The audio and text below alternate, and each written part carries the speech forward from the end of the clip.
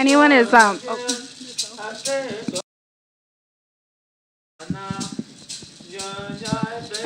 anyone is welcome to come join if they want to come join.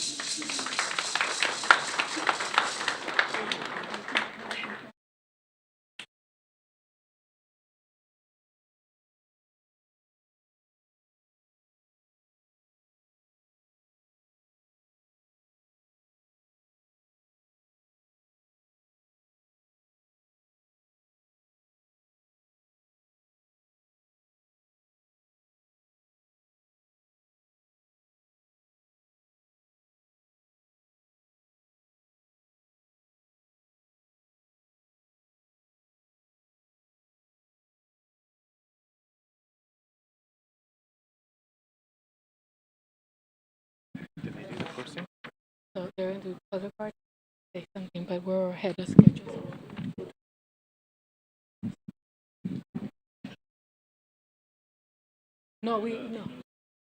No chairs. Thank you to our Phoenix Union Autumn Basket Dancers from Betty Fairfax and representing Phoenix Union. Let's give them another round of applause. Thank you so much. Um, Hopefully everyone did not have enough to eat because we have plenty of food. So we are ahead of schedule. Very excited to say that. We are going to also begin by honoring our color guard, our colors. But since we are a little bit ahead of schedule, if you want to go for seconds or thirds, you're more than welcome to. But with that, we will be presenting our colors. I do want to do a special thank you to the Sanchez family for the delicious stew that they made. Thank you, Lance and Annika, for making that delicious homemade food. Really appreciate it. Thank you. If everybody could please stand up.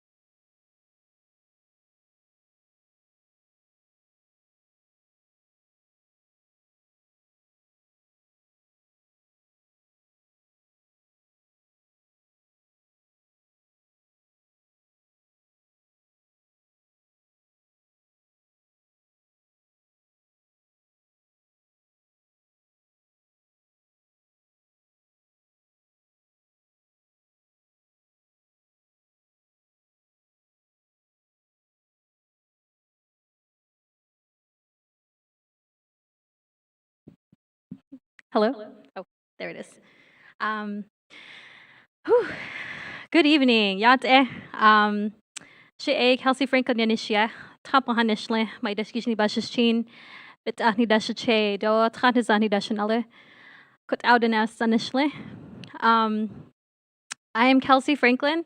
I know Miss Cardenas introduced us briefly in the cafe area there a little earlier, but I just wanted to go ahead and invite our Native American Education Program staff to go ahead and come up just for some brief introductions. As mentioned, we are a little ahead of schedule, so definitely want to do introductions just briefly before we get started. So if the NAPE staff could please come up here.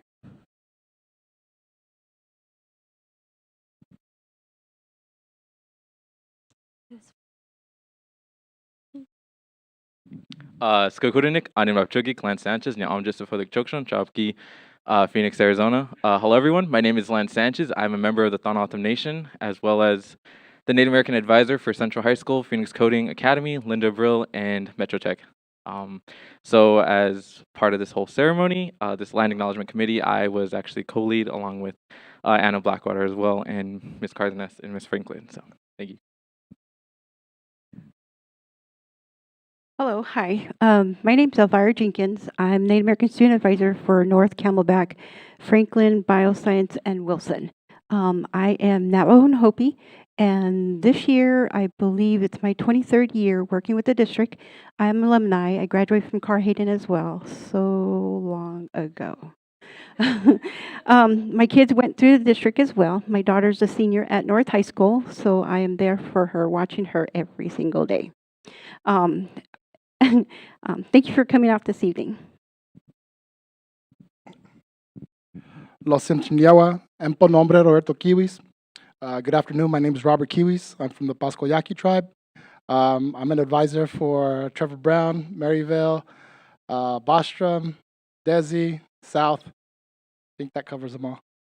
And Trevor. Miss Brown, Trevor. This is my 3rd year in the district, and I love working with my team.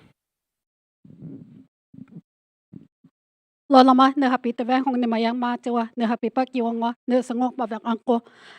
name is Deanna Tayamtua. I am originally from Second Mesa, Shangopavi Village. I'm Hopi. I've been with the district for about 10 years before I left the district. Then I recently came back, like Ms. Cardenas said. I love working with the students. I'm an advisor for Chavez, Fairfax, Carl Hayden, and Digital. Welcome. Kidhinik ani am not chugik ana spikastic shukshadak ani akuralatam ani ki hilakasing so good evening. My name is Anna Blackwater again. I am akuralatam from the Hill River Indian community. And so I am a K-12 student advisor along with Ivy with the Hill River Indian Community Tribal Education Department. I work for Fairfax and Chavez, and I also assist Hill River students throughout the district. Again, like that, we're here to assist Hill River students. I am also an alumni. I graduated from Cesar Chavez High School. I also attended Betty Fairfax High School, so it's really cool to be in this whole process of the land acknowledgement. From all of us alumni know that this is something that has been talked about for years. So thank you for being here tonight. Ani Chigit, my name is Ivy Namingha. I am Akimaatam and Hopi as well. I am the off-reservation boarding school advisor for tribal education and also scholarship coordinator as well. Like Anna said, we are advisors for the community, and also we just assist all our great students. Thanks.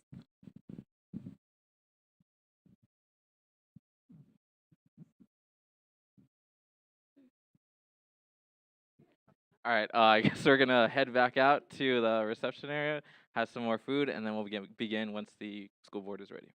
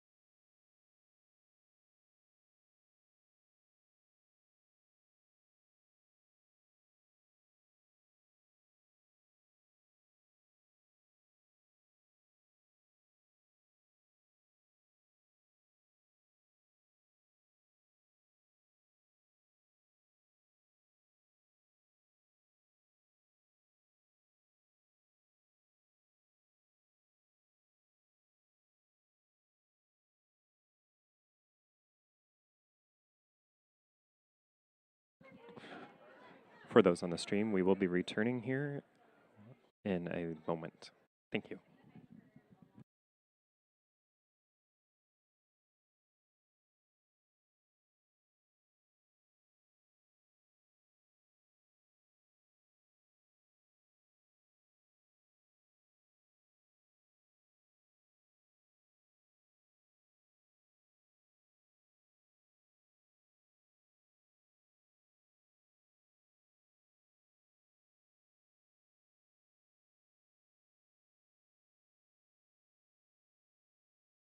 Again, for those joining us on the YouTube stream, we will be returning back to the boardroom and the school board meeting momentarily. Thank you.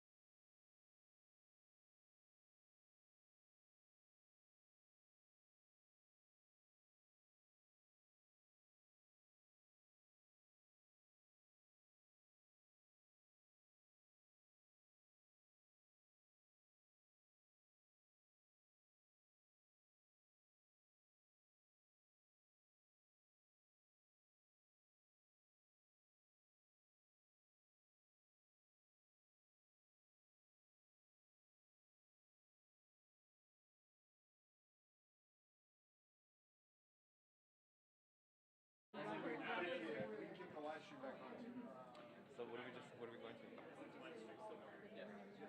No, I know.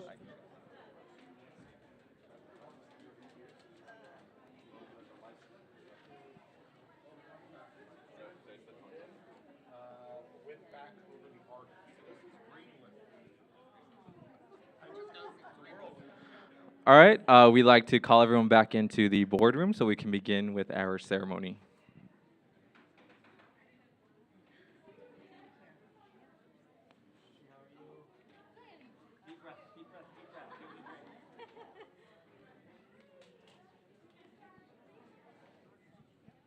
All right, once again, we'd like to call everyone back into the boardroom so we can begin our ceremony.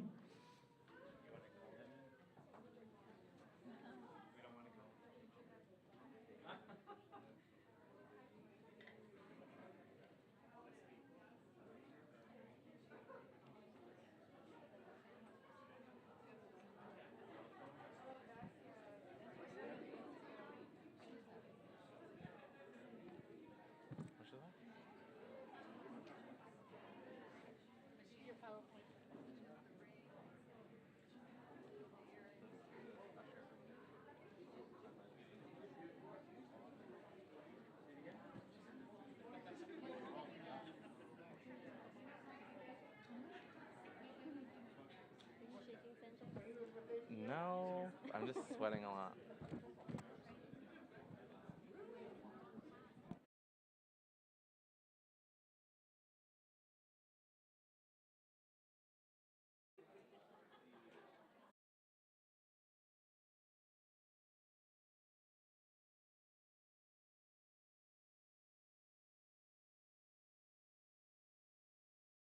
All right, so I'd like to begin again by reintroducing myself. Skughudinik, Anima Chugi, Clan Sanchez, Amjit Suffolk Chukshon. Hello, everyone. My name is Lance Sanchez. I'm a member of the Thanato Nation from the Suffolk District and one of the Native American advisors for the Native American Education Program here for Phoenix Union. So right now, I'd like to introduce our Native American specialist, Kelsey Franklin. Thank you. Once again, welcome everyone. We are very excited for what we have to present this evening. And yes, we're officially going to get started. So just welcoming everyone to this historical moment, our land acknowledgement for PXU. And just to acknowledge a couple of special guests that we have here with us in the room, such as Superintendent Gueston, our governing board and executives, tribal leaders and representatives, our PXU Land Acknowledgement Committee, and also community organizations and partners. And lastly, our families and our students.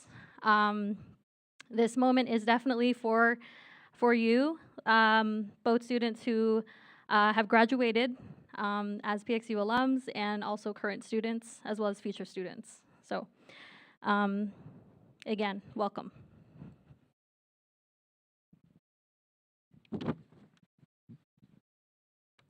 All right, so right now I'd like to call Dr. Gueston up to say a few words. Wonderful. Good evening to each and every one of you. I'm Chad Gueston on behalf of our governing board, our executive team, and the entire district. Thank you so much for being here today. We just wanted to express our support and gratitude first to the committee. We had a committee that worked very hard to put the land acknowledgement together.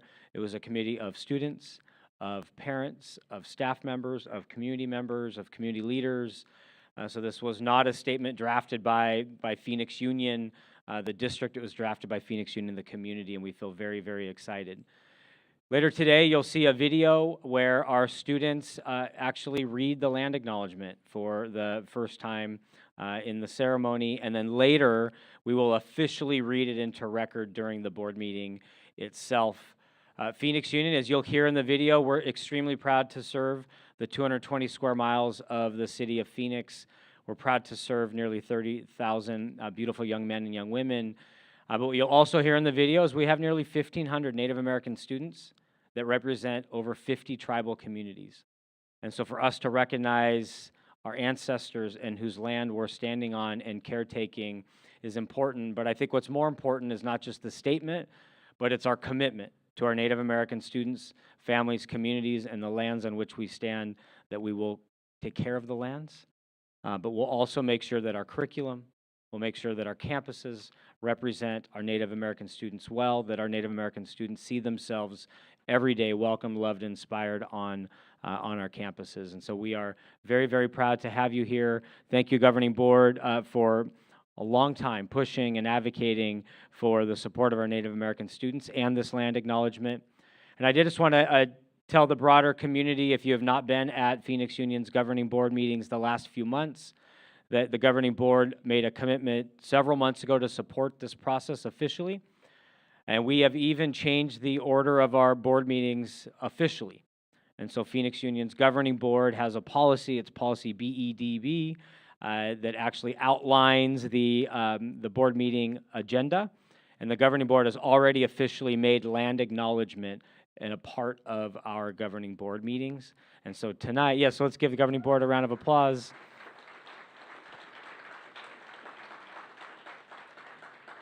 And we did that in anticipation of tonight. So tonight is many months in planning. I do want to see in a moment Governor Lewis. Governor Lewis, as you know, is an incredible supporter here in our community. When we had a very large Saturday community event, we had an opportunity, Governor Lewis and I had a chance to go together to that particular ceremony, but I had a chance to run into Governor Lewis last night as well, and he was saying that he was blown away by that Saturday and the sense of community and commitment and a sense of justice. And Governor Lewis could not be more excited. He is going to speak virtually and address us this evening. And as you'll probably hear from him, he does apologize that being of the status that he serves on national boards and state boards, and so he is traveling, but is going to join us virtually this evening to share a few words. So once again, on behalf of Phoenix Union, our governing board, our exec team, our entire community, thank you so much. It's a historic night. And I will turn it over to Ms. Cardenas or Governor Lewis if he is ready online. Lance, thank you so much. Thank you, Dr. Geston. So right now we are having a little difficulty. Governor Lewis is logging in. He is currently at the National Congress of American Indians Convention in Sacramento, California. So while we wait, I'd just like to, I guess, talk about myself real quick. So yeah, like I had mentioned before, I am a member of the Tohono Nation, and I'm going on my second year as a Native American advisor. And so far, it's been a really great experience being a part of this program, helping guide and inspire our students that we have here for Phoenix Union. It's been really exciting. I have an amazing team. You know, we work together to, again, uplift our students and make sure that they know that whatever dreams they set for themselves, it's achievable for them. So, as I mentioned before, I'm at Central, Metro Tech, Linda Brill, and Phoenix Coding.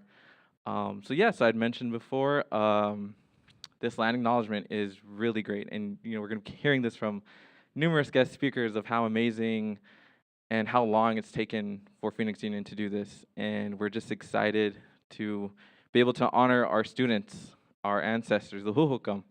And I know I see a lot of alumni in here that are awesome as well. And you guys, it feels amazing, doesn't it? We have our former royalty for PXU. We have students, people part of our students ROTC, everything like that. But yeah, so I'm not sure if we're still waiting for him. Is he in? No, still. All right, so right now, I'd like to turn your attention to the screens. We're going to show you the video for our land acknowledgement. Thank you.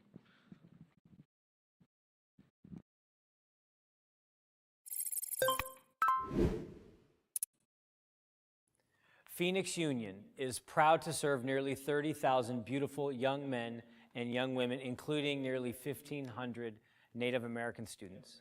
Our students speak nearly 100 languages and represent over 50 tribal communities as we serve the 220 square miles of metropolitan Phoenix.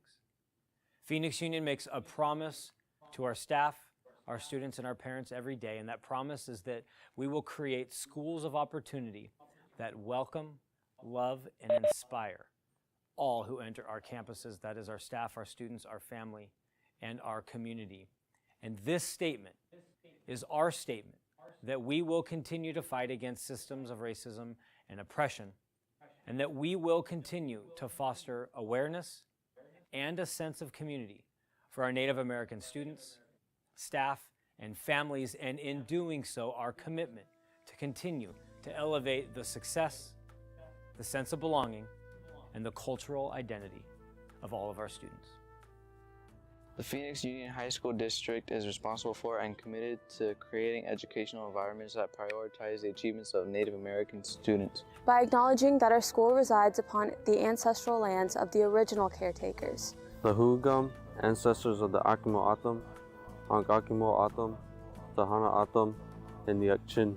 These sovereign nations are presently known as the Gila River Indian Community, Salt River Pima Maricopa Indian Community, Dona Atum Nation, and the Akchin Indian Community.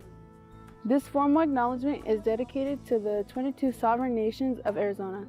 Phoenix Union understands the importance of providing reparations through truth-telling. We recognize the historical injustices not traditionally taught in the classroom and are committed to practices prioritizing Native American knowledge, history, representation, and healing. We commit with an open mind to always respect the land, its histories, and its ancestors.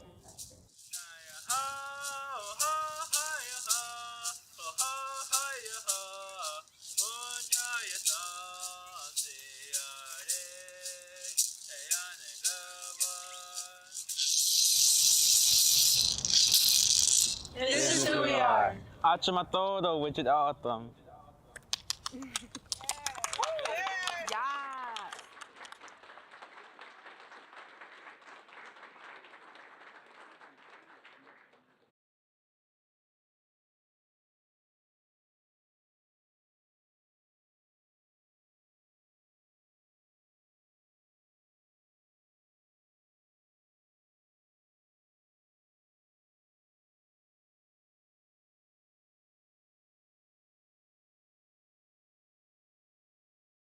So while we're waiting for, oh, is that him?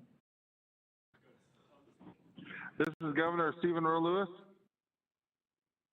Can you hear me?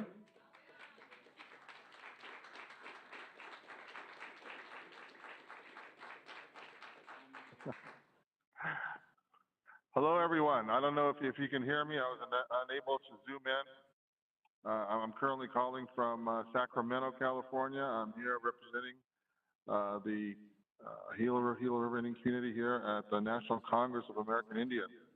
Can people hear me? Yes, Governor, we can hear you. Okay. I was just home the other last night. In fact, I was giving a land acknowledgement to welcome former President Barack Obama to the Cesar Chavez High School. That was really appreciated them hosting the rally to get people out to vote in this election. And so, so I did that firsthand, and I was thinking about all of you. I was thinking about the day that we spent all day. I appreciated getting to know everyone, both, of course, our students, staff, the parents, throughout the Phoenix Unified School District. And I got to meet, again, I saw the head of the Phoenix Unified School District last night, where we had an opportunity to meet President Barack Obama. And so I told him I was going to be leaving that night to fly back to Sacramento, but I wanted to so much to be able to call in, and really I'm touched. Listening to, I'm sure it resonates better in person there, but hearing all your voices, I believe that was articulating the goal, which was land acknowledgement for the Phoenix School District. Really, that was powerful to hear, and and for this to finally be able to be put into place officially is an amazing really an amazing act of resilience, an amazing action of leadership to be able to do this. You guys have made history within the city of Phoenix, within the Phoenix Unified School District. You guys are putting into place something that's so so much is going to be built upon. A true respect, a true acknowledgement of who the first peoples were, of the Hugam, of the Autumn peoples, of,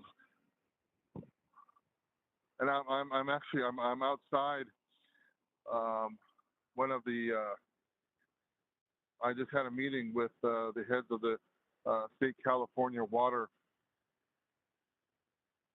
Policy Council, because as you know, we're going through the worst water drought in over 1,200 years, and how it's affecting this area in Phoenix, as well as all of the region. And this acknowledgement of the ancestral tie, going to the Hugam people, and who we proudly trace, our Autumn tribes, and all 22 tribes here in Arizona, as well as all of the, as we know, the Maricopa County has the largest population of federally recognized Native American tribes in the United States. So for the Phoenix Unified School District, working, of course, with the families, the parents, the students, is truly something that each one of you should take ownership of, should be proud of. And I was proud to work alongside you, to play a small part in this process. I'm always going to remember that whole day that we spent together, learning from each other, me telling my story, the story of the Akimura O'odham people, especially the Gila River Indian community. I wasn't there just as a tribal leader. I was there as someone who wanted to really move this process forward, to work with all of you as an equal, with the teachers, with the staff, with Native teachers, with the parents. It was really an inspiring an opportunity to support you all in where we're at today. And I just want to say that, that as we move forward, as this, I know this is going to be enshrined in the headquarters of the Phoenix Unified School District, but this is going to be in every school.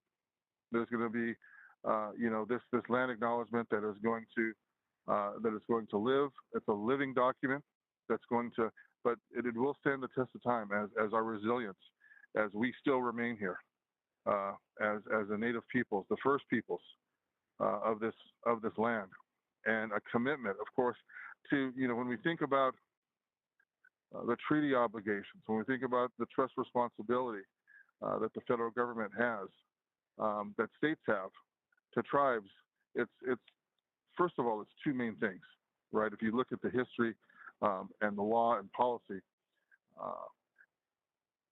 it's healthcare and education. And, those two components were so important to the leaders, our traditional leaders, over 100 years ago. And a land acknowledgement is significant because, this is a reiteration of a commitment to, of course, our students, our Native students, of course, to making sure that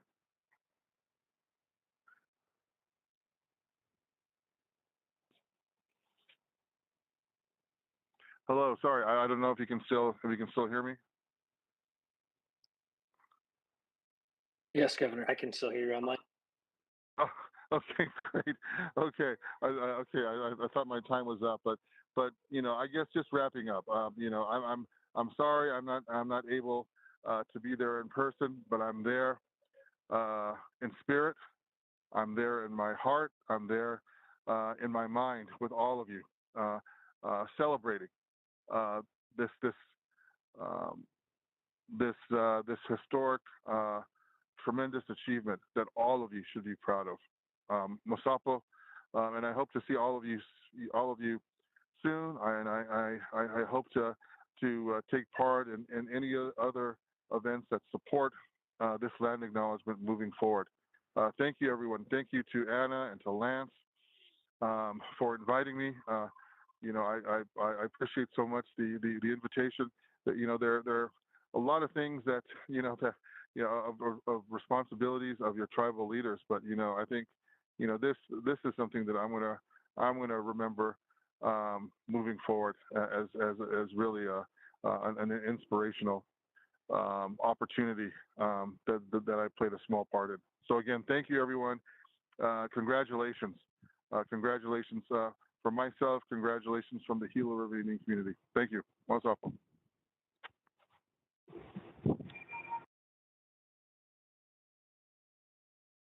Our Akamadotham. So right now, I'd like to call up one of our students, Bianca Cardona. She's a member of the Akamadotham, a junior at Cesar Chavez High School. There's a lot of people here. I'm not good at speeches, but I wrote one up. Thank you. Good evening, everyone. My name is Bianca Cardona. I'm Akamatham from the Gila River Indian community. I attend Cesar Chavez High School. I am a junior.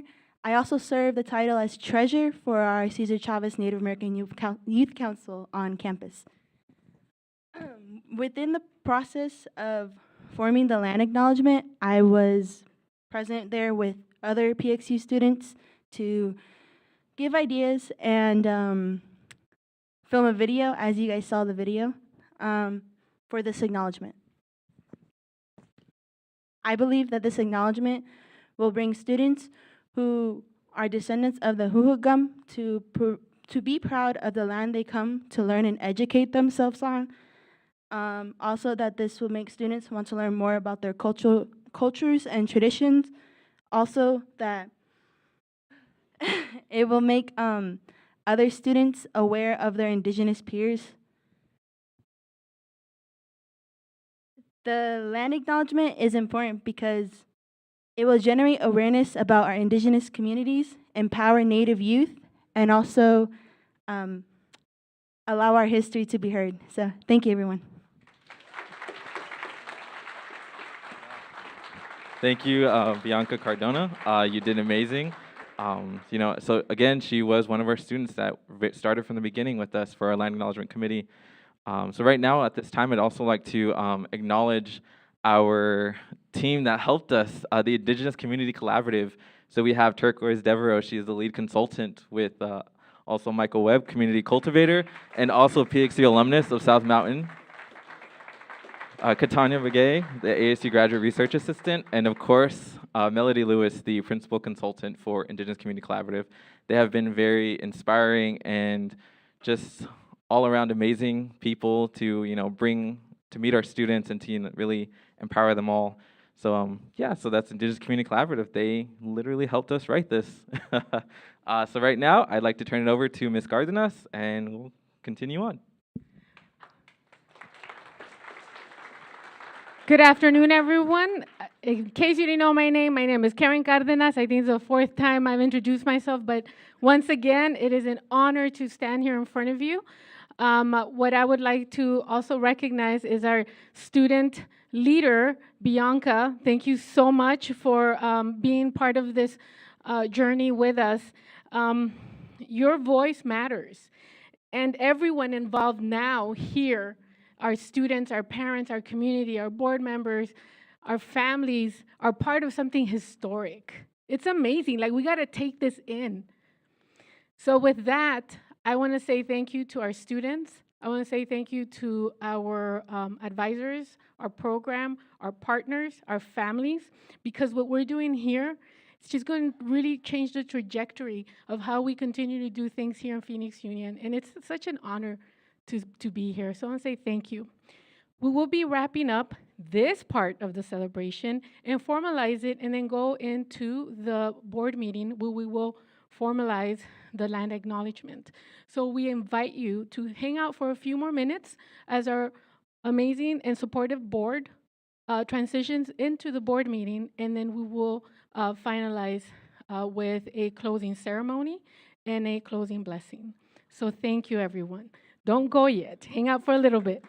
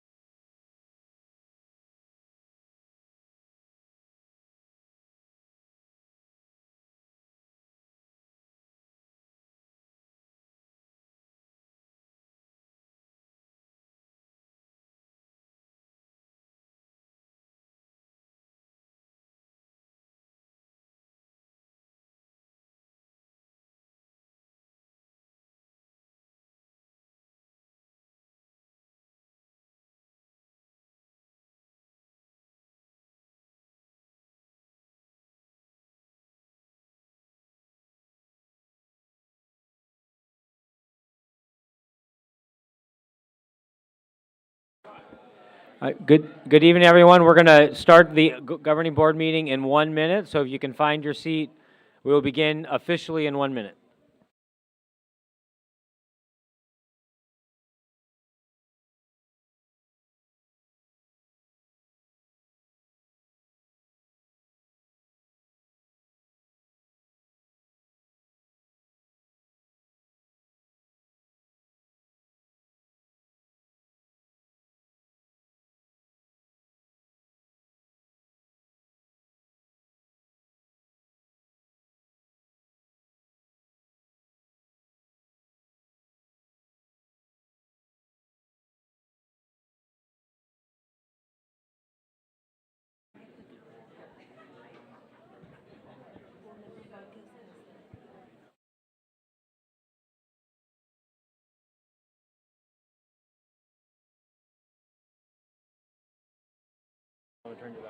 SP turned me off.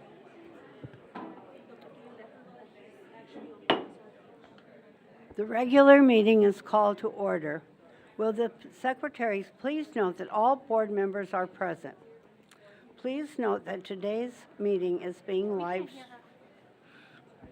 live screened. Also, please note that we have Spanish interpreting services available at the back of the room.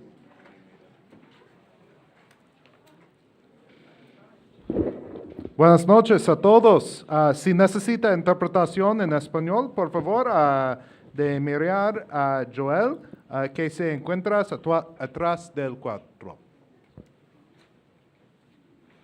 Thank you, Mr. Prescott. We will stand as Board Member Gallardo leads us in the Pledge of Allegiance and remain standing while a moment of silence is observed. Thank you, Madam President, and guests, would you join us in the Pledge of Allegiance? I pledge of allegiance To the flag of the United States of America and to the republic for which it stands, one nation, under God, indivisible, with liberty and justice for all.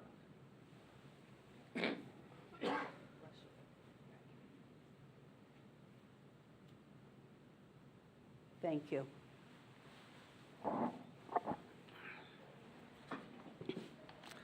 The first item on the agenda is 1D, Land Acknowledgement Statement, Presentation, Adoption, and Inaugural Reading.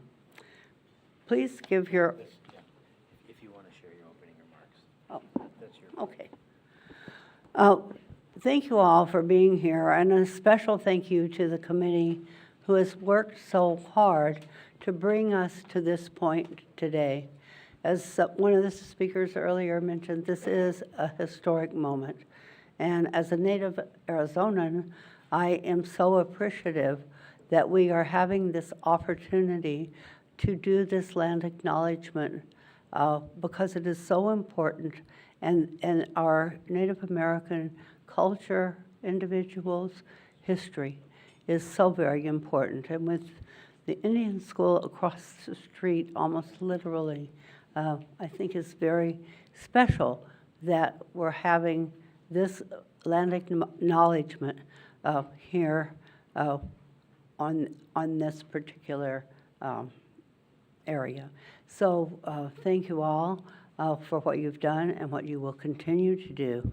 And let's keep foremost our Native American families and particularly our students as we go forward throughout the years to come. So thank you so much.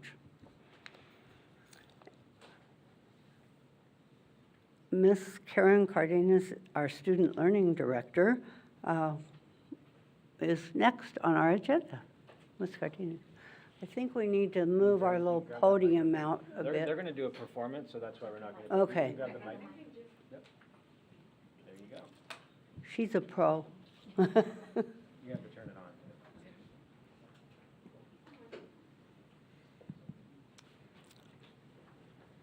Good evening. Can you hear me okay? Good evening, Madam President, Dr. Guestin, board members, community members, and family members. I'm Karen Cardenas, Director of Student Learning and Teaching and Learning Division. It's an honor to stand in front of you, our tribal leaders, and community. I have had the honor of working with the Native American Education Program, also known as NAEP, for the last 4 years. And standing here in front of our community for this special mark in in PXU history, it's so meaningful. And on behalf of the Native American Education Program, I would like to extend our gratitude for your ongoing support. If you recall, 1 year ago at the governing board meeting in November, we presented to you what we were doing as part of our program, and you asked us, what are some things that you would like our support in? And we, along with Ms. Lina Nyazi, who is here and now Associate Deputy Superintendent at the Department of Education, we shared with you that part of our vision was to develop a land acknowledgement. And your words were extremely encouraging. And 1 year later, here we are in front with our families and our communities celebrating, but also thanks to your advocacy and allowing us to grow our vision through support of our superintendent, our executive board, and you, we, as Phoenix Union, it's more than just a statement. It's an action, and our actions have we've already started this work. We have culturally relevant courses. For example, we have Native American perspective English courses for our seniors, including our U.S. history and AZ history from Native American perspective, along other perspectives, other courses with perspectives, but in particularly since for today, a Native American perspective for those two courses. We're also the first district to offer 4 languages of an indigenous language, which is the Dene language. And also we offer Navajo government so that our students can, 1, learn about it, right? 2, also have that, they have to take that course so that they can earn the Manuelito Scholarship. In the past, they would have to go outside to different agencies or community colleges to take this course, and PXU has been offering that for a few years now. So thanks to your leadership, thanks for your advocacy, thanks for allowing us to be bold, to be heard, because this is who we are. So thank you.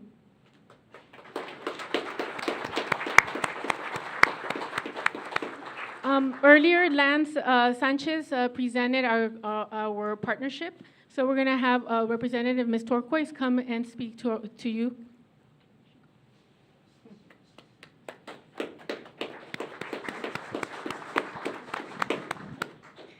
Good evening, everyone, and good evening, President Alston and Dr. Geston. I feel so honored to be here today. My name is Turquoise Sky Devereaux. I am part of the Blackfeet and Salish tribes of Montana, and I feel so honored to be here as part of this process. And like so many people have mentioned, this is a process, and this is just part of that. And as Indigenous people, you know, our existence is revolutionary, and it's important that our youth understand that, and our families understand that, and our communities here in the Phoenix metropolitan area understand that as well. And I think this land acknowledgement in particular definitely sets the stage for us to provide these spaces for our youth and our future generations to really know and be proud of who they are, and that they come from some of the most resilient people that you'll ever meet in your life. And so that is pretty revolutionary. And I also want to recognize that we have, as for Indigenous Community Collaborative, I am the lead consultant, and we actually have had a relationship with PXU and the NAEP program for a couple years now. I've facilitated a couple of identity workshops for the Native American students that are here at PXU, and so I've always been feel, of course, honored and privileged to be a part of that and to be empowering our youth here in Phoenix. But also, we have an extraordinary team from Indigenous Community Collaborative, also known as Indigenous CC, here with us tonight, and we really were the ones to be there that Saturday to help facilitate this conversation, because this statement was, yes, me and Lance physically wrote this statement, but it was from the words and the input of the families and the students and the staff members that were there that Saturday and spent the entire day with us, including Governor Lewis. And so that was just such an amazing opportunity. And so I do want to recognize the team. And so we have, again, our Indigenous Community Collaborative team here, Katanya Bugay and Mike Webb. And I do want to recognize that Mike Webb is actually an alumni of PXU. And so for him, yes, round of applause. So for him to be a part of this process, like that in itself shows just the dedication that we have to our communities. And I think that is something to definitely celebrate. I also want to give a huge shout out to Lance Sanchez. He has been such a staple in this process, and he has made the connections in us as Indigenous CC of being part of this process, but also for the students that he works with and the NAEP program. And so please give Lance a round of applause as well, because I think he's such an incredible person in this process. So so thank you so much. I am, again, so honored to be a part of this, and this is such an incredible time to be here and to be doing this. And as we know, PXU's dedication to this, just really providing, recognizing and do truth-telling for the historical injustices that have been inflicted upon the Indigenous populations. That's such an important thing to do, and it really says a lot for our Indigenous youth. So thank you so much.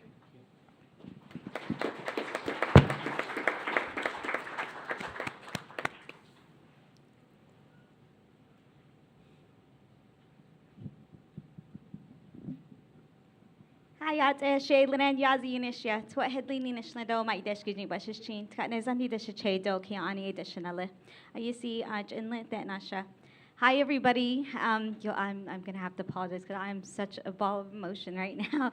I'm so excited and happy and proud and ecstatic about this night, this historic night for the district. I'm the former Native American Education Program, coordinator, former Native American specialist for the district, and it's so amazing to see everybody here tonight, see so many familiar faces, and giving this time and space for our students and for our staff and partners to be able to come out and Karen talked a little bit about, or Ms. Cardenas talked a little bit about when we brought this to the board and how supportive, and it wasn't, there was no resistance to it, and I really appreciate and I really want to congratulate and thank you all for allowing that. And so I am currently the Deputy Associate Superintendent. I oversee the Office of Indian Education at the Arizona Department of Education. And I just started that job back in June. It was a very difficult decision for me to leave Phoenix Union because in the short amount of time I was here, it really became kind of my home and my family. So I appreciate that, and I appreciate you all taking me in. And I just wanted to kind of just reiterate, the fact that now this statement has been made. Right now they're words on a paper, but where do we go from here? And looking at kind of that shared responsibility across the board. It's not just on leadership, it's not just on the board, it's not just on teachers or students or parents. Really, it's going to take the entire community for us to be able to support our students and our educators, in moving forward with this. And so looking at how are you doing that, how are we bringing the community into our classrooms, into our schools, how are we ensuring that that our schools and the school community looks and feels and sounds just like our kids' home communities. And so I really, am looking forward to seeing what, if anybody's going to do it, it's going to be Phoenix Union. I sing so many praises for, how the district operates and how it supports our students and staff. And I really want to encourage the continuation of strategic partnerships. That's really key. Again, that doesn't, not everything has to fall on student, staff, leadership. I remember the day that Turquoise and Melody reached out to me. We just met for lunch one day, and from there, now they've helped with this. So I'm really looking forward to seeing what comes of this. And I just, I really encourage you all to do what it takes to create an environment that is welcoming and that celebrates the heritage, the cultures, the languages, the lands of our students and the histories of our students, all of them. And so with that, I just want to, again, congratulate the district. And always keep our students, first in mind when making any of these decisions. So it's great to see you all. I appreciate you all for joining us. And again, anything that me or my office can do to assist and provide any sort of support or resources, we're certainly open to doing that. So thank you. Yahet.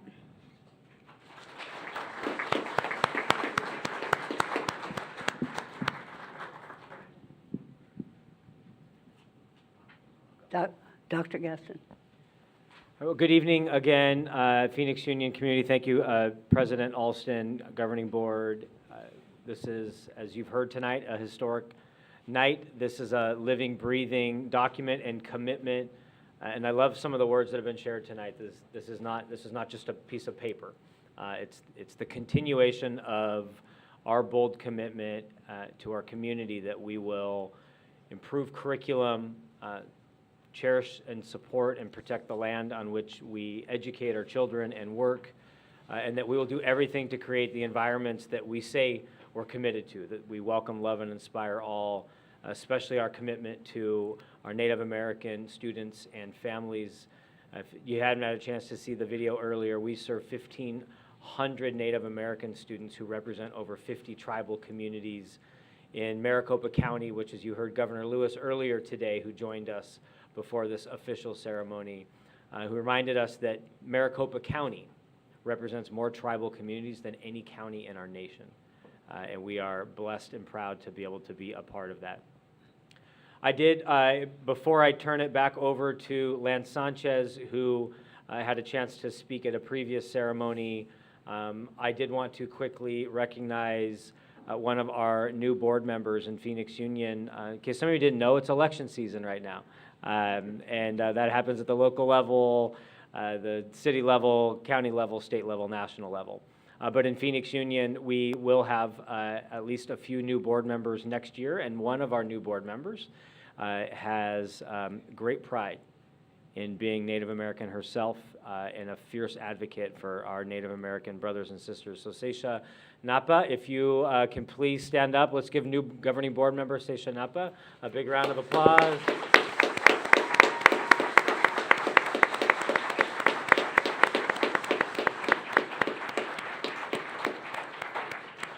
Thank you so much. So everyone here in Phoenix Union who's committed to the Native American Education Program know that you have always had an advocate on the board, but with her Native American roots and her PXU roots, North High School alumna, she is excited to not just serve on the board, but to support the Native American Education Program. So thank you so much, Board Member Napa. Thank you.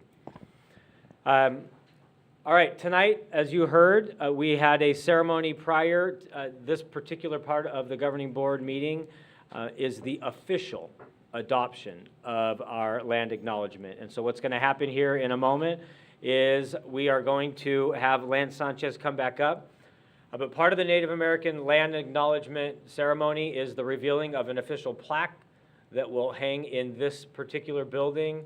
And as you heard Governor Lewis, this isn't just a commitment about this building, it's about all the lands on which our schools sit.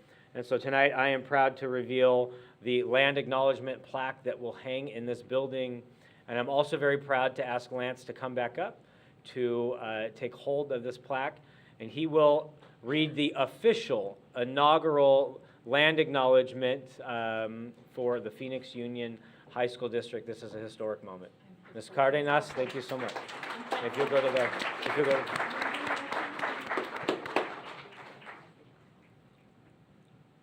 All right, this is exciting.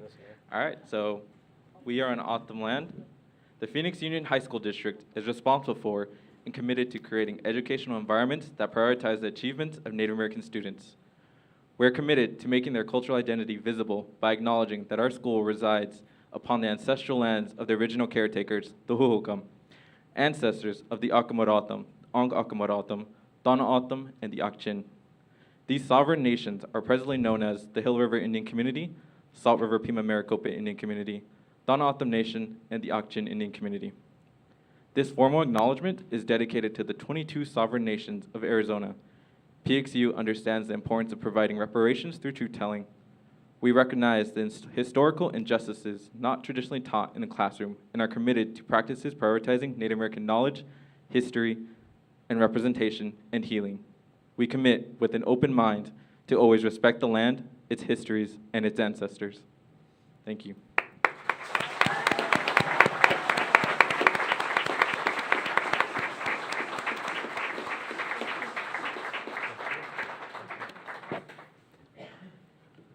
All right, Phoenix Union community, before I turn it back over, just want to share a couple more moments of gratitude. First of all, to every single person who played a role, and for leaders like Ms. Yazzie to come back to speak tonight. Thank you. And then I did also just want to finally recognize our director, Karen Cardenas, who, you know, it always takes an entire community, a committee, many people who take different leadership roles to make something like this happen. But typically, there's also one person that makes sure that the ball is rolling and that we hold true to our commitments. And so I would love for everybody to give Karen Cardenas, our Director of Student Learning, a big round of applause.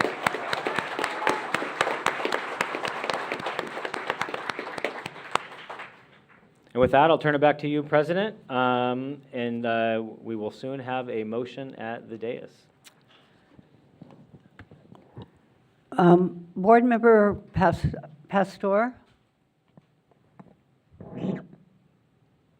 Thank you, Mr. President.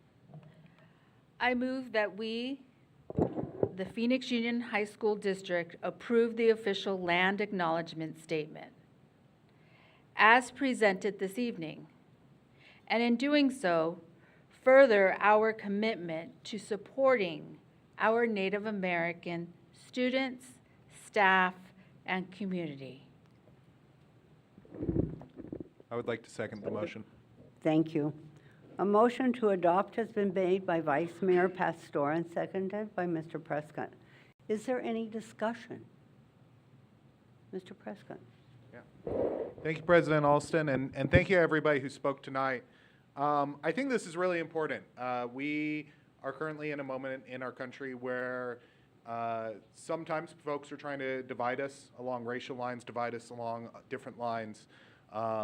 And for us as a community, us as a state, we are a diverse district, we are a diverse state, and that diversity is a real strength. I think that it's a benefit, of course, to our Native American students to recognize the heritage and to learn about that heritage. It's a benefit to students who are not Native American to learn about Native American heritage and to acknowledge that heritage. And so I'm really glad that we're doing this. I think this builds on many of the actions we took. We introduced a resolution a few years back to acknowledge Indigenous Peoples Day. This builds on that. This builds on the other steps that Ms. Cardenas noted earlier to provide culturally responsive and inclusive courses, language programs, Navajo government courses. And so, again, these courses are not just for the benefit of Native American students, they're benefit of all students. And I think that they overall strengthen our community. I'm really glad also that incoming board member Seisha Napa will be joining the board. To the best of my knowledge, she is the first Native American woman on the Phoenix Union Board, and if not the first, certainly the first in recent history. So very glad that we'll also see that representation and diversity on our board as well. And with that, I'm glad to vote yes when the time comes. Okay. Thank you, everybody, and thank you to the committee for their hard work on this. Ms. Para. Thank you, Madam Chair. And I want to echo everything my colleague, Clerk Prescott, just said, and really want to extend my gratitude and appreciation to the committee for all of your work, all of your efforts on this. I just soaking this in, that it is a historic moment for our district, our system, and really, we are constantly thinking about, as a board and a leadership team, how do we continuously live into our brand promise of creating those schools of opportunity for every single student. I think at its core, our mission here is to make sure that every single student and every single member of our employees feels seen, heard, valued, loved, respected, and honored. And so this is, I'm really proud that we've gotten here with our Native American community. And I'm also very honored and I'm proud to vote yes on this and to support you all and to continue to support you all. And just know that this is a historic moment, but it doesn't end here. As was said earlier, this is another kind of moment for us to continue to expand our work and to continue to ensure that we are living into that brand promise that we've committed to our community. So just thank you so much for all your work and your effort on this. I'm really proud to support it as well. Ms. Ross. Thank you all for just educating us. I don't get that education. I didn't get that education, so I'm loving what I'm learning tonight.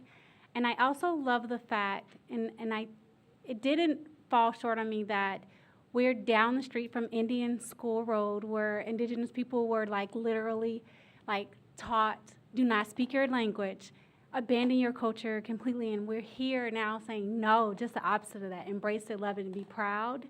And I think that is awesome. And my favorite part is actually, and everyone who knows me knows that I love students. And so my favorite part is how involved the students are. so that it's being passed on to that next generation and then it keeps going. And so I really love and I'm really excited. So thank you. Mr. Gallardo. Thank you, Madam President. And yes, this is definitely a historic time here at our school district. I couldn't agree more with the comments that made by my fellow colleagues here on the board. It was great to be able to see our good friend, Governor Lewis. Always has great words. There's several leaders within the tribal community, but two that I respect. Governor Lewis, Chairman Norris is a dear friend. He's always been one I would call on, as Board Member Nikita has indicated. It's something that we continue to learn about the heritage and culture.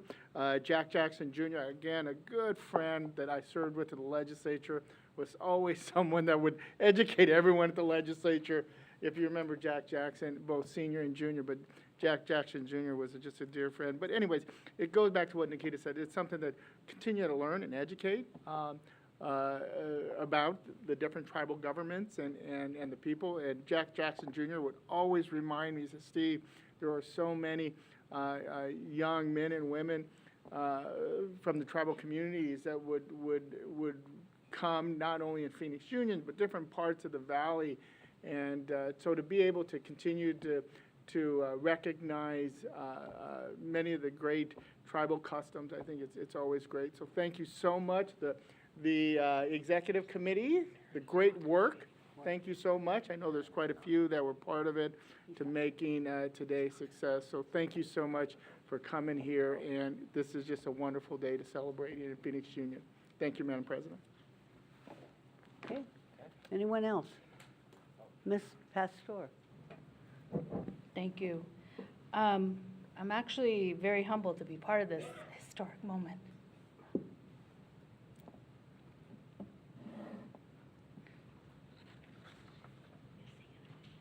We sit on your land.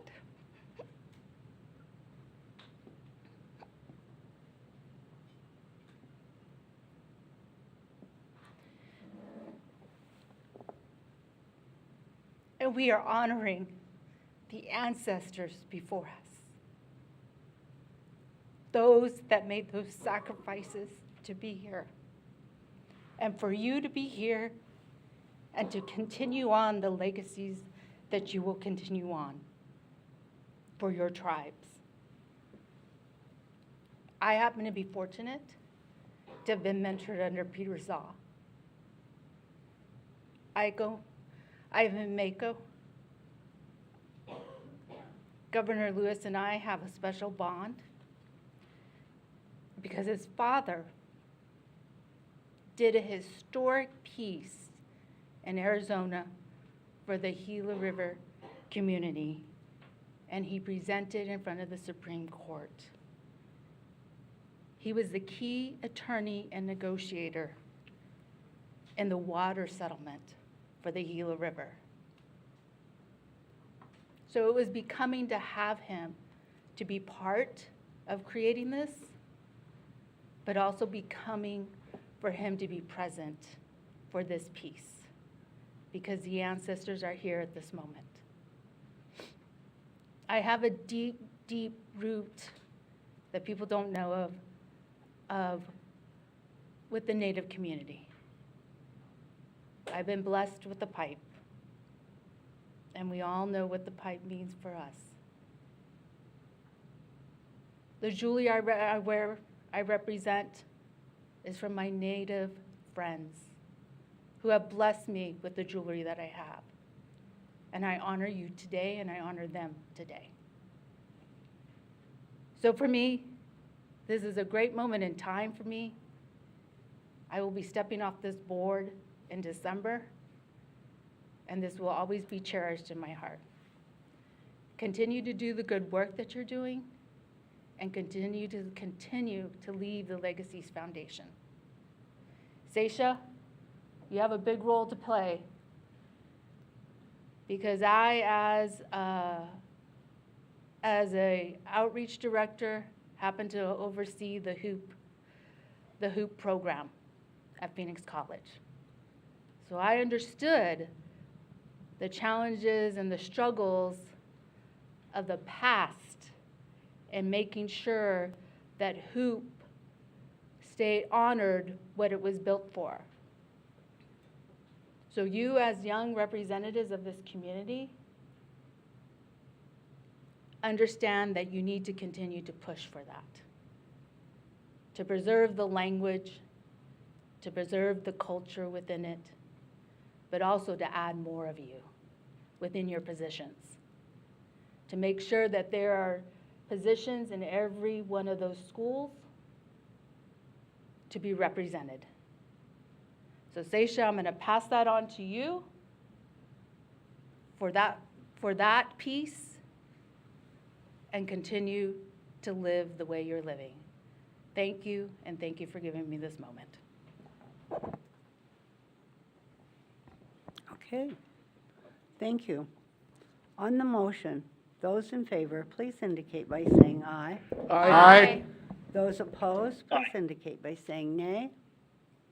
The motion carries.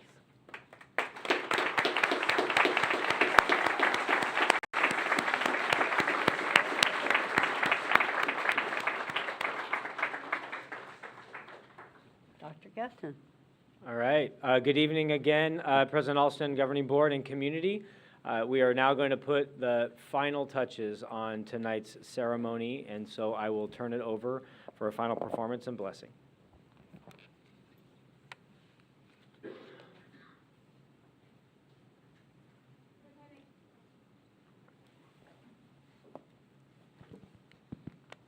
Skvhenik, ani am nacheke kanas fikasik shikshulik, ani akunaраtam, ani ki hilakasing. Good evening, Madam President, members of the board, the community. Again, we had a prior ceremony, and we have here tonight students throughout the Phoenix Union District, descendants of the Hook'em. They represent Cesar Chavez High School and Fairfax High School, and all grades 9 through 12. They will be doing this closing dance for you. Again, we don't have a word for goodbye. It's always see you next time. Again, this is the beginning of something with this statement, something that's going to be helpful for our students, the Native American population, and for awareness to all the other students, and not only other students, but the whole Phoenix Union community. So this dance they'll be doing is blessings for everyone here tonight, and blessings for the statement and for the entire school district.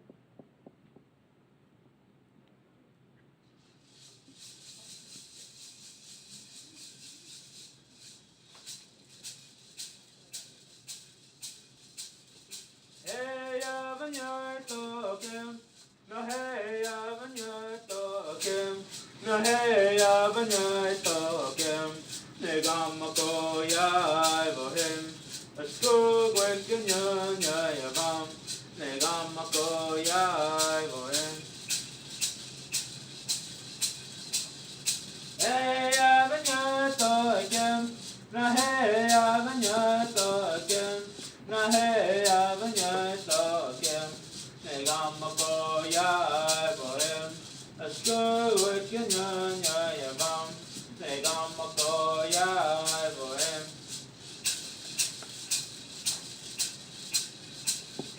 hey ya banya tokem no hey ya banya tokem no hey ya banya tokem ne gamma ko ya bohem asko gwen ya bam ne gamma ko ya bohem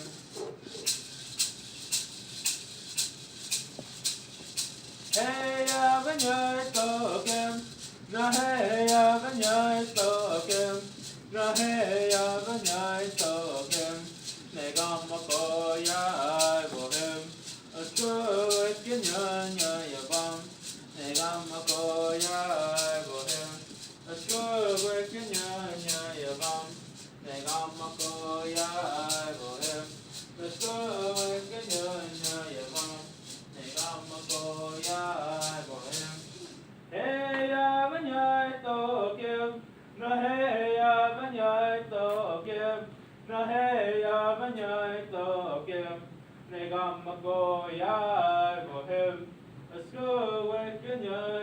yavam, negam makoya bohem, asko wekanya yavam, negam makoya bohem, asko wekanya yavam, negam makoya bohem, asko wekanya yavam, negam makoya bohem.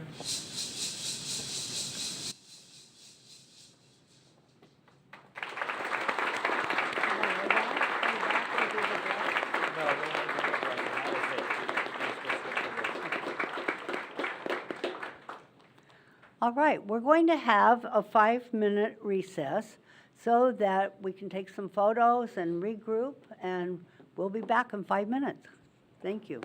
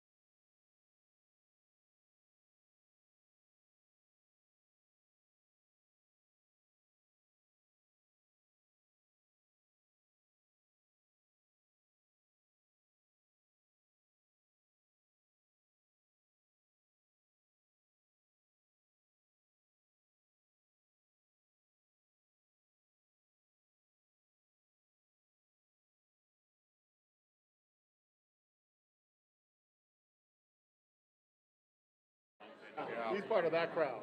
He's that side. All right, good evening. This is our 2-minute warning, and we're going to come back to our official meeting. Yeah. 2-minute warning, we'll come back to our official crowd meeting. was, like, energized. I think they did a good job with the diversity of speakers.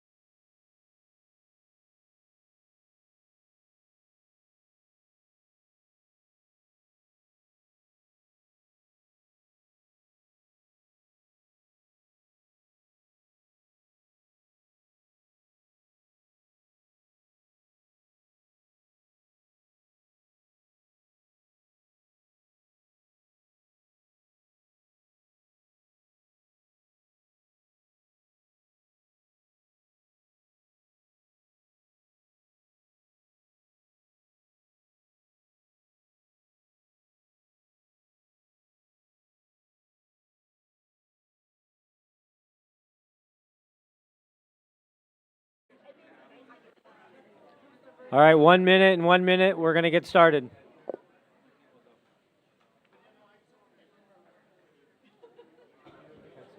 Calling the birthday boy.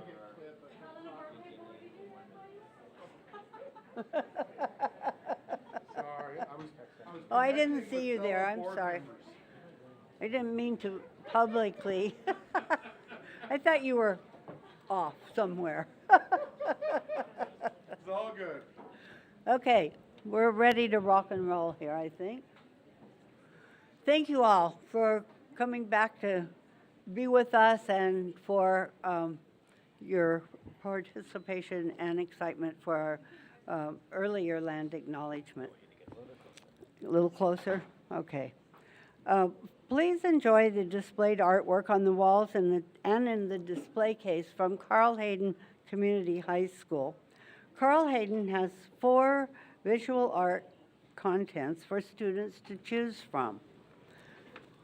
Digital photography students experience synthesizing and manipulating digital images using Photoshop while also connecting to real-life experiences.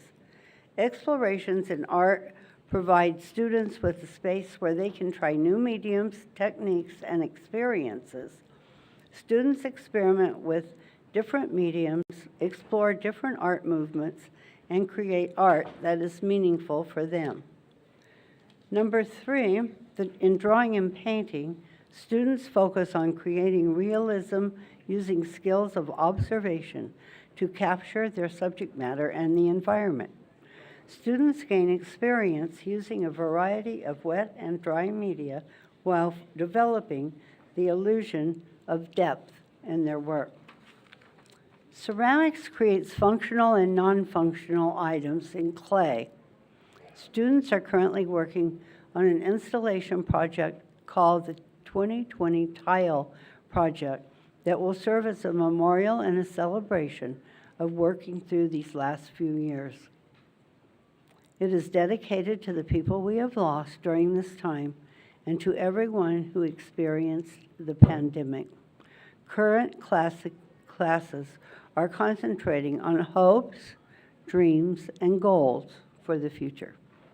Carl Hayden Community High School is grateful to have the opportunity to display the hard work of the students for the governing board this month. The next item on the agenda is 2A, recognitions and accomplishments. Tonight we will celebrate 3 amazing educators. I'm calling on board member Marquez, who is joining us remotely this evening to read the first celebration. Is Mr. Marquez available? Yes, can you all hear me?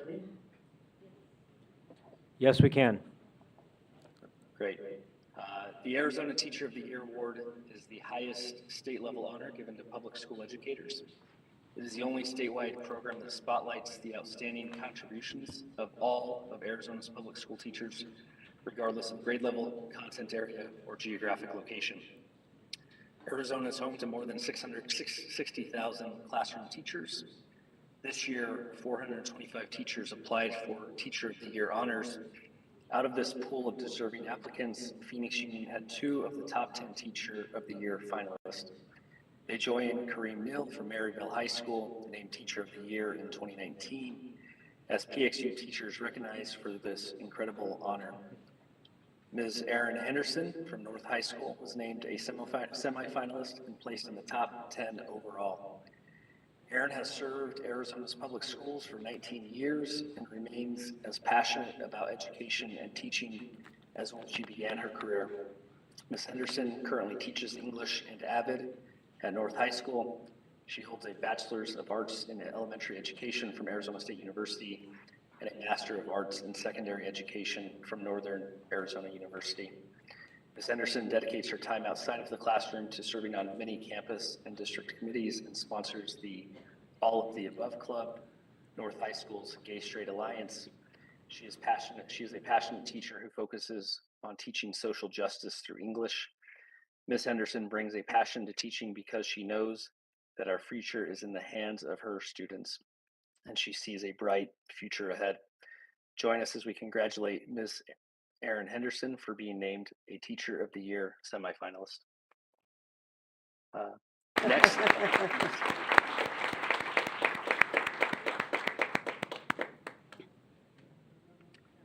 Next joining Ms. Henderson is Ms. Annie Shanahan from Maryville Gifted and Talented Academy, was named a finalist and finished in the top 5 of the Arizona Teacher of the Year. Ms. Shanahan teaches U.S. History, Honors Dual Enrollment, World History Honors, AP Government, and U.S. Politics and Economics. She has over 20 years of teaching experience and began her career as a substitute teacher, moving into elementary and middle school. For the last 5 years, she has found a home in PXU.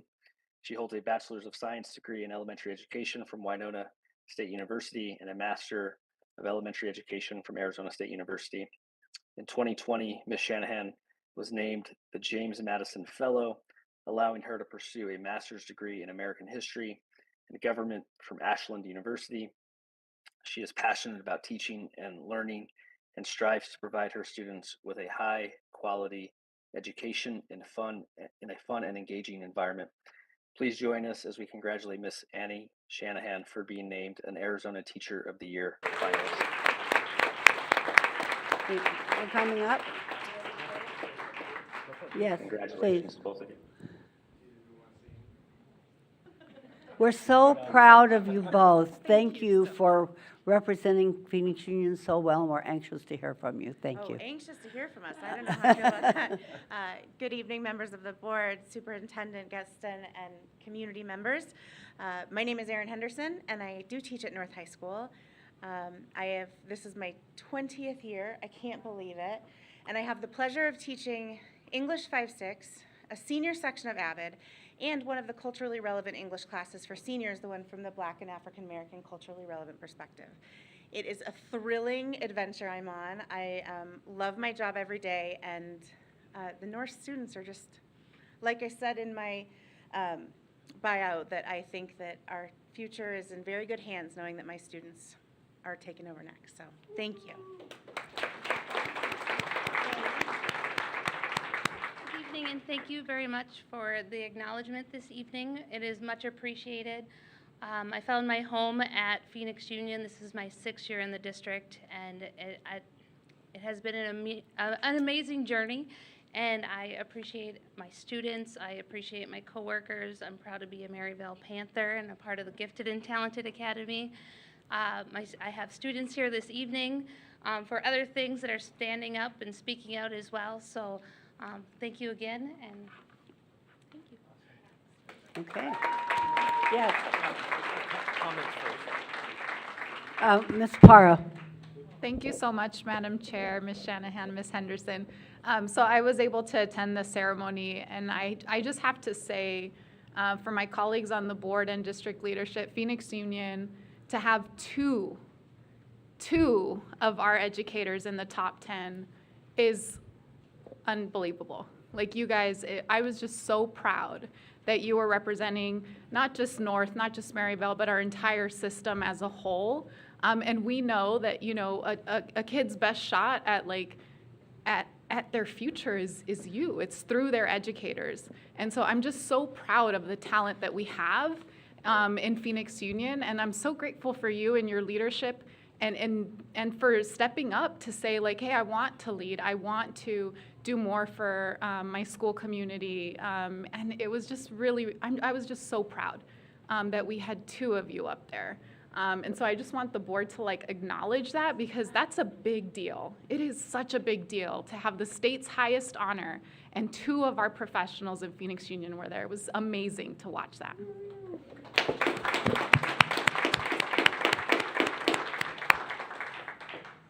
Okay, anyone else?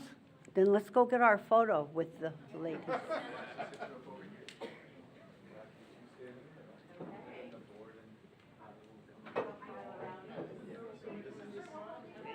Thank you.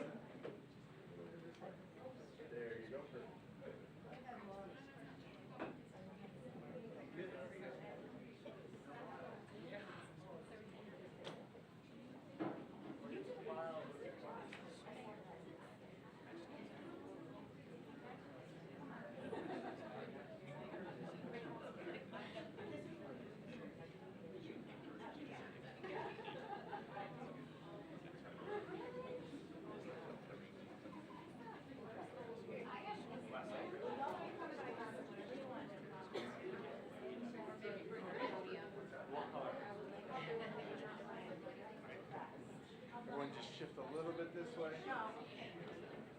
Do you want me to move this?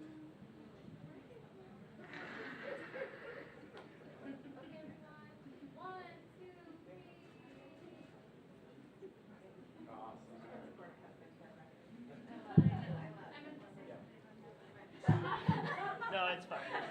I've only been here for 18 years.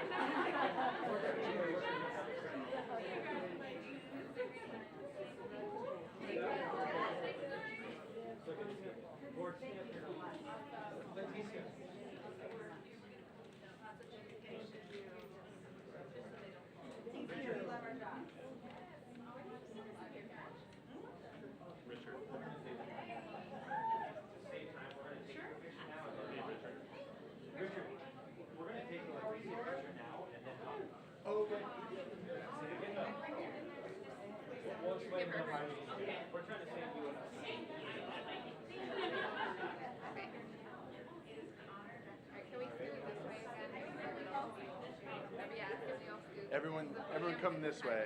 We need everyone to come this way.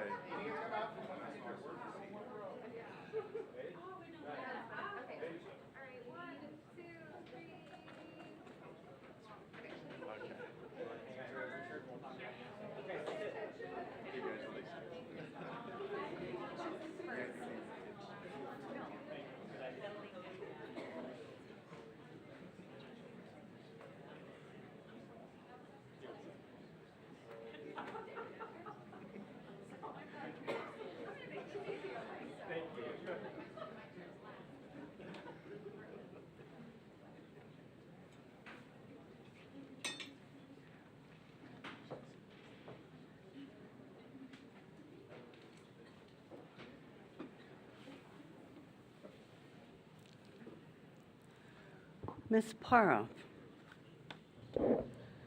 I'm so excited about this one. Miss Leticia Avalos, our Central High School principal, was named the 2022 Administrator of the Year by the Arizona Association of Latino Administrators and Superintendents. Wow.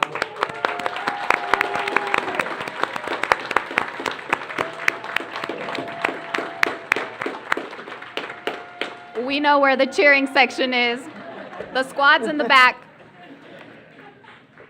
So AZ Alas chooses their school administrators for this honor if they are an Arizona Latinx administrator or serve as an administrator in a predominantly Latinx community, and administrators who make outstanding contributions to Latinx students or have demonstrated innovative and creative leadership in the Latinx community. Ms. Leticia Avalos is an Arizona native and a dedicated mother of two. She earned a Bachelor's of Arts in Education and majored in history at Arizona State University. She also earned 2 master's degrees from ASU, one in secondary education with an emphasis on English language learners, and the second in educational leadership. Ms. Avalos has served as the assistant principal for student success at Trevor Brown, and would later join Betty Fairfax High School as assistant principal for registration. In 2018, she was chosen to lead the Bobcats as the principal at Central High School. As the first Latina principal, I believe we made history on that appointment as well. She currently serves as president of the PXU Administrators Association and as a Phoenix Union Foundation for Education board member. She will be recognized at the AZ Alas Winter Conference on November 7th. Join us as we congratulate Ms. Leticia Avalos from Central High School for being named the 2022 Administrator of the Year by AZ Alas.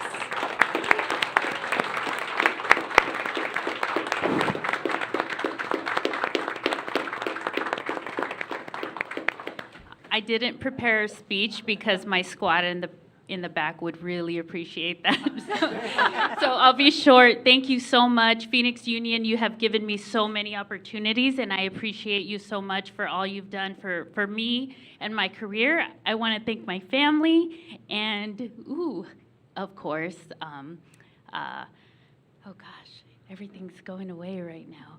I just want to thank everyone who's contributed to my life. I appreciate all that you've done to make a difference in my life. Thank you so much.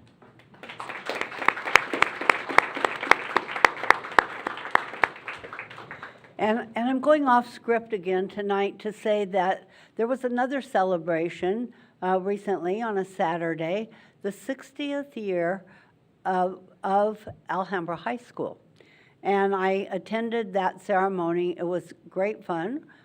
Former principals were there and honored. I taught at Alhambra for a few years. My brother was in the first graduating class. Ms. Gales represented the district so beautifully. Thank you. And it was just a really nice, wonderful celebration with a lot of folks. My junior year in high school, we moved to that neighborhood, and that's why my brother, who was younger, was in that first graduating class. And a young woman came up to me, and she had been a neighbor across the street from us in that neighborhood. So it was just a really nice feeling and a really lovely celebration of 60 years for Alhambra High School. So thank you for letting me do that. I just have the mic so I can. Thank you. The next item is item 3A, reports from student government. Tonight, we have student government representatives from Phoenix Coding Academy, Maryville High School, and Betty Fairfax. Our student government representatives this evening will highlight their school in this order. Kaylee Dehart-Lyons from Phoenix Coding Academy will be first. Then Fernanda Cesares Aguilar from Maryville. And then Jennifer Toe from Betty Fairfax. So Kaylee, would you like to share your report at this time? Thank you. Good evening, members of the board, Superintendent Gueston, PXU community. It is a pleasure to be here. I am Kylie Dehart-Lyons, the student body president of Phoenix Coding Academy. The school year began in August. We held a 9th grade orientation. This led to one of our most successful Spirit Weeks to date. Will you switch the slide, please? This was the orientation, and then next one. And then these were our Spirit Weeks. A lot of student participation. To promote student involvement, we have organized many events. First, a club rush, which introduced students to clubs and allowed them to interact with people that share the same interests, harboring a sense of belonging. In late August, Ms. Rashada, our counselor, organized a college fair for seniors, empowering us to seek higher education and advocate for ourselves in the eyes of college advisors. Our Elevate Ed AZ college and career coach, will you switch the slide again? Okay. Directed a professional fashion show with the company Dress for Success. This event allowed students to understand how to dress appropriately for internships, interviews, and jobs. We connected with the Phoenix community at the Diamondback STEM Showcase. We used this opportunity to promote our specialty school and introduce STEM to a younger generation. Petey the Python, our mascot, made an impression on hundreds of people, going so far as having people wait in lines to take a picture with. We had a chance to connect with Arizona's Superintendent of Public Instruction, Kathy Hoffman. She toured Phoenix Coding Academy alongside myself and another student, observing our unique learning environment. She was kind enough to take the time to speak with a government class about her role as a public servant. And lastly, one of the things we are most proud of is our annual Halloween dance. Students came in costumes and danced the night away. It is always a pleasure for our students and staff to create memories outside of the academic day.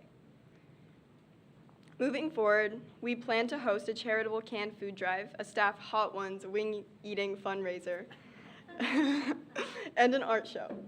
At the Phoenix Coding Academy, it is Stugo's responsibility to play an active role in serving other students on campus, leading by example and setting a tone for a fun and accepting school community that feels like a family.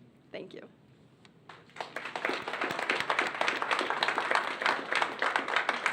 Fernanda? Thank you, Kaylee. My name is Marissa Viella, and I'm here for Fernanda Cáceres. She wasn't able to make it tonight.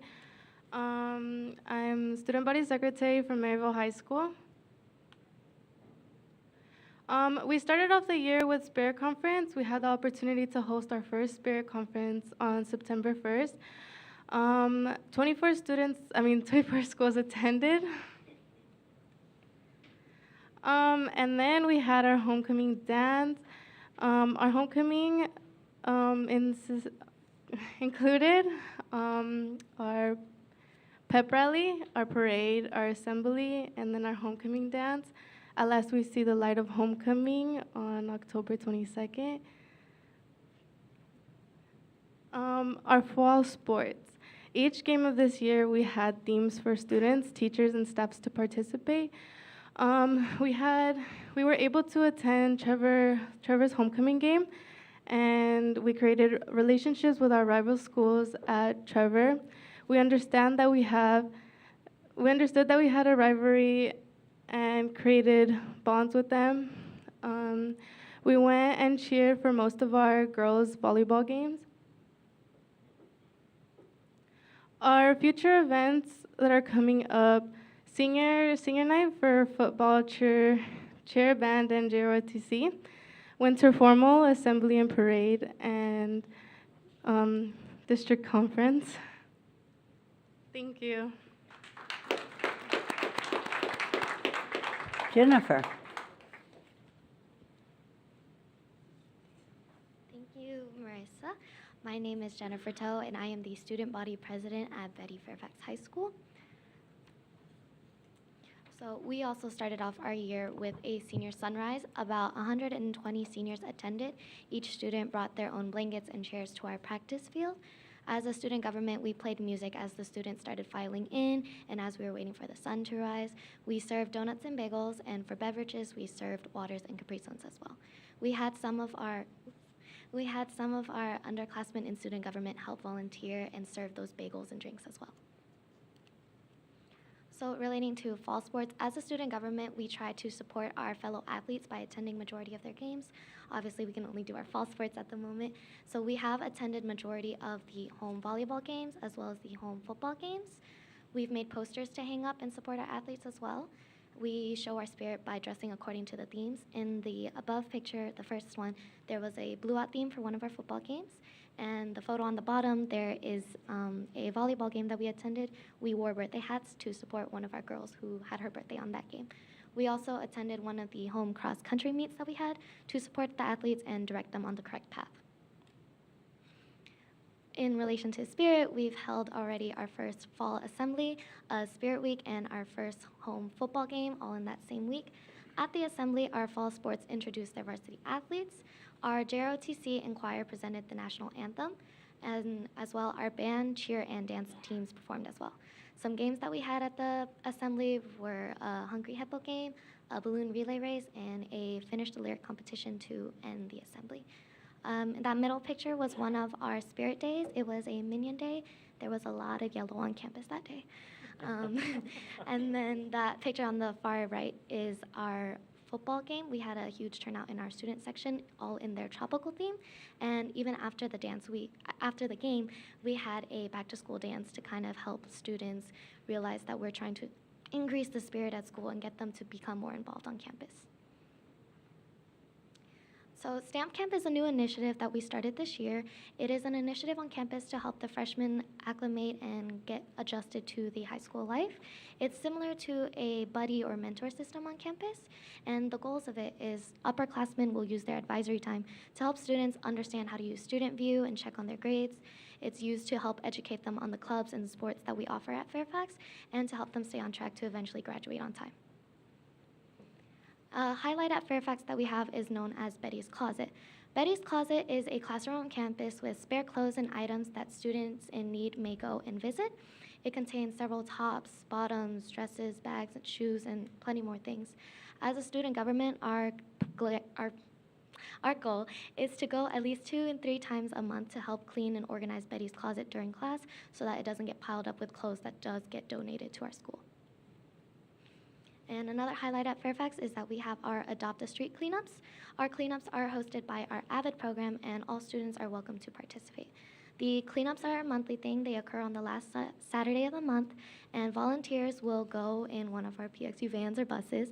They will go and collect trash as a collective going all the way from 51st Avenue to 59th Street. Gloves and trash bags are provided to clean up the debris on the street, and neon vests are provided for safety reasons, clearly. And we also provide waters and snacks so that the students stay hydrated. Some upcoming events that we have at Fairfax are our homecoming activities, which are actually occurring tomorrow. We have our homecoming pep assembly, parade in the afternoon, a tailgate right before the homecoming football game against Maricopa, and the following Saturday, we will have our homecoming dance. Some additional activities. At the game tomorrow, we will be having a small 15th anniversary celebration just to highlight and recognize our alumni from the first graduating class. Our student government is also preparing for a toy food drive as we are approaching the month of December. Thank you. And at this time, I would like to thank the governing board members for giving us the time to directly report about the successes, activities, and opportunities that are afforded to the students at our schools. Thank you, and I hope you have a wonderful evening. Thank you.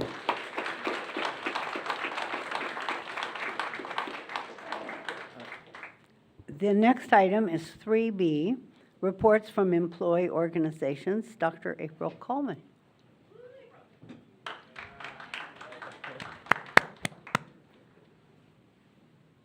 Okay, good evening, President Alston, Governing Board members, Dr. Gueston. So tonight is a night of celebrations and recognitions, and before my slide pops up, I want to start out by just recognizing Annie and Aaron, and to let you all know how proud I am of them as CTA members. And just a quick fact that I don't know if Aaron wants me to tell, but I'm going to tell it anyway. She talked about being a teacher for 20 years, and she had my kid in kindergarten. So from kindergarten to 5th grade, I watched her wrangle a bunch of kids with a drama club that I don't even know was really sponsored by anybody, but she pulled it together. And my kid is now a 24-year-old graduate student, and I owe a lot of that, and he owes a lot of that to Erin and all of her support. And what I've never told her is that part of the reason why I'm teaching is because of what I watched her do, wrangle those kids for those 6 years. So don't cry, don't cry. All right, so that's that piece, my life and story with Erin. The other thing I want to say is that I too attended the event, and 5 of the 10 were people that I knew, people who had either taught my child personally or that I had worked with. And it was probably the most exciting Teacher of the Year event that I've ever attended. I was nervous as a cat. It was like, oh my God, I know 5 of the 10, right? Okay, so on to the slides. I really do appreciate these 4 items coming up for the agenda tonight: staff and student safety, the proposed changes to medical benefits, PBP pay for certified staff, and the new job descriptions. The discussions and the recommendations on these items will definitely help us move forward as a district and move towards having some more sustainable policies and practices and procedures. Next. Okay, fun stuff. We just try things. So last Saturday, we had a cornhole tournament, and it started out as an idea from Chad Renning and Patrick Shanahan. Hey, what if we get together and play cornhole? Like, yeah, let's go do that. So we had the cornhole boards actually created by students, so the Metro Tech construction students and the Maryville graphic design students put together our cornhole boards. Yes, there's one for Trevor Brown. I want that one. I bet you do. I might be able to make that happen. And then the bean bags were created by the fashion students at Metro Tech. So we only had, I think, the comprehensive campuses. Again, we were just trying things. And I think the Trevor Brown one is still available. I'll try to get it to you. Exactly. You gotta buy it. I didn't say it was free. I didn't say it was free. You can make a sizable donation to the Phoenix Union Foundation for Education, and I'll get you the cornhole board.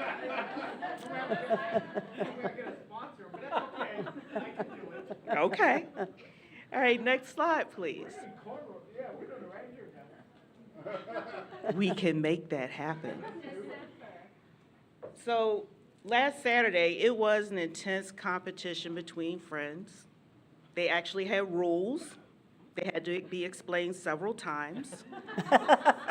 There were some who showed up in all of their school spirit gear, and they actually left as friends as well. And then you can see our intense team from Maryville with Karen and Patrick and Annie. If you didn't know, Karen is very competitive. So if we're gonna do this thing, I'm sure she's gonna be on a Maryville team, and somebody should have their cameras ready. Next slide. So we had winners. There was actually a cornhole trophy, and if you can't see it, it's actually a corn cob in a hole on the trophy. And the little trophy king guy has like a candy corn for his little thing that he's holding. So winners came from North. Next slide. But the real winners were the Falcon Family Resource Centers. So what we have done and will continue to do is to reach out to Cindy Tercero to figure out what they need. And even before the cornhole tournament, we figured we're gonna bring the jam back in Q2 because Cindy Tercero said they had all of this peanut butter and they had no jelly. So CTA folks, being teachers, they're like, oh, let's bring the jam back in Q2. So we have collected over 100 jars of jellies and jams. We turned this into really a benefit for the Resource Center. And I think I took over 10 boxes of things: jellies, jams, toiletries, underwear I think was in there, socks, just things. And I don't know why the Trevor Brown cornhole board is in that picture. I really don't know why.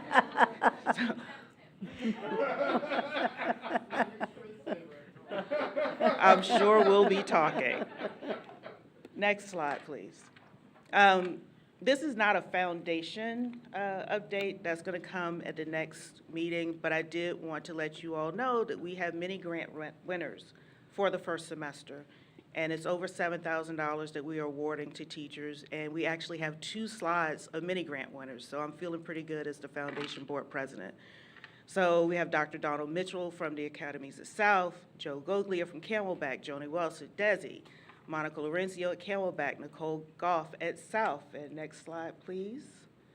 Raquel Diaz from Trevor Brown. Yes, there is someone from Trevor Brown. Okay. Samantha Enrique at North, Sandra Dolan at Wilson, and Victoria Robertson at Color-Hayden. So this was our first time running multiple cycles of mini grants. It's working. I'm encouraging everyone who knows anyone who's teaching in Phoenix Union, please apply for mini grants. The next cycle opens in January, and you will actually have the foundation update at the December meeting.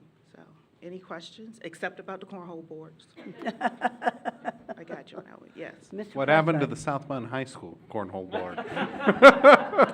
We still have it. All boards are there except for North. The winners took the North board. Awesome. Every other board is there.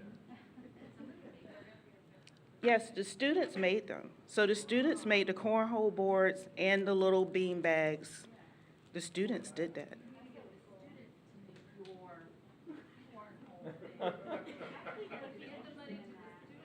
So I will take orders, donations for the foundation. We can do that. Other questions? Thank you. All right, thanks, everybody. Thank you. Miss Anastasia Jimenez.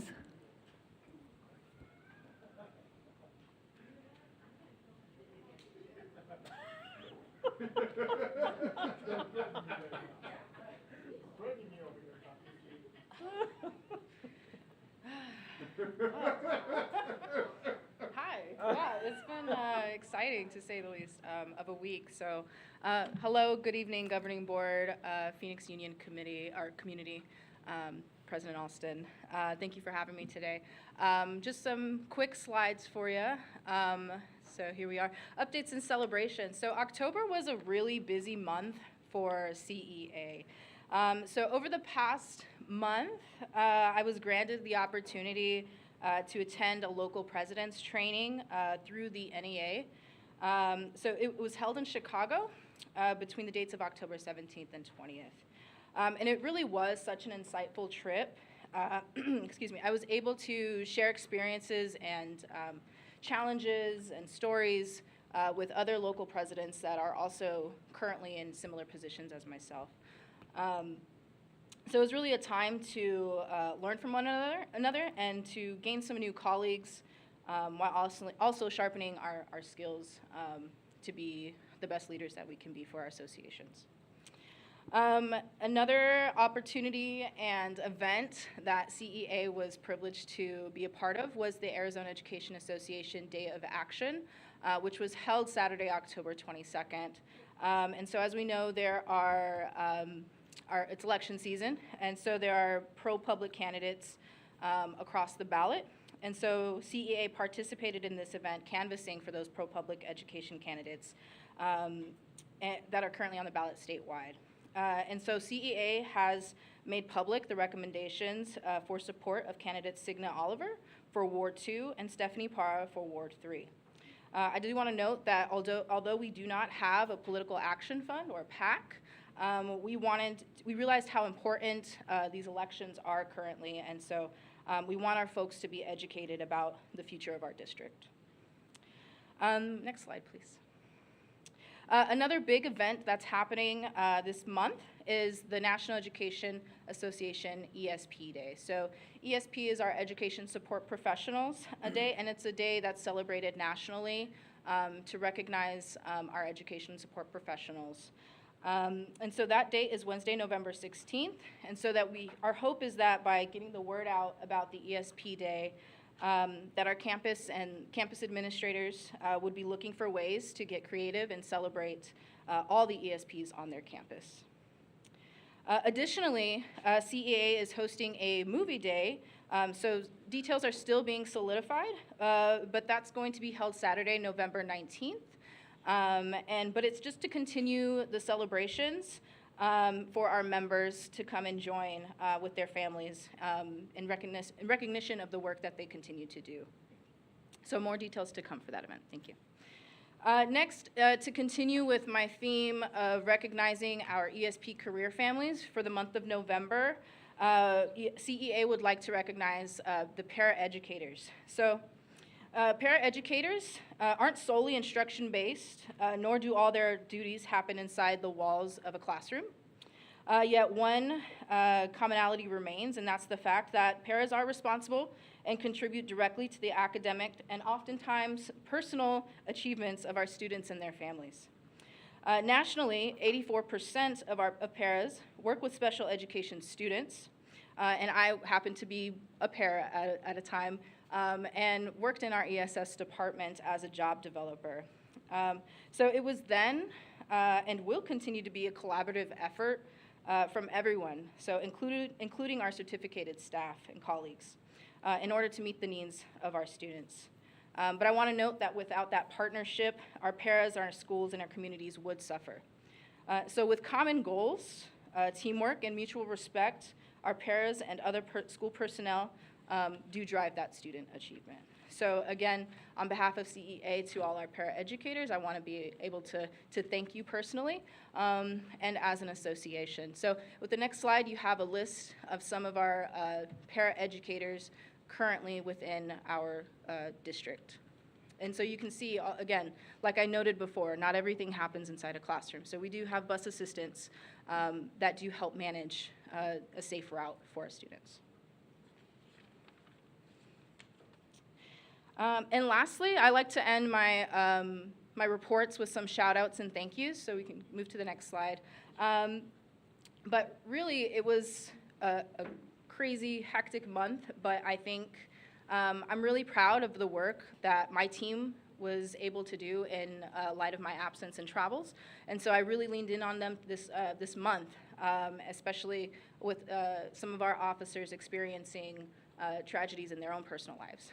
So thank you to my CEA officer team. I just want to throw that out there. And then again, to all of our salary and benefits and interest-based negotiations teams and stakeholders, members and observers. I just want to thank again their collaboration in the messaging about our proposed medical benefit changes. Specifically, I want to note Sherry Salaya and Ms. Ordaz and their team for hosting those virtual meetings for all of our employees. And I wanted to also thank Mr. Juve Lopez, Jennifer Day, and their team as well for really facilitating those conversations and making sure that our teams are on point to meet our deadlines and to meet our messaging goal. And then lastly, of course, all of our PXU IT that were involved in creating those sessions. So Noreen, Amy, Raul, thank you all for making that happen. Another thank you I wanted to give out was to our PXU Student Safety Committee meeting members. So I know, again, that is a big ask, and I've been in tune with the conversations and the meetings themselves, and I know it was a little bit of a rough start, but after the last meeting, I feel hopeful and excited to see the work that they're continuing to develop for us. Also wanted to thank our logistics team, Ms. Gales and Ms. Tejas, IT, DSF, and others that were involved in the move-in of what is CEE3. So officially now I'm moved in on the 3rd floor, so now you can hound me down if you need me. I welcome you all to come and have a conversation, maybe some snacks. Let me get situated first, so maybe give me a week. But so yes, thank you team for moving me in really quickly. You know, it was seamless, and they were in and out really quick, so thank you for doing that. And then lastly, of course, our PXU committee and our board, you all. Thank you for allowing associations to have the space and the time to speak with you all. So thank you again. Thanks. Thank you. Ms. Avalos.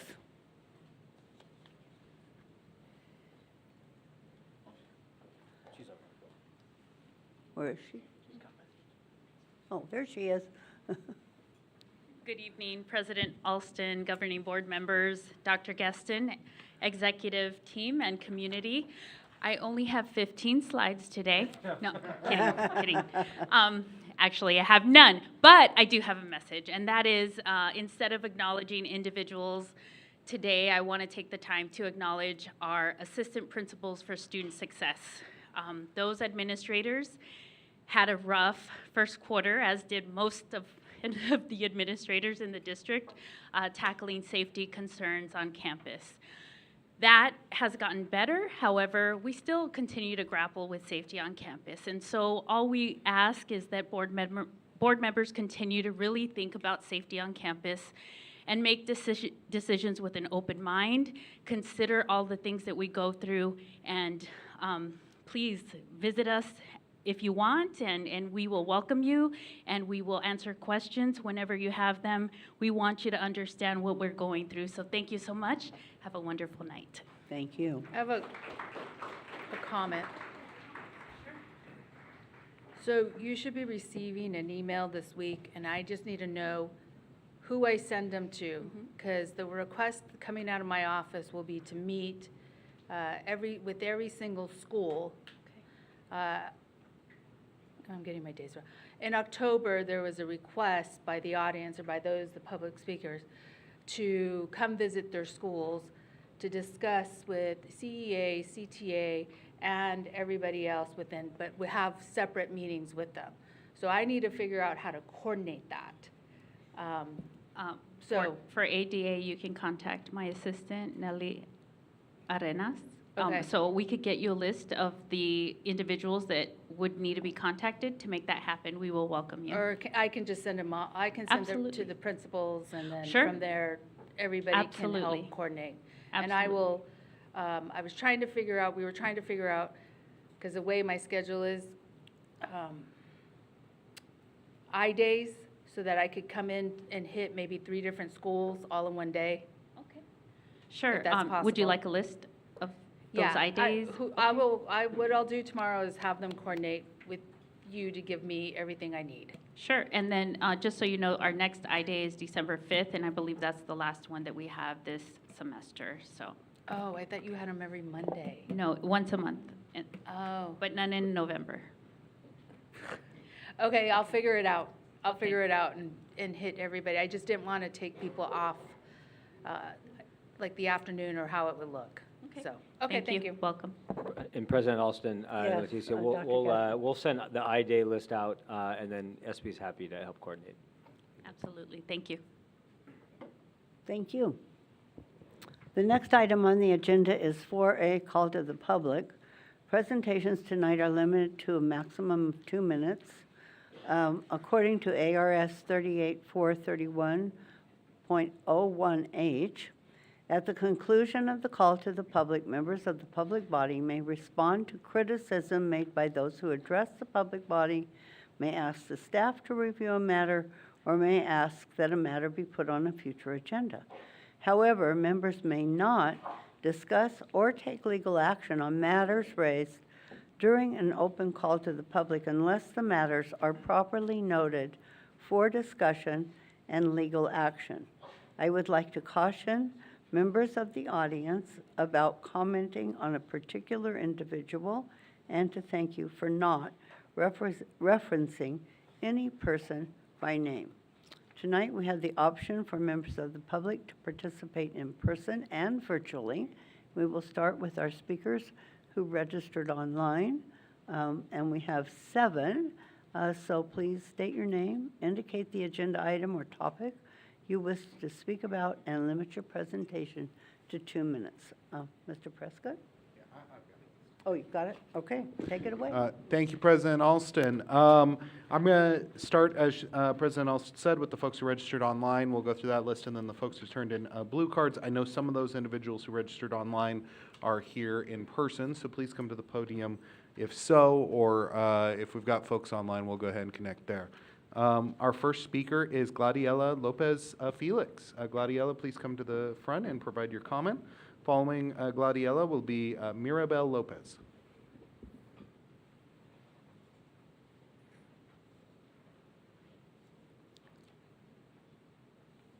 Hi everyone, my name is Gladiela Lopez. I am a community organizer as well as a committee member in the Phoenix Union School District's Student Safety Committee. A big part of the reason why that Student Safety Committee was put into place by this board is to make sure that we were intentional in the community outreach when it comes to creating the student safety plan that we're going to recommend to y'all. I have been to those meetings. I've been to every single one of the meetings that we've had so far, and it just feels like we have not gotten as much done as we should have by now. A lot of the community outreach that should have been done by now just hasn't been done. It hasn't been as intentional as it should have been from the very beginning. So that is a problem, right? If we're creating a committee to be intentional on something, we have to make sure that we're accomplishing that, especially when it comes to student safety. Student safety is not a process that should be rushed. Student safety is important, and it impacts our students, our community members, our families, and the staff on campus. So that's just something that I wanted to bring light into this community, into the school board. The original deadline that we had for this committee was December 31st, so I'm hoping that we're able to extend that deadline. I also want to make sure that we're intentional in the way that we're reaching out to teachers. I have had teachers reach out to me knowing that I'm a committee member and a community organizer, to let me know that they have been intimidated by the teachers union about speaking out when it comes to student safety and what their beliefs are. And that's just going to stop a lot of our teachers, if they're feeling intimidated, especially if they're new in the district, speaking out on what they really want the safety to look like for our students and the next generations. Thank you. Thank you, Gladiella. Next speaker will be Mirabel Lopez. Mirabel, are you present or online? Mirabel is not online, and I don't see her present. Following Mirabel will be Uvixa Dominguez. Uvixa, are you here? Awesome. And then following Uvixa will be Rosa Gutierrez.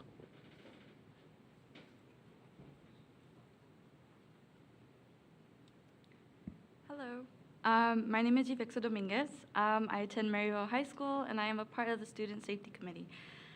As a committee member, I've attended all the meetings that have been facilitated. After 4 meetings, there has not been any progress, and frankly, no one has any idea what's going on. Although everyone is hard at work in the meetings, I can only ever be so grateful. I'm in a room full of adults who have no idea what's going on. These meetings are tiring, draining. The motion recordings aren't accurate. They don't give us the data we ask for, like the data regarding the student populations that get surveyed. As a student in the committee, my voice is not being heard. Statistically, there will always be more students than teachers. The student voices in the committee are just as important, if not even more. There has been talks about bringing SROs back when the goal at Phoenix Union was to not bring them back. Even having the teachers union targeting other teachers who are involved with speaking out against SROs. I'm representing my school, my peers, my organization, but how can I do that if the district is unorganized and unprepared? The outcomes of this committee will affect students a lot more. Please do better. Thank you.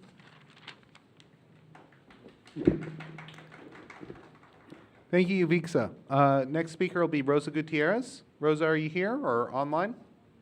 Okay, Rosa, please go ahead and speak. You have 2 minutes. Following Rosa will be Stephanie Gonzalez. Good evening. My name is Rosa Aguirre. I'm a Trevor Brown alumni, and I still live in the community where I work with organizing youth. The safety of our students is important to me because my nieces and nephews will likely be attending any high school in the Phoenix Union. And this is why it is important that the Student Safety Committee that has been talked about be intentional about engaging the community in their process. The committee needs to do better at drawing in parents and students. Like we've heard, there's a lot of talk about bringing SROs back or the involvement of law enforcement in the safety plan. And we especially want to hear about the perspective of students who have been impacted by police, because I've heard countless stories of police and SROs who were more concerned with arresting students for minor offenses than actually helping to keep them safe. We've seen time and time again that police do not keep us safe.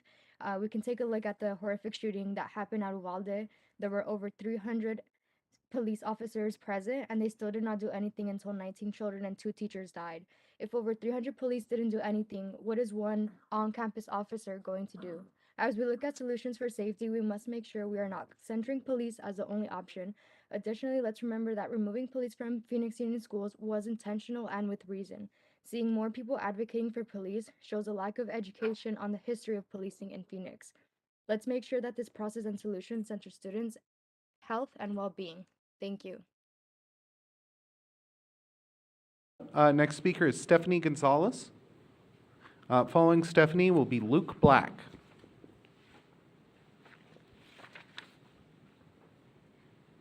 Good evening, everyone. My name is Stephanie, and I'm a community organizer who has been assisting all of the Phoenix Union Student Safety Committee meetings.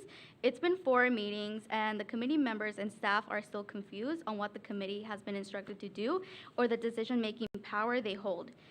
On Tuesday night, which was November 1st,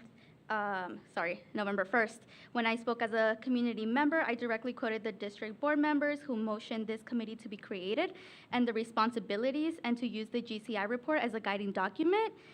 And yeah, I went back and watched it, time-stamped it and everything, because clearly a lot of others didn't. And a lot of folks honestly seem very surprised to hear that. And that is concerning because it's been 4 meetings already and not everyone is still on the same page. Every meeting, there are so many questions and little to no answers. This process cannot be rushed, and the deadline for recommendations should be extended as we are only a few weeks away from the original deadline. Thank you. Thank you, Stephanie. Next speaker is Luke Black. Luke, are you here or on the phone? We don't have Luke online? Okay. Next speaker is Elijah Chambers. Elijah, are you here or on the phone? Okay. Next speaker, who I know is here, Vanessa Jimenez. Vanessa, would you come to the podium, please? And following Vanessa will be Dr. Tim Gooding.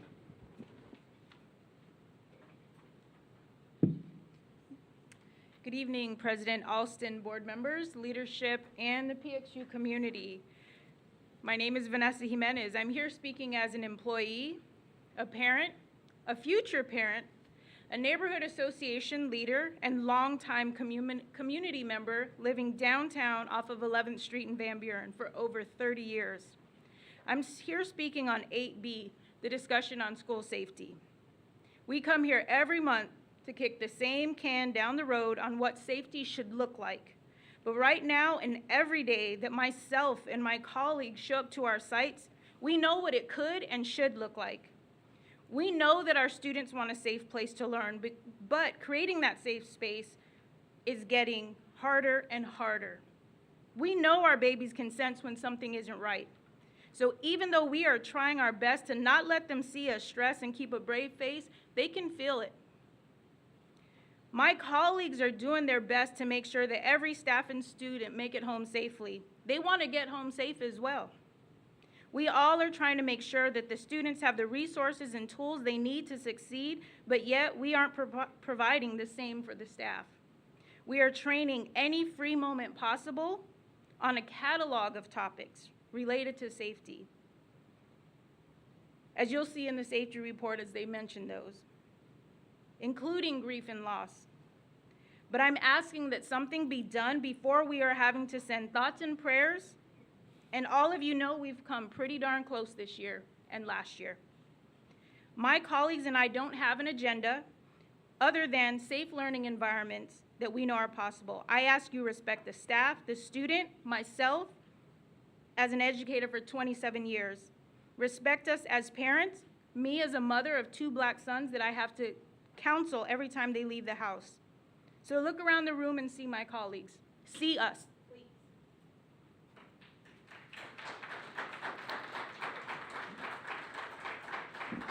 Thank you, Ms. Jimenez. Next speaker is Dr. Tim Gooding. Thank you, Dr. Tim Gooding. Next speaker following Dr. Tim Gooding will be Valerie Newman. You have 2 minutes. Thank you. Good evening, Governing Board, Superintendent Gadsden. My name is Dr. Gooding, principal at Desiderata. I'd like to speak to you tonight on the issue of safety, in particular SROs on campus. This position the board has placed staff, students of this district in regarding safety is extremely exposed, vulnerable, and unprotected.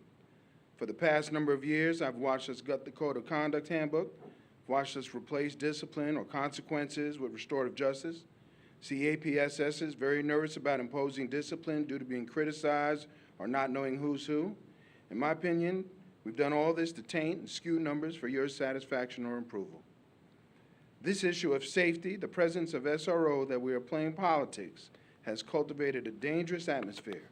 Praying the day goes safe, navigating who to call and who not to call is not an organized way to approach campus safety.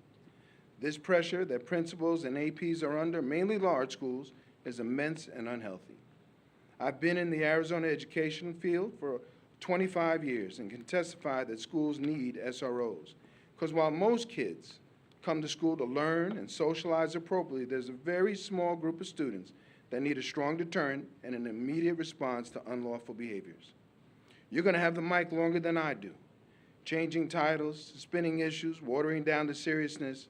Doing more surveys cannot fog the fact that this issue has been made a mess. I see our sister districts with a strong SRO presence. So I ask that you restore, repair, reestablish a healthy relationship between Phoenix Union and the police in order to give our superintendent, leadership, safety, and the principals the support to do their job successfully. Thank you.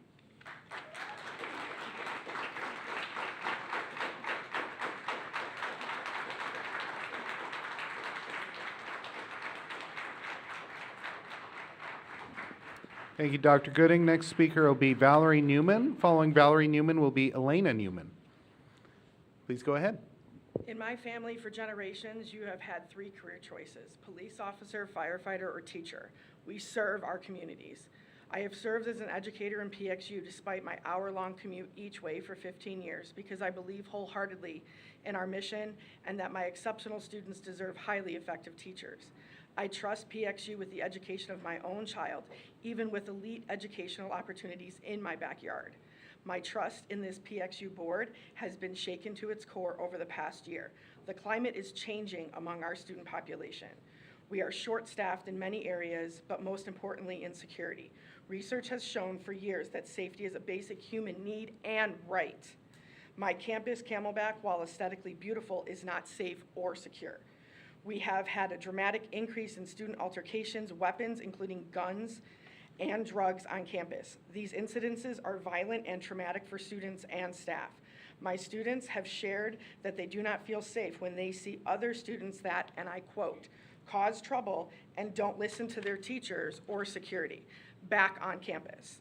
As a board, a stronger stance must be taken in regards to student discipline. Camelback has 54 classrooms that have giant interior hallway windows. Locking the classroom door will do absolutely nothing to secure these classrooms when access is only a single pane window away. Students and staff in these classrooms are sitting ducks. Teachers are not equipped to deal with medical emergencies that arise from these incidences. We don't even have Band-Aids. I have no way to help an injured student or a staff member. Lockdown safety kits need to be present in every classroom. It is a difficult fact, but incidences will happen. But we need to limit the damage and casualties caused by these dangerous incidences. I implore the board to maintain a relationship with Phoenix Police Department. We need Phoenix PD's support, service, and expertise now more than ever. It's not if an incident happens, it is when. And as a school board, you will be held accountable for not keeping our students safe. Thank you, Ms. Newman. Next speaker is Elena Newman. Elena, please come to the podium. And then following Elena Newman will be Dolores Hinder. I'm going to have him switch order. Okay.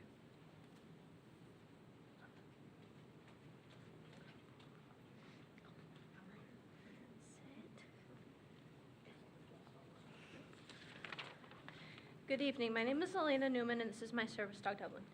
I'm a student at Camelback High School. This year I've seen so many fights. Some of the fights have happened right in front of me, which has not been safe. I've seen one of my teachers get hurt in the fight. I was very scared. The school security really can't do anything much, but the Phoenix Police Department can. The fights at my school have gotten out of hand. We don't have that much security. Most schools have security and police officers on hand. What would happen if someone thought they could come to school and start a school shooting? The security can't really do anything to stop that person, but the police department can stop that person. Just a couple of weeks ago, someone posted online saying that they were going to come and shoot the school. I was scared to go to school. During the 2021 to 22 school year, there were 139 incidents of gunfire on school ground. 59 people were shot and killed, and 138 people were wounded. Whenever there's a lockdown, I'm scared that is real. The students don't listen and follow directions. If you take away the police from our school, this problem may become bigger. I believe that police departments should be allowed at my school and help whenever there's a problem. I don't feel safe at school. Thank you for your time.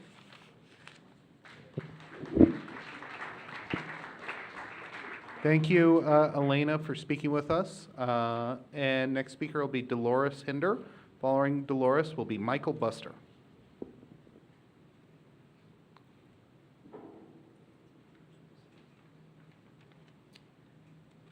Good evening, Dr. Geston, President Alston, and Governing Board. My name is Dolores Henderson. I wrote my name kind of quick there. I apologize. I am a safety assistant at Central High School, and I've been a safety assistant there for 6 months now. I'm here to express my concerns regarding the current code of conduct. As a safety assistant, it is difficult for me to understand how I can catch students smoking, vandalizing school property, get call names, and a daily watch students get to class late. That was until I read the code of conduct. Not only am I frustrated, but so are the teachers. They know that there's nothing they can do about tardiness, and why not? You can see the students stroll in with their Dutch Brothers or McDonald's, which is apparently more important than getting to class on time. Something needs to be done about tardiness. You can probably ask the teachers, and they will tell you that many of these students are not passing. And I can see the teachers try what they can to get these students to class on time, but they are unsuccessful. Their hands are tied. We had a new safety assistant who told a student who was late to get to class, and she cussed him out. It was his first day. When it comes to fighting, the students know that they can fight and only be suspended for a day or two. They don't care. The consequences are not enough. There needs to be tougher consequences. Vandalizing the school and the graffiti are on the rise. We can catch students with a knife and marijuana, but an admin needs to determine whether to discipline for marijuana or the knife. Why not both? We, safety, do our best every day, but it's frustrating to see that doing our best is not enough. Our administration does all they can do, and they are very, very busy. I cannot say enough about our administration. We can have their office literally full with students, and the majority of the time it is the same students doing the same things. At one time, there were students doing TikTok while waiting for the AP. They knew they were not going to suffer major consequences. They don't care. We need to change things so that they do care. I understand we cannot deny these students education, but at the same time, we're denying the students that come to class on time, that don't vandalize, that don't smoke, that don't fight, they don't polish things. Dolores, thank you. That was 2 minutes. Thank you, Ms. Henderson. Next speaker will be Michael Buster.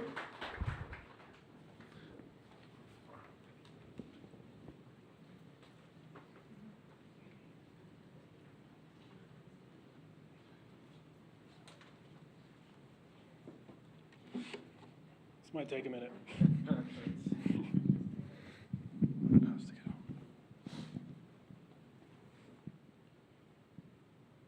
Good evening. I'm not going to need to say nearly as much because a lot of my colleagues here tonight have covered it. The attendance issue, let's just give you an ability to step into our shoes. Imagine that you're teaching a class, and 2 minutes into class, somebody arrives late. 2 minutes later, someone else arrives. 2 minutes after that, 3 students arrive, and they feel entitled to giggle and slap everybody up on their way in. 15 minutes later, somebody else arrives. 25 minutes later, somebody else arrives because we know they can't mark them absent if they're right before that halfway mark. And if it's on a block day, imagine that kids continue to trickle in right up to that 45-minute mark. Imagine trying to keep a constructive learning environment through all of that. I'm going to skip almost everything else I had in the middle because I'm short on time. I have a group of students that I meet with on a regular basis who other students nominated as leaders. And we were talking about what we could do about the tardy issue.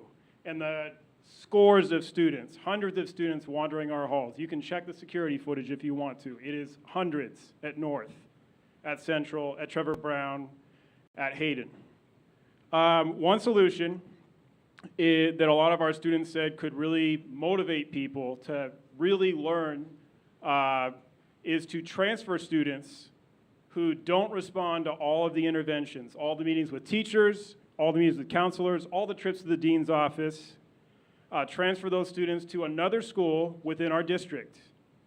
Whether it's a student going from Central to North, transfer that student and force that student to make new friends and send a message to the rest of the students who think that they're going to continue drifting and wandering our halls that they're going to have to go make new friends again sophomore year. That's all I got. Thank you, Mr. Buster, for your comments. I just want to say thank you to everybody who spoke tonight. That concludes the public comment. But we...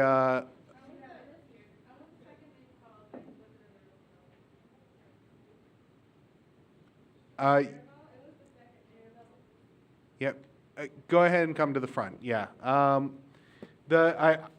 I'll just finish my thoughts, which is that, these are tough issues. We are not able to respond directly to you during this public comment portion. We do have a safety discussion later this board meeting. And of course, we have a student safety committee, which includes many community members that meets on an ongoing basis.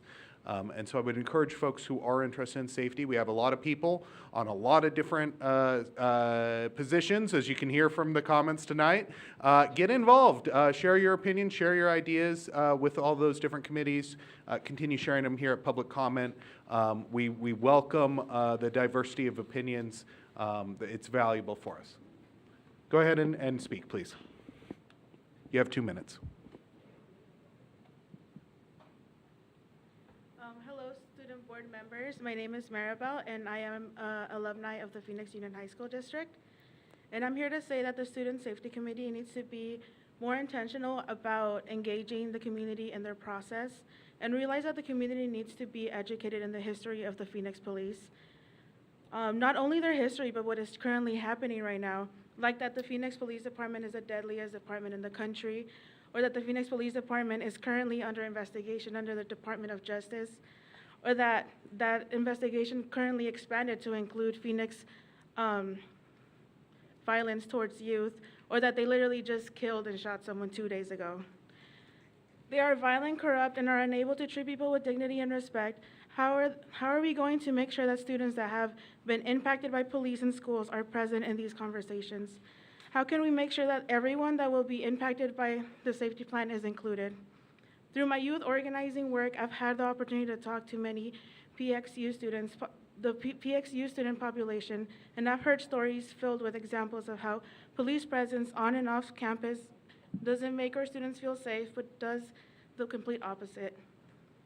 That's exactly why the community needs to be educated about what's currently going on in the Phoenix Union High School, what's currently going on with the Phoenix Police Department, so they understand our asks, our concerns, and our needs, because student safety is on the line. Thank you. Thank you, Maribel Lopez, for your comments. And again, thank you to everybody who spoke tonight. Again, we have a diversity of opinions on this issue in particular, but on all issues, and we do welcome those. So please continue to share your thoughts with us.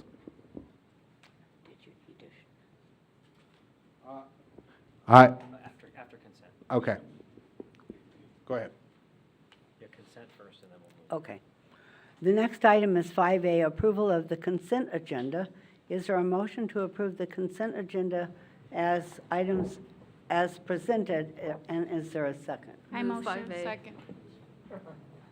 Okay, I don't care. okay. It's done. Yeah, it's done. Ms. Pastor? And Ms. Pastor. Okay, Ms. Ross made the motion, Ms. Pastor seconded the motion. On the motion, is there any discussion? On the motion, those in favor, please indicate by saying aye. Aye. Those opposed, please indicate by saying nay. Any abstentions? Motion carries. The next item, President Alston? yes. I would like to make a motion to move item 7A ahead of item 6A so that we can have this discussion currently. Okay. The next item is 7A, discussion of proposed changes. Is that what you want? Yeah, do we need a second for that motion? Okay. I have a question. What item are you moving up? 7A, which is the discussion of proposed changes to employee medical benefits. We have Okay. a guest speaker on the line, and so we'd like to Okay. hear from them. Got it. Okay. A motion has been made by Mr. Prescott, seconded by Ms. Pastor. On the motion, all those in favor indicate by saying aye. Aye. Aye. Those opposed, nay. The motion carries. Dr. Gaston. All right, President Alston, members of the board, and thank you so much for being willing to switch items. All we did is we moved my superintendent's report a little bit later because we do have a guest online and wanted to be mindful of his time. So governing board, tonight we have just a couple of more significant items on the agenda. Medical benefits, which we'll talk about in a moment. I will give an update, and then student and school safety. Those are the last couple of major items tonight. I do want to set the stage for Sherry and Juve, and we have Brian King online as well. Governing board last month, we had a chance to discuss medical benefits and the consensus reached in IBN around a pretty aggressive 4-year change to our medical benefits plan.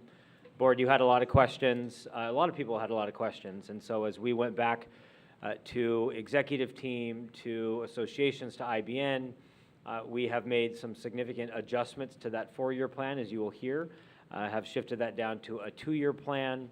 And we do know, the board has been aware of this, we do know that we do need to make changes to our medical benefits plan, but we also want to make changes that aren't harmful or catastrophic to our employees, and to find the nice balance. And as you heard tonight, once again at the podium from our association presidents, thank you for your leadership, that this 4-year change to a 2-year change is, we feel, is the right next step. Last month, board, you had several questions. You will get those answered tonight. Again, if for some reason those questions aren't answered, please let us know. What Sherry and Juve are going to do is we'll start with, and I'll turn it to Sherry, we'll start with the video, because what we've been doing over the last month is getting out and talking and speaking with our employees. You know, anytime you're going to make a major change like this, it takes a lot of time and a lot of conversations, and so you're going to hear about this video, see the video, and really just have a discussion tonight. It's not a presentation, a discussion, and Sherry will guide us through that process. And of course, Juve Lopez is here, as well as Brian King online. I will turn it over to our Chief Financial Officer, Sherry Slaya. Thank you, Dr. Gustin. Good evening, President Alston, members of the Governing Board, Dr. Gustin, leadership, and members of our community. Tonight, we're going to have an opportunity to have discussion, and I really believe that it should be back and forth discussion as we walk through the slides that I'll be presenting. Brian King with Siegel, he's our medical benefits consultant, is available online to answer questions or clarify things as we walk through our discussion. I'm using many of his slides, so I might need a little help as we walk through it, too. It's important that you understand that what we will be presenting has been approved by the IBN team, will go out for ratification next week. In addition to that, it was approved by the Medical Benefits Trust Board this last week, and if ratified, will be coming to you at the December board meeting for final approval. I also include in a packet for you some supplemental material. It's just for your information. What you have is a copy of the written documents that went out in English and Spanish, pretty much telling the story. You have an alliance flyer, so you get a basic understanding of what that alliance network looks like. That's the more narrow network. We did have 6 sessions during the roadshow, 4 in English and 2 in Spanish. We also sent those videos out, both English and Spanish, to all staff today. So by this time, all staff should have had an opportunity to view this or read about it. We had approximately, probably 50% of our staff attend one of the roadshow. So I believe that the information is out there. So I would like to begin first with the video that they saw during the roadshow. These were all virtual roadshows. It covers much of the information, and then I'll just walk us through a few slides.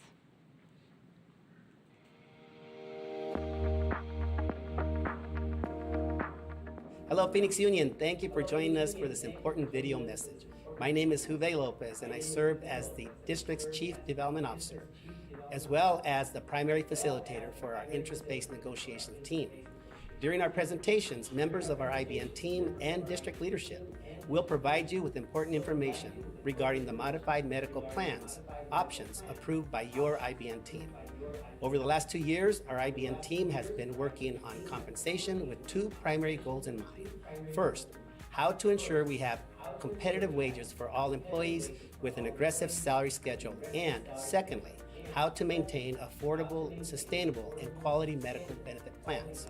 As you know, Phoenix Union uses the IBN process for critical decisions that impact our employees' compensation and working conditions. The team has worked hard to balance realities of rising inflation, dramatic increases in medical costs, as well as consideration for how to best combat a projected recession and avoid making dramatic changes to remain fiscally stable. We are pleased to share the work of our team with you today. And now I'd like to have members of our IBN team introduce themselves. Hello, Phoenix Union. My name is Anastasia Jimenez, current president of the Classified Employees Association. Hello, my name is Sherry Salaya, Chief Financial Officer. My name is Manuel Silvas, Executive Director for Talent. Hi, Phoenix Union. I'm Laura Hayes, Executive Director for Technology and Logistics. Hi, I'm April Coleman, President of the Phoenix Union High School District Classroom Teachers Association. Hello, I am Leticia Avalos, the President of the Administrators Association. And now, stay tuned for the presentation. Hi, I am Sherry Salaya, the District's Chief Financial Officer. Both Manny Silvas, Executive Director of Talent, and I will be sharing additional details related to the proposed benefit plan changes. For many years, at no cost to staff, Phoenix Union has provided one of the richest medical benefit plans that continues to exist for Arizona public school employees. We have successfully maintained these benefits in an environment in which most of our sister districts have had to reduce benefits. Districts typically do this by either moving toward lower quality medical plans or by requiring staff to pay for a portion of the cost of their own medical premiums. Phoenix Union has also provided a top-of-the-line medical carrier and doctor pharmacy network by maintaining our relationship with Blue Cross Blue Shield. In addition to this, for more than 20 years, Phoenix Union has provided a financial subsidy to reduce the cost of dependent care. Most recently, the district elected to cover a 13.7% increase to dependent care premiums during the pandemic in an effort to reduce the impact to staff. So what is our current challenge? The nation's current economic outlook guarantees that we will be in a recession sometime within this next year. Phoenix Union's medical benefits have dramatically increased over the past 2 years, almost 32%. Arizona's 2022 annual inflation rate is trending at 13%. It is the highest in the nation. Typically, the state of Arizona caps the annual increase to the school district per pupil funding model to no more than 2%. This funding deficit dramatically impacts our district's ability to keep up with rising costs. However, in a rare move, this past year, our legislature did provide districts with additional funding. This is not common, and we do not anticipate that it will happen again, especially with a recession looming. Phoenix Union chose to invest these additional funds in our staff to create some of the most aggressive salary schedules now within our state. Our district's salaries and benefits represent the majority of our operating budget at 85%. The district's ability to maintain the current medical benefits model while providing annual steps on the salary schedules will become more challenging, if not impossible, under these conditions. In order to avoid future salary freezes or cuts, we are now at the point at which we must consider options that will create a more sustainable benefits package moving forward. The IBN team has decided to make salary increases the top priority. So what is the proposed solution?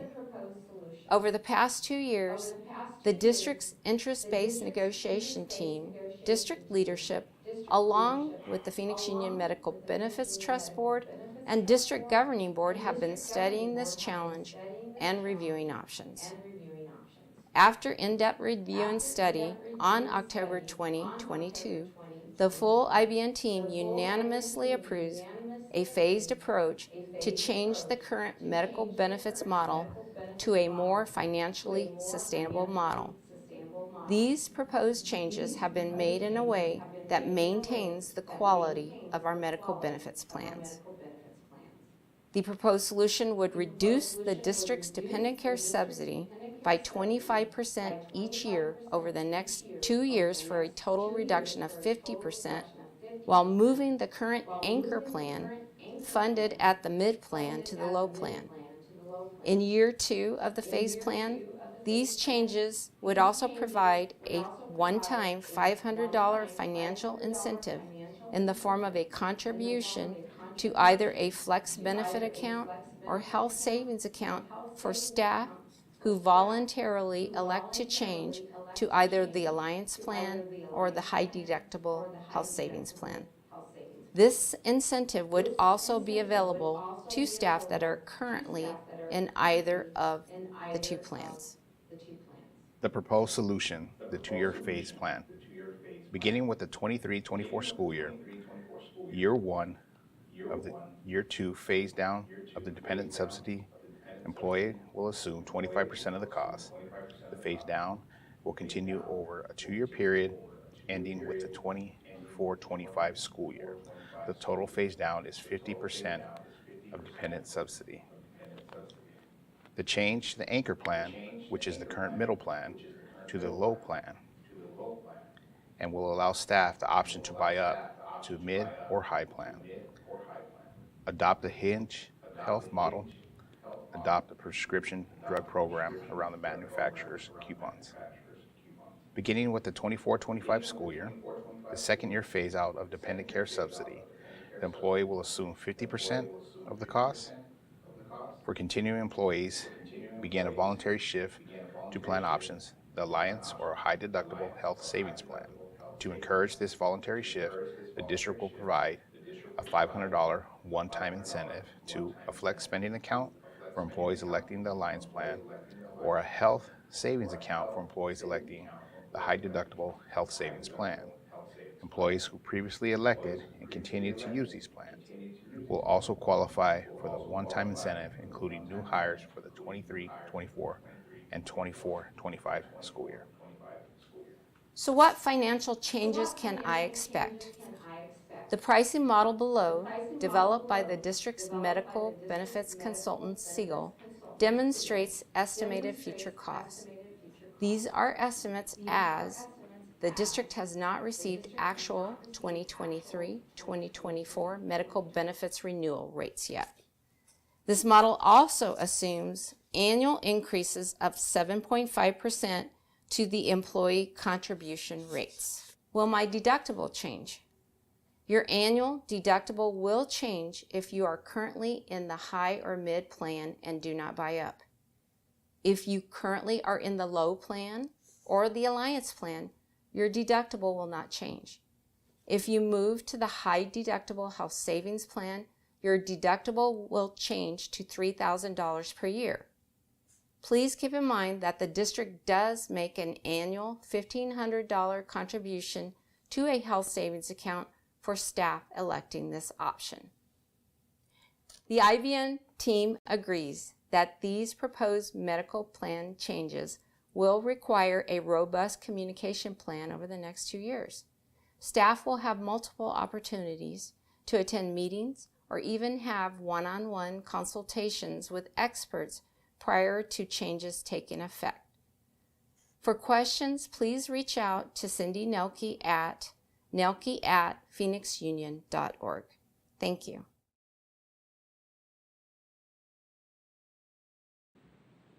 So can you, yes, thank you. So just a brief summary, why are we discussing making the changes to the medical benefits plan? Dramatic increases over the past 2 years, and we're still trending up.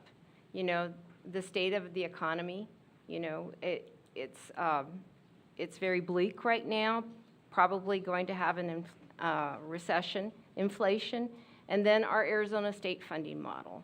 Just the fact that we're capped at 2%, you know, really makes it difficult to handle both large increases into medical benefits and step on the salary schedule.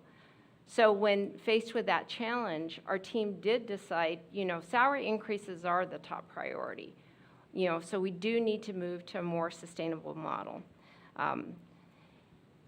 It's just not sustainable as is if we continue to step the way we want to. So right here, this slide depicts just the the historical experience of the trust itself. And when we first started 6 years ago, you know, we had really great performance. We actually didn't have any increases at all to our monthly premiums or contributions per staff member, you know, for 4 years. It wasn't until the last 2 years where we saw expenditures start outpacing contributions, and we had to start really increasing the district's contributions. So how do we compare to our sister districts? And this is a current comparison right now, the way our plans stand. So this slide right here is depicting Phoenix Union's plan, and this is the free plan. We'll call it the free plan. It's the plan that the district pays for, and as compared to, you know, other plans, and it's Mesa. We're comparing to Washington, Madison, Phoenix L, and Tempe L. We chose these different districts because these are districts that our consultant also serves, and he had that information readily available. So just walking through the comparison, that first line has to do with deductible. Ours is a PPO plan, and we have a $500 deductible, and it's twice that amount for the family. We have an out-of-pocket max of $1,000, twice that amount for the family. The deductible is not included in that out-of-pocket max, so there would be a total of a $1,500 like maximum cost to that employee for their personal cost. It's a broad network. There's no cost to the employee for this plan. It is not a high deductible plan, so there's no contribution to an HSA. If you look at Mesa's, it's very different. It has a $1,500 deductible. Because I see a contribution to a HSA down there, I believe it's a high deductible plan. There's a $4,000 out-of-pocket maximum per family members for 2 families, so it's a total of $8,000 out of pocket. It's a broad network. But interestingly, Mesa is now charging their employees $11 per month for their own medical benefits. So you're starting to see districts actually charge employees through a payroll deduction for their own medical benefits. You know, and you can just go across and see them all. I'm not going to walk through each one of them in the interest of time. But again, if you have any questions, please interrupt me. President Alston, members of the board, I was going to say this is not a presentation, so just find a way to jump right in. She's got a bunch of slides and graphs, so please ask along the way, please. And I think. Okay, Ms. Pastor. The question that I have is, if you are an employee, you receive medical benefits, it's part of your package. It's at no cost. Am I hearing that correctly? Correct. Right now today, we cover them at the mid-level in our plan, no cost to the employee. Okay.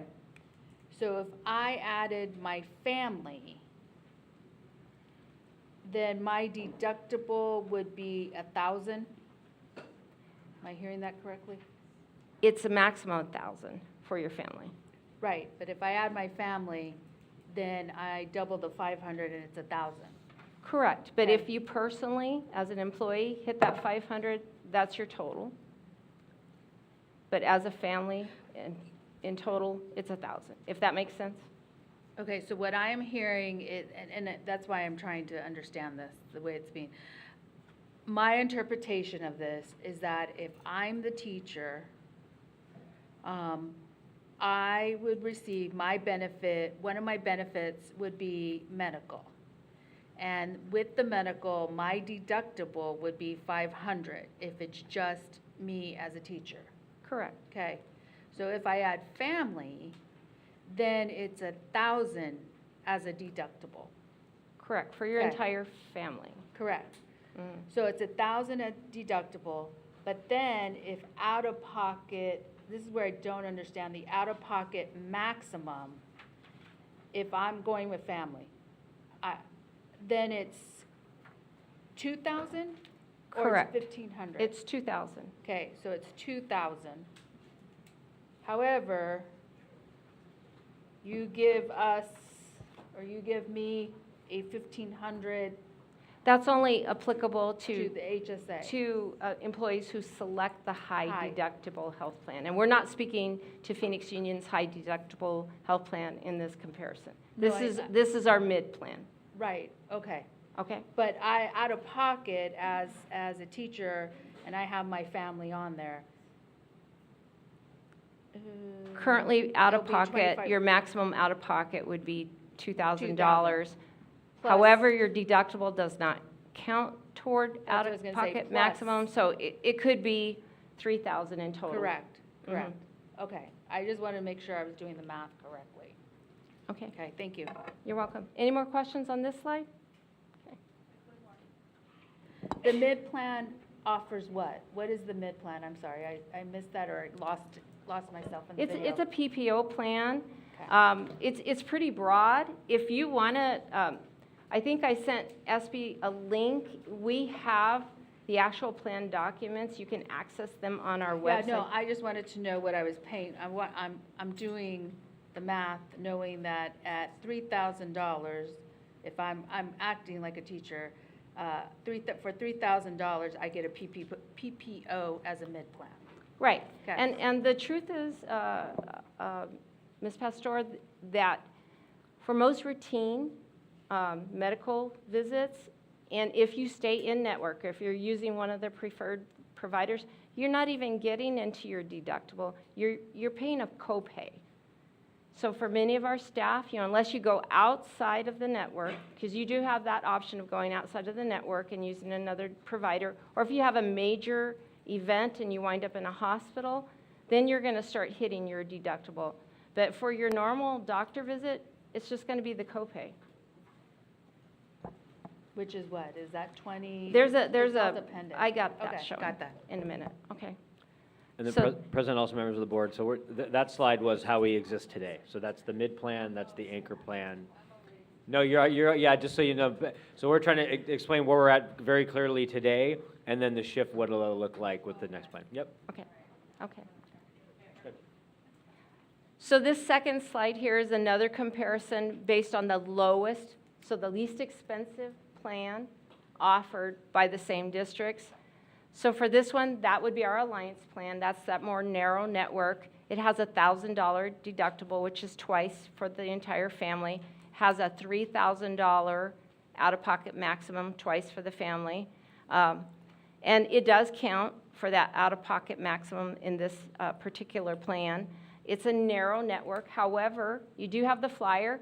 That narrow network uses the Humana and Banner health systems throughout Maricopa County. So there's actually quite a bit of physicians available on this network.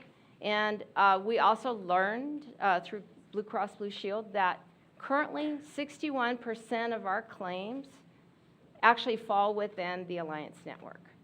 Even though most of our employees are on the mid plan, 61% of the claims are using doctors that are Alliance doctors. One thing to really note here is for the cost of the family coverage, you can see the difference between these plans, and this is due to the subsidy that Phoenix Union provides. We're at $533 a month, and you can see it all goes all the way up to $912 for Tempe-L. So how much are we spending annually on our medical benefits for our staff, and how much do we spend for that dependence subsidy? Sherry, Mm-hmm. do I do the same math? Do I go a deductible 1,000, family 2,000, out of pocket 3,000, for a family it's 6,000, so it could possibly go up to 8? No, because that one does include that Okay, that's deductible what I and that wanted to know. out-of-pocket max. Thank you. Okay. So this slide right here is another one of Brian's slide that he presented to our trust board, and it's trust performance as of the end of this last year, June 2022. And you can see the yellow line represents costs, and the red line represents contributions. So while our trust performance has improved, it's expenditures haven't exceeded revenues as much as they were previously, they are still exceeding revenues. So given that, I think it's pretty safe to say we can expect some type of increase to premiums this next year. Hopefully not as dramatic as we've seen over the past 2 years, but we are still trending higher than the money we're bringing in related to claims. The total spend for this past year was just over $29 million, $29.2 million. And we did spend, of that $29.2 million, $1.5 million was that subsidy. So what are the possible solutions? What did we explore? And we did start this conversation a couple years ago. And we looked outside of the trust first. You know, what if we went back to fully insured? You know, our claims experience follows us, so, you know, we wouldn't save any money there by going back to being fully insured. Immediately, we would see an increase of 6 to 9% because then the insurance carrier is going to be taking on that risk. And while we would see more stable expenditures each year because we're paying a premium versus assuming that risk ourselves, we would see those premiums increase the following year if we had a tough year.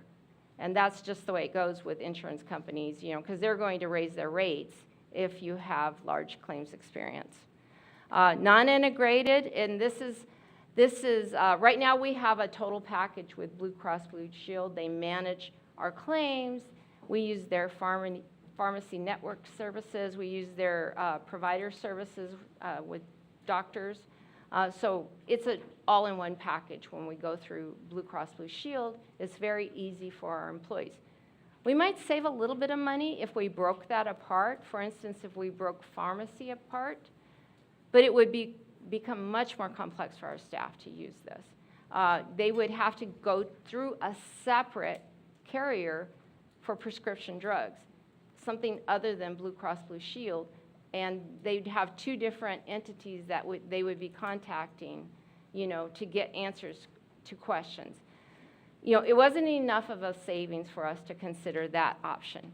Consortiums, if we were to join a consortium, much like a trust, if we went with another trust, we'd lose control over our plan design, and we'd just be, you know, become, instead of total control over the design of our medical plans, you know, we're one of a group, and the majority of the group is going to rule in that, you know, and we're going to have to follow along with whatever they decide. Also, most likely it's not going to be the current network we're in, and there would be serious disruption to medical providers for some of our staff.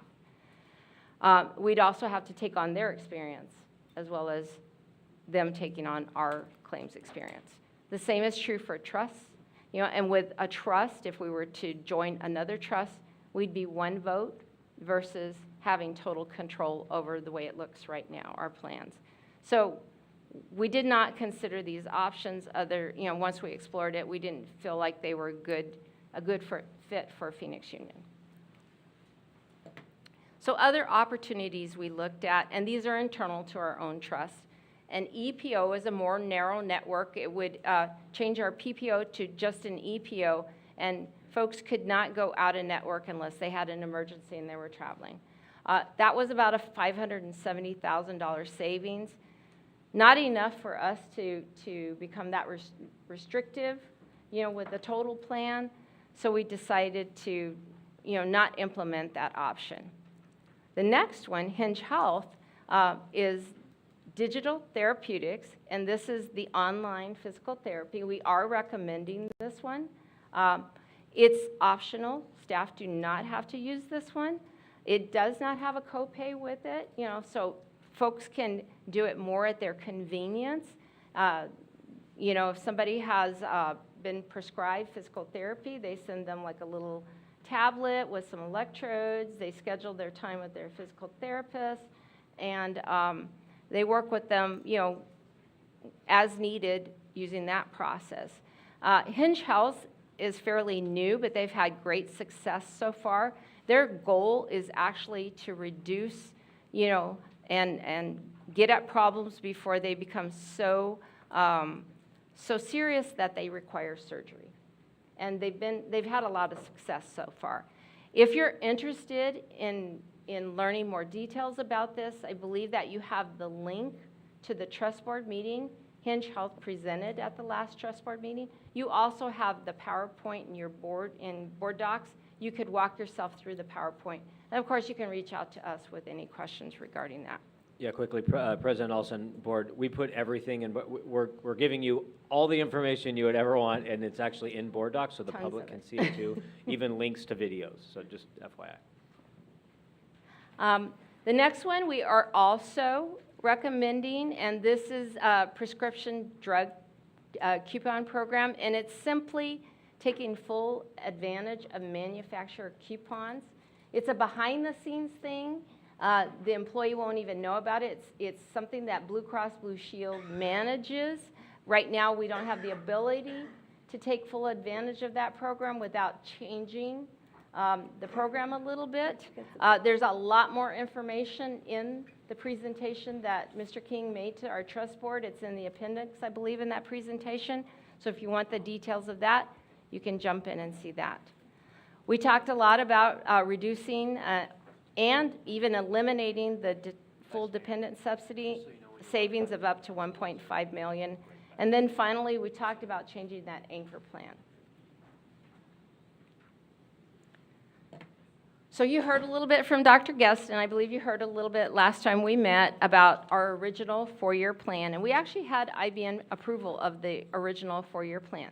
This is not the plan that we will be bringing to you, and it's not the ratified plan, the one that's going out for ratification.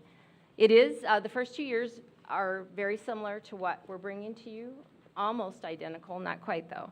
I'm going to walk you really quickly through what that four-year plan was. So for the 23-24 year, we would begin a four-year phase out of the dependent subsidy, 25% each year, for estimated savings of $376,000 each year.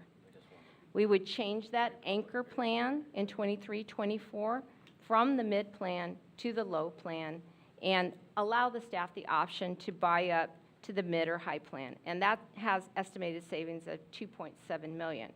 We would adopt the Hinge Health model with estimated savings of $400,000, adopt that prescription drug program around the manufacturer coupons with savings of $180,000. And then, this changed, all new hires for the 23-24 year could only elect the two new anchor plans, and these are the ones that we planned the following year, the Alliance or the high deductible health savings plan. So as we hired in, they could only elect those two options. For the 24-25 year, we would voluntarily begin the shift to the two new anchor plans, the Alliance or the high deductible health savings plan. We would offer that $500 one-time incentive either to the flex spending account or health savings account for those staff who voluntarily chose to move there at that point in time. And then for any staff that were currently in it, we would give them that incentive too. We would also implement the second year of the phase out of the dependent subsidy. At this point, they would be at 50%. For the 25-26 year, we would then shift all eligible staff, those who had medical benefits, to the Alliance plan or the high deductible health savings plan. These would be the only two options available at that point in time. And the high, the mid, and the low would no longer be available.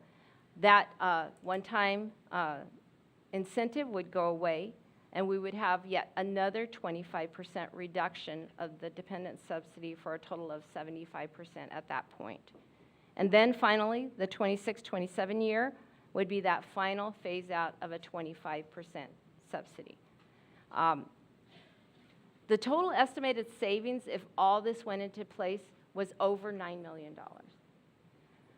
We did come back to the table, even with, thumbs up and the groups agreeing that, we really thought about it and thought, is this really the right thing to do? Do we need to go as far as 4 years? Does it align with our core values? Are we being too aggressive? And we did decide that, it probably is too much initially.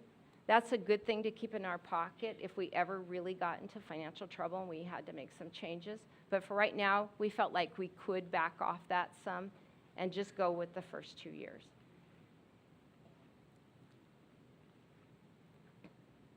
So now we have a 2-year plan, and you heard a little bit about it on the video.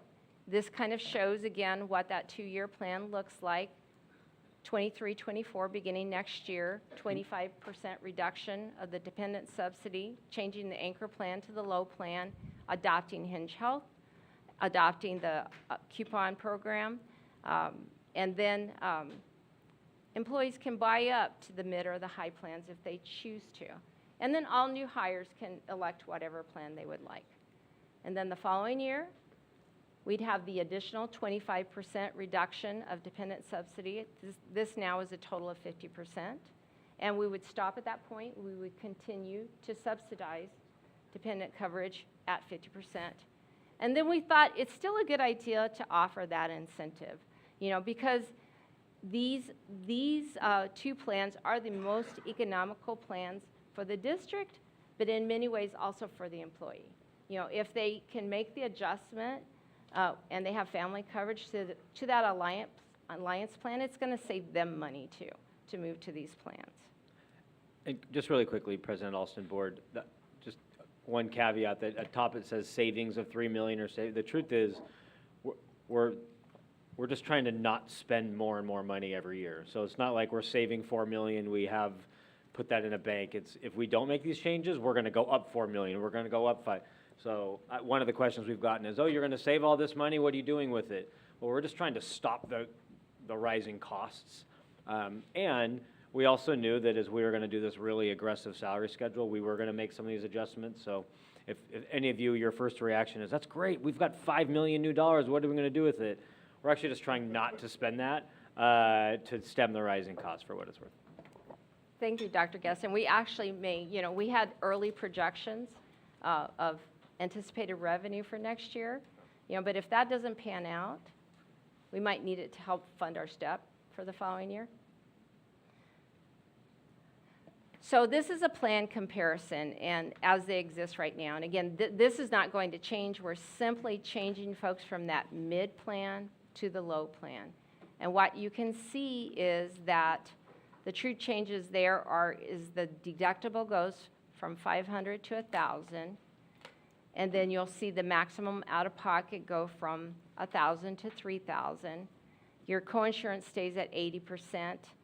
Your copay changes from $15 to $25, and then $25 to $35, and then the urgent care copay goes up from $35 to $50.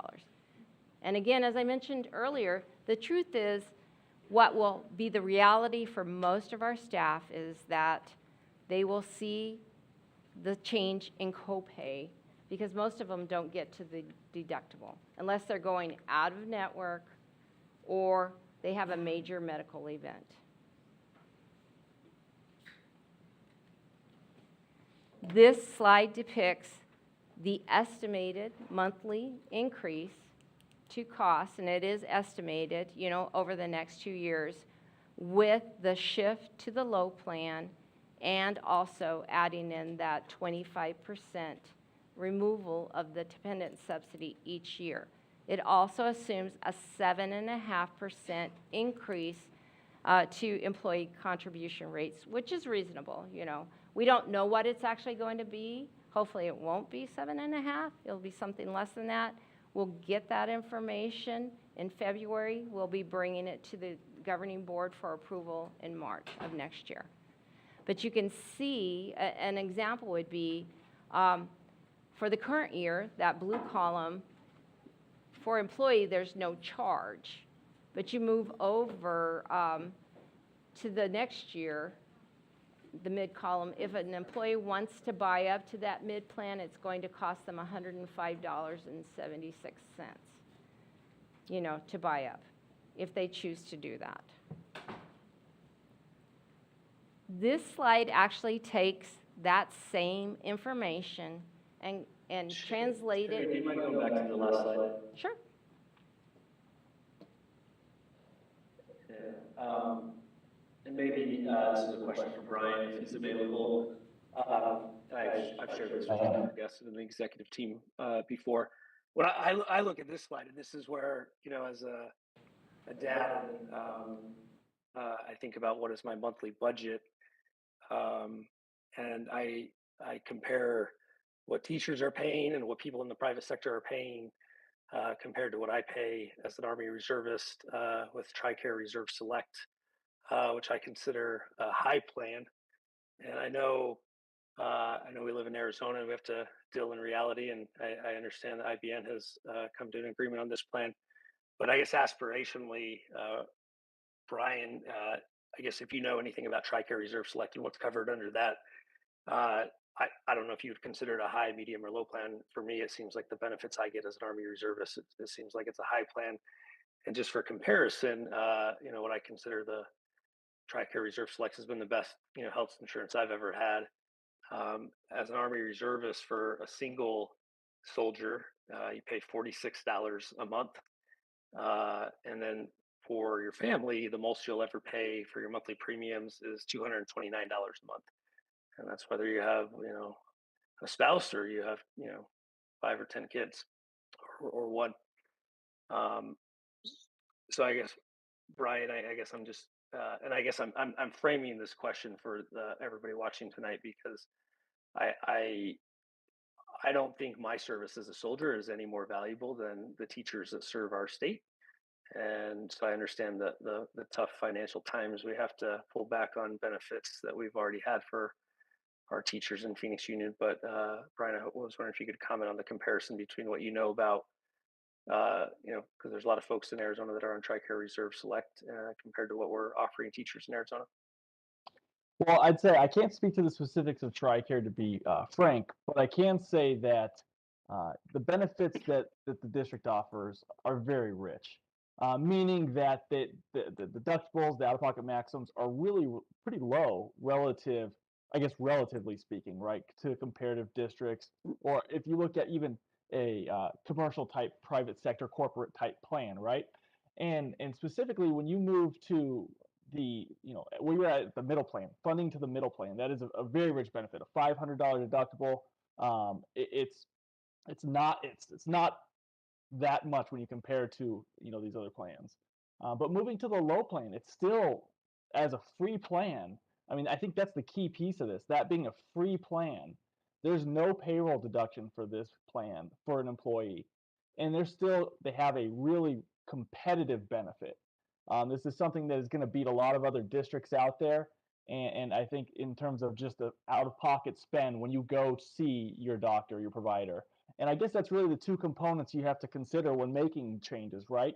Is do we want to impact the people at the time of service, or do we want to impact them in their paycheck, or do you want to do both? And sometimes the option is to do both. There's a time and a place for that. But oftentimes if you can isolate one or the other, that's the best approach from the employee's perspective. Um, in this case, I mean, I don't view this as it's certainly a degradation to affect the benefits, right? They are going to have to pay a little bit more at the time of service. For those people that use the plan, there's no doubt the deductible is going to be a little bit higher. But as Sherry mentioned, a lot of times people aren't even really using services that hit the deductible or that accumulate to the out-of-pocket maximum, because what they're doing is they're just going to get their preventive care. They're going to have a primary care physician visit. They're going to get maybe an emergency room visit, have a kid or themselves, maybe an accident, right? And so those things are all done on co-payments.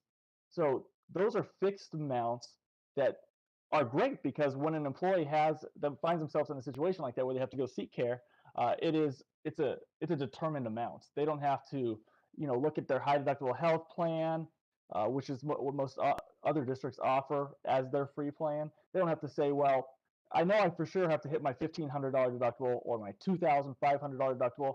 And then after that, I still have to do math on what my benefit's going to actually be. I have to know what a primary care physician uh, visit costs, or what an average emergency room visit costs in total, and then take a percentage of that. Most people just don't know that math. I mean, there's information, and it's becoming more and more readily available, that's going to really make those plans, is a consumerism tool, but if they're not quite there yet in the grand scheme of things. So I guess I'll get off my soapbox, but I do still think that this benefit, this low plan benefit, at $1,000 deductible with no payroll deduction for an employee is a very competitive benefit. And is it the low plan alliance network or the low plan actives is It'd be the low plan, the broad network, meaning that so the only difference between those two plans, the low alliance and the low plan, is just the network that it has access to. And so the way that this 2-year plan would be structured is moving the anchor plan to the low plan. So it would still have the same exact network that the employees enjoy today, which is the broadest in the state of Arizona. right? But then by the time we get to year 2, if you just want to cover your children, it's $170 a month. But if your spouse doesn't have a job and doesn't have insurance through their own employer, it's $1,000, $164 a month compared to $628 a month that we're paying today for the low plan. Yeah, and that's true. And the hard part about it is it's just overall the cost to cover a family is very expensive. I mean, so that's not even the full bore cost. That's still being subsidized by the district. And you'll see a lot of other districts out there just don't have the funding available to subsidize that at all. So what a lot of sister districts do is for the family or even a employee plus a spouse or plus children tier, they still have to pay the full cost of that basically. Even if the employee only tier is free, there's oftentimes an entire buy-up just to cover your family, and it's not subsidized at all. So it is somewhat, I'm not going to say unique, but it's a little more. It's certainly a more rare feature that the district employees have enjoyed for a very long time now. Well, I appreciate, Brian, your analysis, and I know you compared the rich benefits we have in Phoenix Union compared to other districts in Arizona.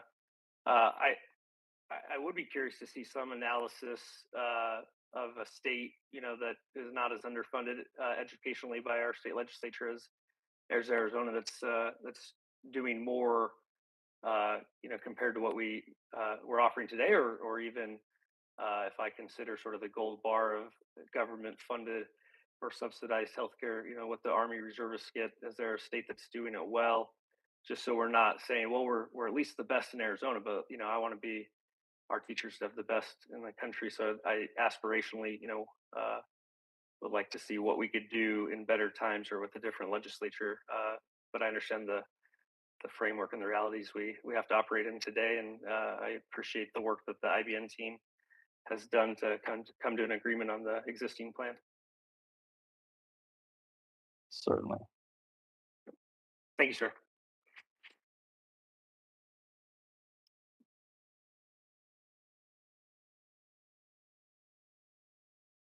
Insight from how the IBN team was thinking about this. Obviously respect the IBN process and appreciate all your guys' work on this. But I think about our employees, like always, at the lowest end of the pay scale, especially our hourly employees that might have their children on their insurance. And we just raised our minimum to $16 an hour. And they may no longer qualify for kids care, for example. And so they'll have to put their kids on our insurance. And so how was that conversation in IBN? How did we talk about that and really look at our employees on the low end of the pay scale? President Alston and Board Member Parra, the PowerPoint, can we fast forward? We anticipated such a question like that. Keep going. Right there. So. Oops. Oh, sorry. You guys were both. So Sherry can really answer that question. But one of the questions the board has is who has dependent coverage? What's their job classification? And then are we harming our $16, $17, and $18 an hour employees? And so you see the numbers right there. Those are the numbers of employees who have dependent care. And then because the board's asked specifically about our lowest paid classified, we can't share more details than that, but there are 65 employees that are on the pay grade that is somewhere between a starting hourly wage of 16 and about 19. So we are talking about 65 employees near that bottom And so that's quantitatively, those are the numbers. I know you guys have talked about, that's why we actually pulled back on the 4-year plan, now just to a 2-year plan. And we are gonna track that dependent coverage there in the middle, because we're trying to draw down that district subsidy. But if we think that gets too high for our employees and unaffordable, just because we're adopting it today doesn't mean we can't make adjustments moving forward. And so we're hypersensitive to that grade 1 through 5, partially why, based on your feedback, we dialed back. And don't think this will have a dramatic impact, but if it does, we can certainly come back. And I don't know if Huve and Sherry feel like you have more to add. I'll just add a little bit, and we did have that conversation, and we knew it would be tough for those folks, but the team was really concerned, and the truth is the day could come, we're not there yet, but it could come where we had to make a decision between the increase in benefits and the step. And the room unanimously agreed that the salary increase was most important, that all employees would benefit from that. So using that as a guide, we did determine that we did have to make change.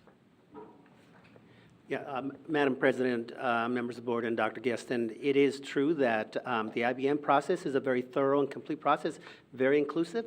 Our salary and benefits team members first meet to make sure we're in agreement with what we are moving forward on these issues before we bring in all members into IBM. A lot of information was shared. We continue to look at data, and we will continue to do that after this year. So this is a 2-year plan, but just like we did contracts this last year 3 different times, because new data came in, new information, new money, we will review the year 2 plan this next year coming up, and we will make recommendations based on real-time data to make sure that we're in the best for our employees. Thank you so much. Thank you for the explanation, and 2, really glad to hear, Dr. G, from you and Sherry and Huve, that we'll monitor this group closely, and if there's anything that we need to do to assist, of course, like, you would have my full support in assisting, especially those grade levels, because they are, we want to make sure that we support all of our employees, especially those on the low end of the scale. So just know that you have my support, and however I can be helpful, but appreciate you focusing on, monitoring and evaluating, and then adjusting as needed. So thanks. Thank you. So finally here, we just wanted to provide a little bit of feedback from the staff as we went out and did our roadshows. And honestly, the first one, we had a few folks on that first one. It was well attended. I understand it was, I think eventually up to 800 on the first roadshow is what I understand. We had 3 or 4 folks, is what I understood. It seemed like it was more because I was the one taking the questions, that were upset and a bit surprised by the proposal. And I think that those 3 did have dependent coverage, and they had concerns. I believe they were teachers. At that point in time. We did have a little bit of feedback initially, but after we went through explanation, I believe in all of the others, and the majority of the group that listened understood the reasons why the team had done this, and that it wasn't done lightly, that we spent a lot of time looking at options, and that we made these decisions very carefully, and we did advise them that it's very important that each one really look at their own personal situation before making a decision come open enrollment. And we're going to provide plenty of opportunity for them to have one-on-one consultations with experts so that they can make the best decision when they do open enrollment and make those elections. Did you have anything? Yes, if I could just add, Madam President, members of the governing board, and Dr. Guestin, Cindy Nelke, who was our benefit specialist, like the benefit specialist, one person for an entire district this large, does amazing work. And so open enrollment will be the most critical thing that will happen this year, because it's all some new information that all employees will need to make a decision for themselves. Do I go to the low plan? Do I buy up to the mid plan? Do I buy up to the high plan? What is my personal situation? And so we will make sure that she has appropriate support and resources from our wellness team. Jennifer Sunley and others will be helping out, plus bringing in Blue Cross and Blue Shield reps to make sure that our employees have the best available information to make sure they make the best decisions for themselves.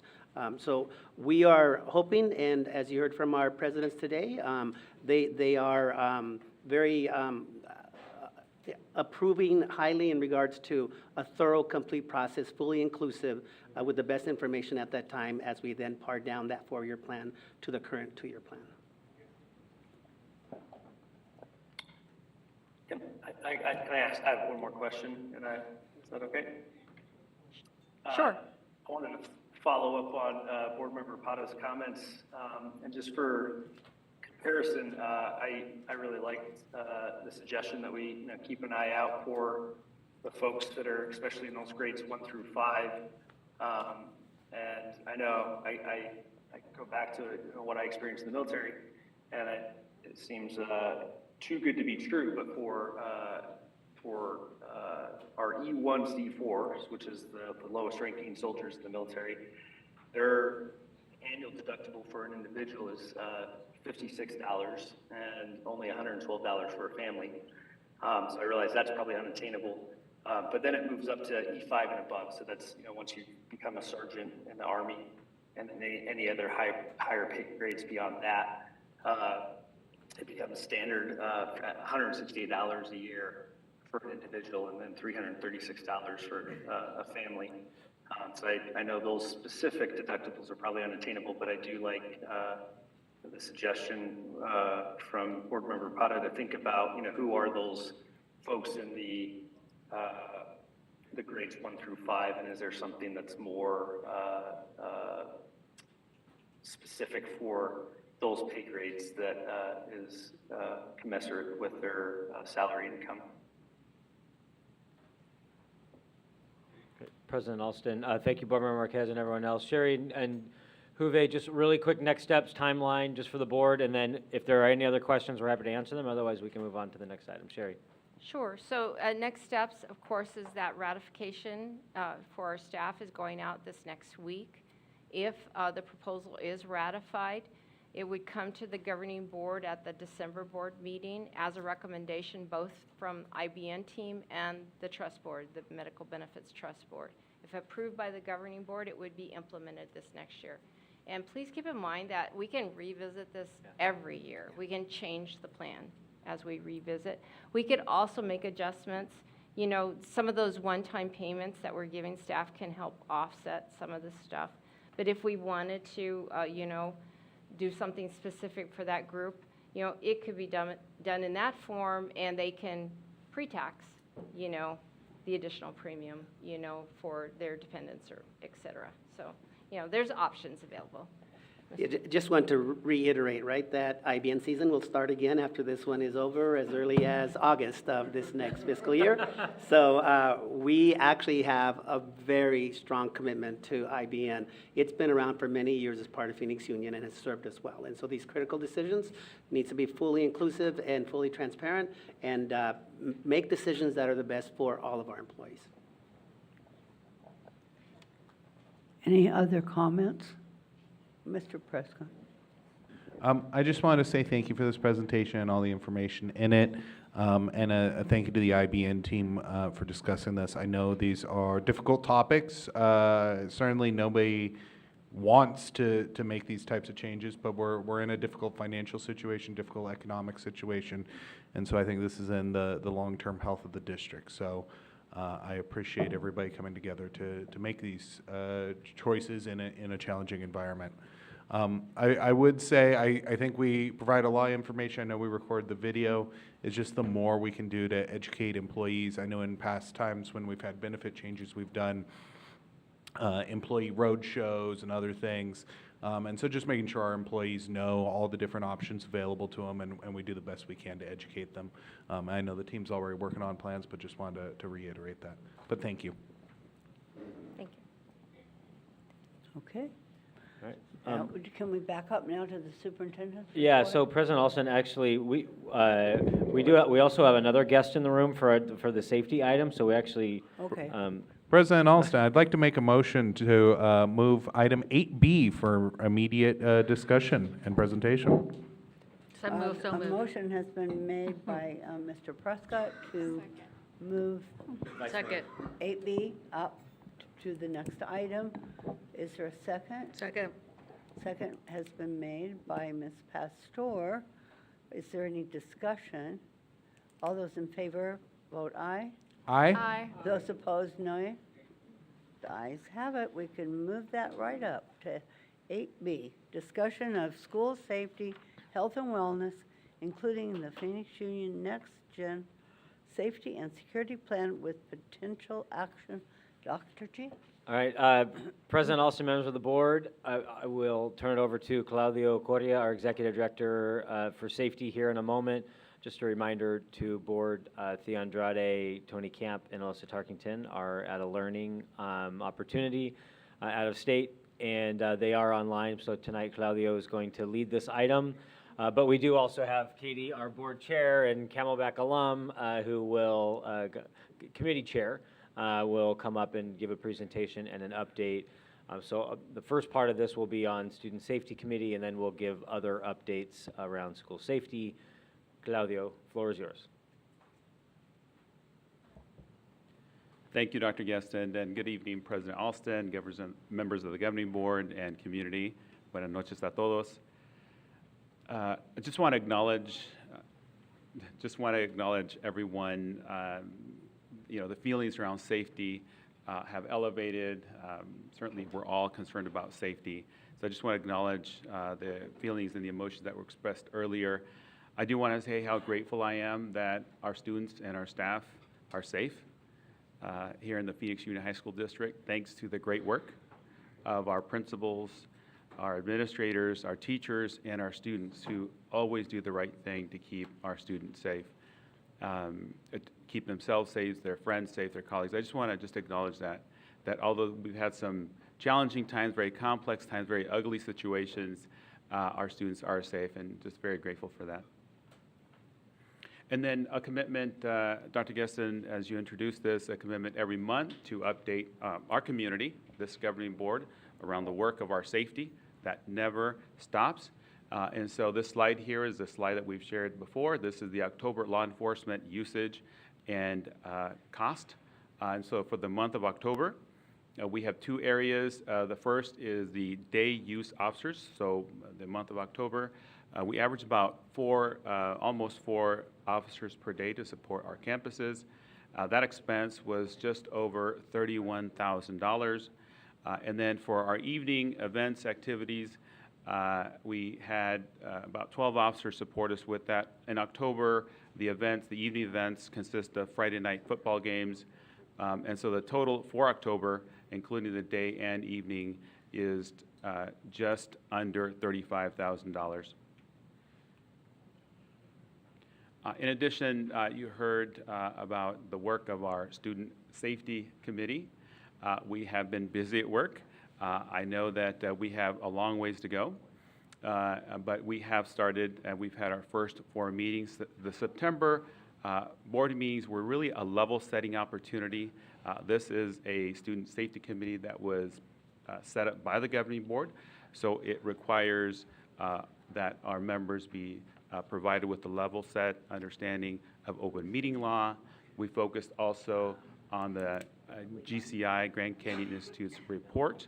That is a guiding document as part of the motion, so we spent time on that, brought in experts in that area to talk to us about that, focused the work around the next generation safety and security plan, and so really a level set opportunity the first couple of meetings. The subsequent meetings in October and just recently this week in November have really focused more on the meat of the work that we're dedicated to, the committee is dedicated to. A couple of the major pieces around the developing a robust and comprehensive community engagement and feedback plan. So we've been working with the committee to develop those major components and ensure that the plan that we put forth is comprehensive and robust and does include all of our stakeholders. And so we continue to work on that.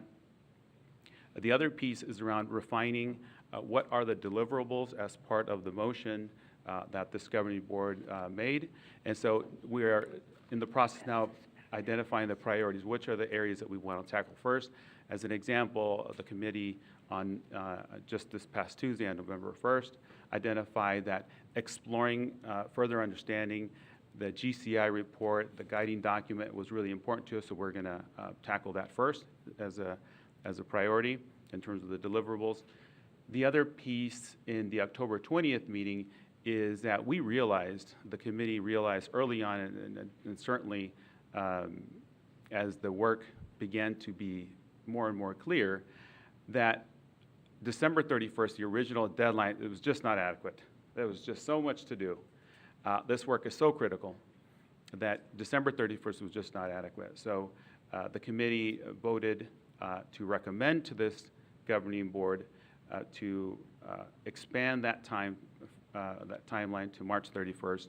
And for that, here is the committee president, Katie McLean Gibson, and she will address the board. And while she's coming up here, she is also a Camelback High School alumna. And so, Katie, welcome.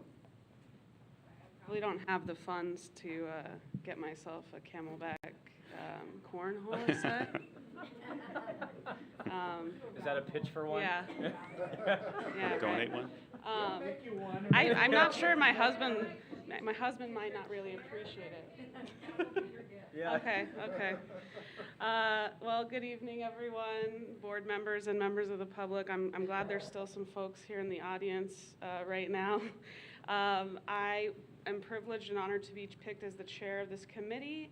As you know, there were 21 members. We now have about 21 resigned, and generally speaking, we have about 11 to 13 people in attendance and on average at each of the meetings. Just tonight, I just wanted to recognize we had 7 people that are on our committee at this board meeting. So Ms. Jimenez, Mr. Sells, Mr. Rigsby, Gladiela Lopez, Uvixa Dominguez, and Seisha Napa were all here. So they're all folks who clearly have a vested interest in our success and the safety of not just our students, but our staff, our teachers, and our community. As you all know, and kind of what I wanted to share so that the community knows as well, is that, you know, this is a board committee, and that's a double-edged sword legally speaking, because it requires us to abide by open meeting laws, just like you all. Now that promotes transparency, which is a great thing, but at the same time it means that we have to operate under those laws, and kind of makes it feel unnatural, especially for folks who are wanting to have really deep conversations. And just as a critique of the normal system under Robert's rules and operating in an open meeting law fashion, that doesn't really nurture the environment for that. And so I think that was kind of the struggle, part of the struggle at the get-go. Also, our first 2 meetings were like packed. The agendas were packed with tons of information downloading and dumping, which I think was a lot for folks to take on. And so moving forward, we're trying to be very intentional about how many things we put on our agenda. That being said, though, I think the reason for that is the reason I'm here tonight is because we realized quickly that there's no way we would effectively get recommendations that were meaningful and had the input of everyone that should be inputting on this subject by the end of December, especially given our time constraints. So the biggest thing to date so far has been trying to finalize our community engagement process. I know that that's going to be, you know, where we get the majority of what we need to compare with what we're being requested to align with the GCI report to bring recommendations to you all. And that's our goal in that was to try to reach as many people as possible. And I think at this point we're getting very close. Hopefully by the next meeting, we were like this close at the last meeting to have a finalized community engagement process adopted. I think by the next meeting it will be certainly finalized, but they're definitely getting started on that. And so we're hoping to reach as many people as we possibly can. I think we've quadrupled it since the changes we've made from the original proposal of the number of people we'll end up reaching. That being said, I think our obstacles moving forward are going to be clarity on the motion and the objectives that we've been given from the board. I think there's some conflict with alignment with GCI and conflict with trying to figure out what are exact objectives and are we focusing on those in the meetings and making sure folks are aware, everybody's on the same page. And so we tried to start doing that at this last meeting to get a shared understanding of what our goals and objectives were and making sure folks are more so on the same page and mapping out our next meetings so that folks don't feel like we're doing this kind of piecemeal and really kind of trying to see into the future. That being said, just as we saw here tonight, and every time we have a meeting, we're in conflict. Everybody comes from a different perspective. We have teachers, students, staff, parents, and community members on the committee, and so everyone has their own perspective. And one thing that always sticks with me that I've heard in both the GCI presentations is trying to find some sort of middle ground or the harmony between perceived safety and actual safety, and that's like really stuck with me on the several presentations we've had. At the next meeting, we're eager to have a new presentation and more information from GCI so folks can really dig into that and feel like they understand it fully so that we can be in alignment with it. Our next meeting is November 16th at 5:30 in this room. It is a public meeting. There is public comment. I encourage any and everyone who would like to come and attend to come listen and also give comment. And all of that being said, is a lot, and that's why I'm here tonight to ask you all to allow, we voted as a committee to send me here to request that you all allow us to extend our sunset of our committee from December all the way through the end of March, which would put us at a presentation to you, I believe, at that beginning of April board meeting. So that's what I'm here tonight to ask of you. I think it's really instrumental to getting the effective work done. I mean, we could just make some recommendations, but I don't think even a committee where there's 11 to 13 people in attendance are going to make the right recommendations if we don't have the time to really reach the community members that we need to get the information to you. So I hope that you will support us in allowing us to extend our timeline. Otherwise, I'm not sure what we're going to come to you with in the end of December. Mr. Prescott. Katie, thank you so much for the presentation, and thank you for your work as chair. I know it's a lot, so I really do appreciate it. Oh, thanks. Couple things for me. One, for me, I knew when working on that original motion, December was an ambitious timeline, and I think we went into it partially because of the realities of the board changing, right? It's going to be a new year, it's a new board. We wanted to clean things up while we had the current board and give the new board a fresh start. But an extension makes sense for all the reasons you've outlined, and that's something I'd support. I guess my questions are with an extension. One thing you mentioned, and some people in public comment mentioned, was not having clarity on the purpose of the committee or not having clarity on the exact mission of the committee. Is there board action needed to clarify the motion? I feel like our motion had a lot of very specific wording, but if there is board action or needed to clarify, I'd be curious about that. And then I'd just be curious generally, in addition to that timeline, to make that a real timeline, are there other supports needed so that we don't have to extend it even further? Certainly. As to your first question, I think we've been given, and from the beginning we're given a set of 7 objectives. I was a little bit confused, to be quite honest with you, at the beginning because I knew this came from a motion, and so I had requested the motion a few times. And the motion was read out during public comment at the last meeting. So after that comment, I requested that at our next meeting, someone explain to us how the objectives we were given were discerned from that motion and how they line up. Because I really think that's where the crisscross of understanding is happening. Because listening to the motion, I'm not sure that the 7 objectives completely line up to me, but maybe it's just me, but maybe other folks are having that issue too. I mean, I think it's evident other folks are having the issue because we have the motion, we have the objectives. Like, what is the clear objective? What have you all delegated to us specifically, and not, you know, kind of what are the parameters of the recommendations? We know we're bringing you recommendations, but I don't know that it can be the whole universe of things. So we're trying to limit that. Otherwise, we could be back here asking for another extension, and I definitely don't want that to happen. So, yeah. And that's helpful. Is there and then is there anything else needed to support? And then I have one other question. You know, that's a great question, and it's something that I will bring back to the committee because I'm not sure I'm the person to be answering that by myself. So. And then I guess last question. I think, you know, when we made the motion, one part of it was you know, the motion in the committee was intended to be contingent on our current off-duty officer model being extended through December. And so for me at least, an extension of the committee through March means an extension of the off-duty officer model with all of its pros and cons. Do we, is that something the committee has discussed? Is there a recommendation around that? I chuckle because at that meeting, we had about 4 or 5 failed motions before I finally made a motion that did not include a recommendation surrounding that only included the request for an extension, because it seemed to be that was the only thing we could get a majority of the members present to agree on. So it didn't seem like there was a majority of the members present at that meeting to agree on, do we want to stick with the same thing, do we want nothing, or do we want more? Those were kind of the 3 little areas, and it was kind of, I think, evenly distributed. Thank you. Ms. Ross. Couple of questions.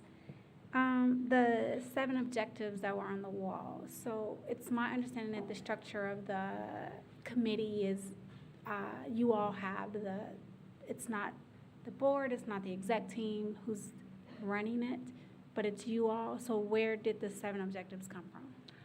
I believe those 7 objectives were provided.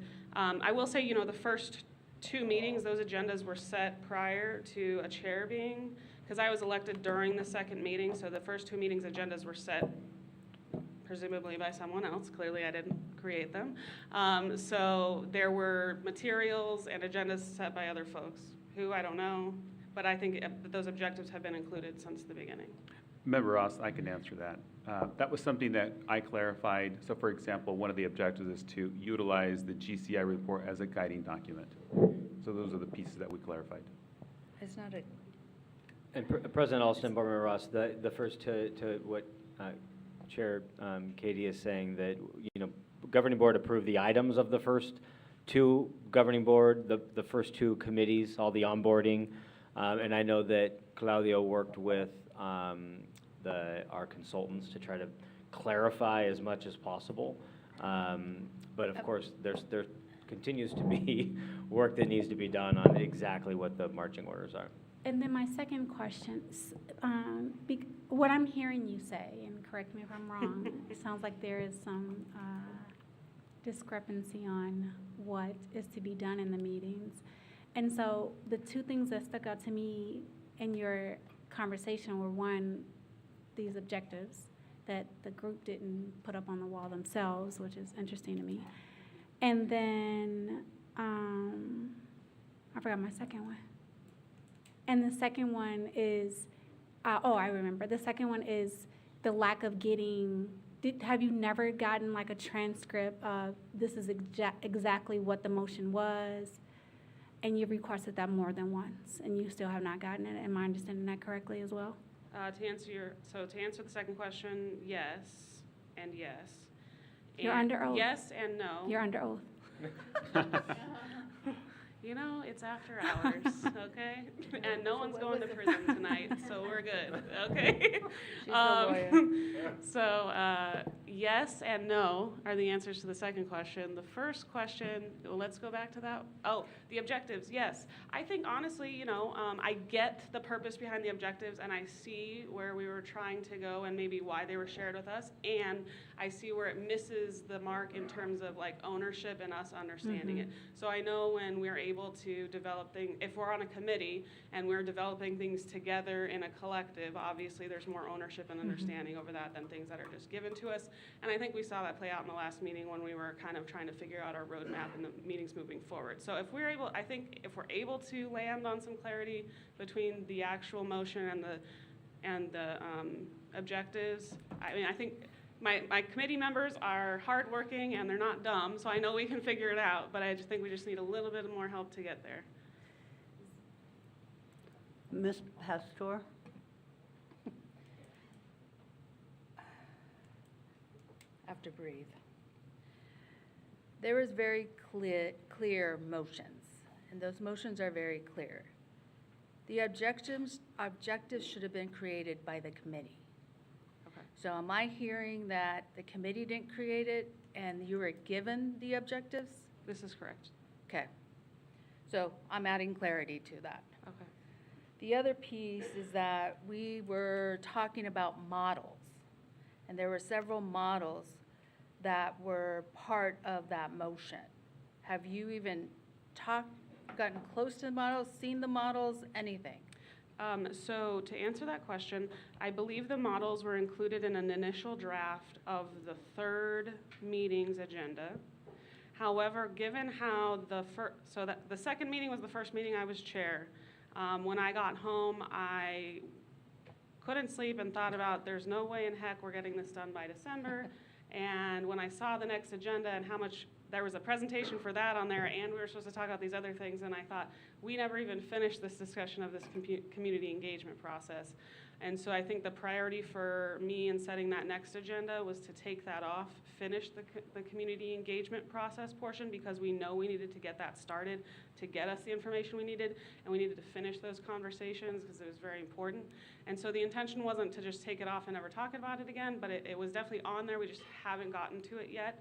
And it's definitely something we're going to add back in depending on where it lines up within the roadmap of what we've determined as a committee, kind of how we're attacking the pieces of the motion, basically, because it's multi-part, obviously. And so we figured we have 10 more meetings, and we've tried to start to navigate what those 10 meetings are going to look like. So the motion was to review the models, and then from those models, make recommendations about them. Sorry. And the objectives were supposed to then be designed as a collective with the group. And So I'm a little confused where the objectives came from.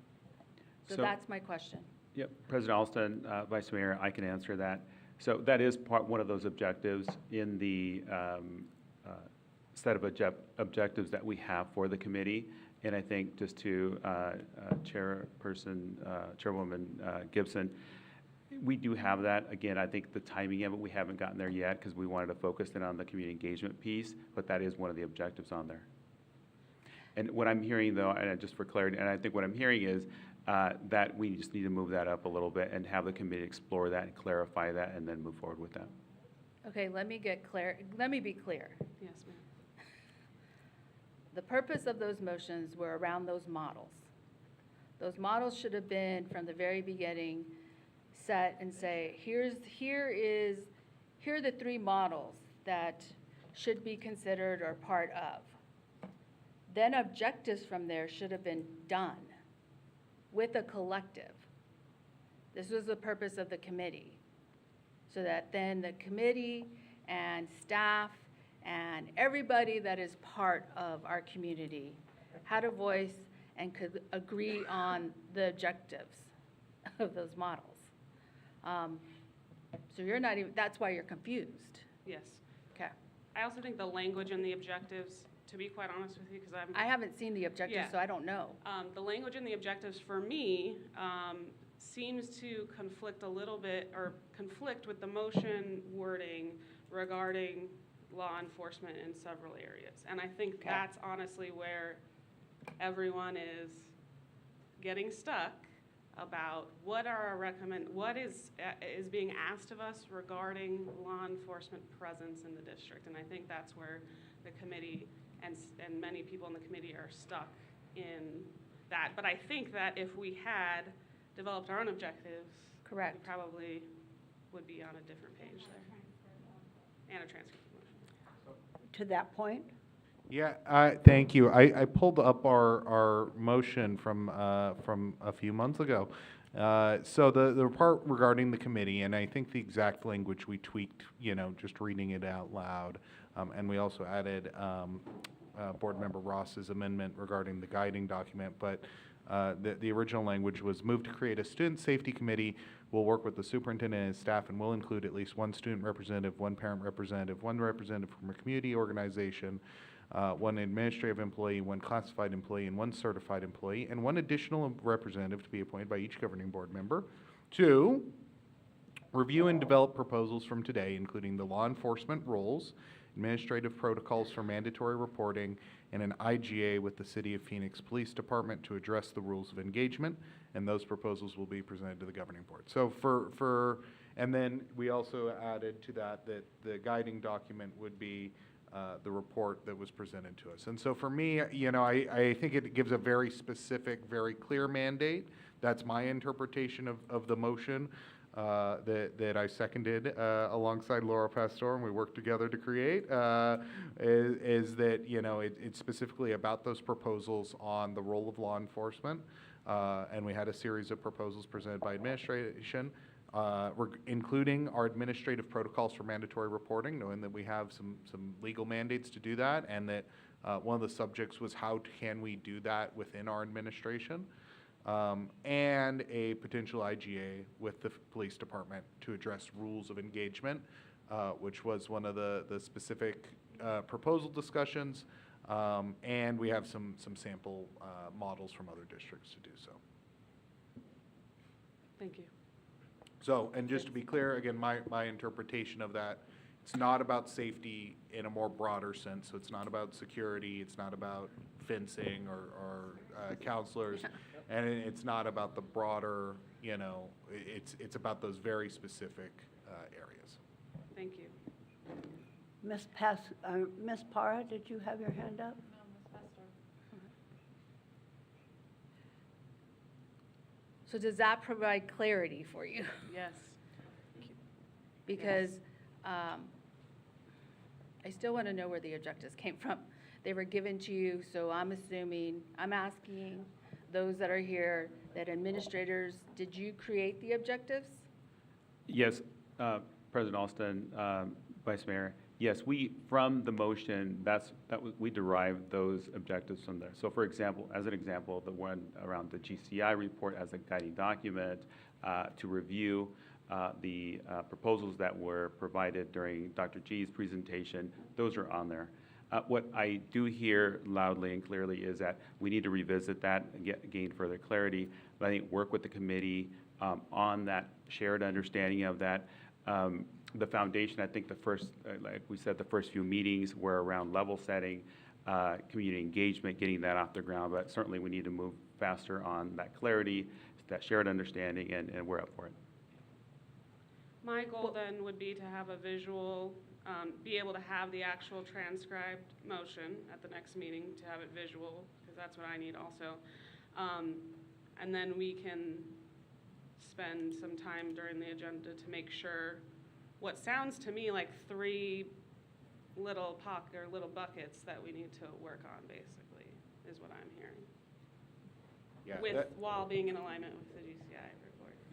Yes, and I'll add that there was another additional motion as part of that to identify funds for community engagement and to support the work of the committee.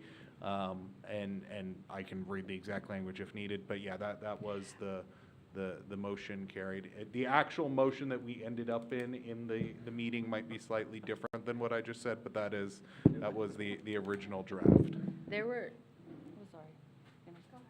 There were 1, 2, 3, 4 motions. Not all related. I left out the police one. No, I and know, but the- I mean, there yeah. are 4 motions, so you probably should see the 4 motions. Yeah, But the ones for you were number 2. Ms. Ross? No, you're okay. You're okay. So if you had a printout of the motions related to this, because there were 4 motions that night apparently, and you all as a group came up with your own objectives, do you feel like that would help you all be on the same page to be able to move forward smoother, more smoothly, smoothest? Yes, I think it would. Okay, thank you. Noted. Madam President, can I jump in? Yes. Mr. Marquez? Katie, thank you for being here tonight. You talked a bit about the community engagement plan that the committee is working on coming to some consensus on. It sounds like you haven't voted on a plan yet, but I wonder if you could share what the committee has talked about or envisioning, and specifically, has the district staff given you a budget for that community engagement plan? So, the organization Iconico, with Luis Avila and Catherine Anaya sort of at the helm. I believe Catherine Anaya works with Javelina, but there's some partnership there. It's our understanding that they were contracted to help provide both facilitation at our meetings for certain things during our meetings, but as well as to provide the community engagement portion. They had come with an initial presentation about what they had possibly envisioned as a starting point for community engagement. However, as I said, over 3 meetings, members of the committee have made changes, recommendations, and really kind of overhauled from the original plan what we're doing. Like I said, I think the original plan, and my other committee members are here, so please don't hate me if I get the numbers wrong. But the original plan was committing to maybe trying to reach at least 250 people. Now we've upped that to at least 1,000 people through the number of meetings. We've got a regional model set up with Central, West, and South, and both comprehensive and small schools are divided amongst those. When folks attend these meetings, they don't have to go to the meeting that's in their geographical area that they live or work in. They can choose the one that's most convenient for them, but we still will be getting data about kind of which community they feel like they belong to the most. And also those meetings will be split up into kind of 4 sections. It's students, families, staff, and I'm looking back here like someone's going to give me the answer.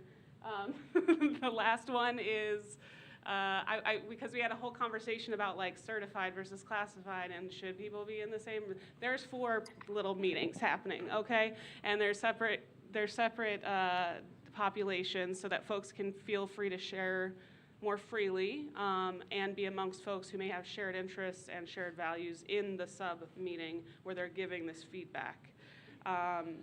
So those meetings are set to kick off in the next couple of weeks, and there's a timeline that goes through I want to say January, February.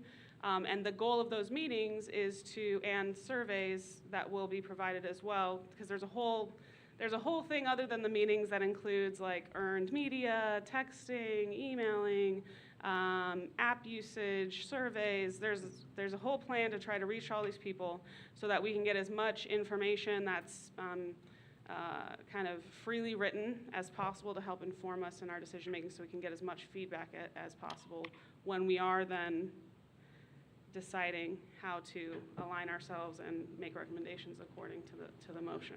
If I may also add, President Alston and Member Marquez, that tomorrow we have a planning meeting, and we've had actually several planning meetings to ensure that the right supports are in place, whatever financial supports, logistical supports, staff supports are available for the community engagement piece. Katie, you and I talked about that earlier.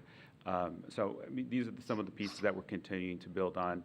And again, Member Marquez, we're committed to providing the right staffing, financial resources to make sure that we have a robust and comprehensive community engagement outreach.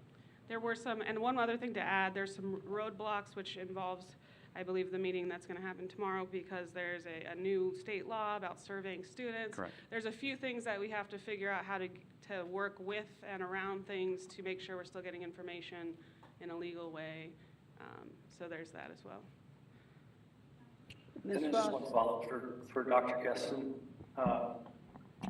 Dr. Keston, so the motion from Board Member Pastor in August to instruct the superintendent to identify additional funding for public participation and engagement on proposed student safety plans that will be presented to the governing board by the Student Safety Committee.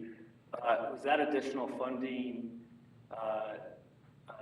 interpreted as being the request for proposal that Conoco was awarded to facilitate and do public participation and engagement, or is there additional funding beyond the Conoco RFP for facilitation? It sounds like included in that was some public participation that the School Safety Committee itself has some authority over, developing its plans to do outreach. Yeah, President Alston and Board Member Marquez, no, there will be a lot of money spent outside of the Javelina y Conoco budget to keep it in a couple of different ways. One, keep in mind that if the governing board accepts the recommendation tonight to extend the committee to March, 15 more meetings, 14 more meetings? There's only 10 more meetings. So And just to be clear, we're meeting every other Wednesday, basically, with the exception of some holiday breaks. For sure. So those are 10 more meetings, plus on top of that, all of these community listening sessions. And so Econico is going to help with outreach, facilitation, et cetera, but we're still staffing those. And so all the tech team, all the safety team, all the maintenance staff, there is a significant amount of time and money outside of the Econico, as well as our marketing team has been boosting. So there's a ton of resource, time, money, energy outside of just the Econico contract. And also, we requested food, like there's been some we're other doing things food, that's happened during our we're meetings. Ubering. Yeah. But it's all to get the committee members there. Could we have a bit of order here, please? Thank you. Ms. Ross, Madam Chair, I just have one more question to follow up on that thread. could you hold on, Mr. Marquez? We've interrupted Ms. Ross a couple of times. It was okay. I was patiently. I was actually gonna thank Claudio, but then it was brought to my attention that it's not just Claudio, it's all of you all. Thank you for putting in those extra hours to help them do the work of the community. So thank you all. That's what I want to say. And I wanted to make a motion, but he has more questions, so I can wait for my motion until he's done with his questions. Okay. Mr. Marquez.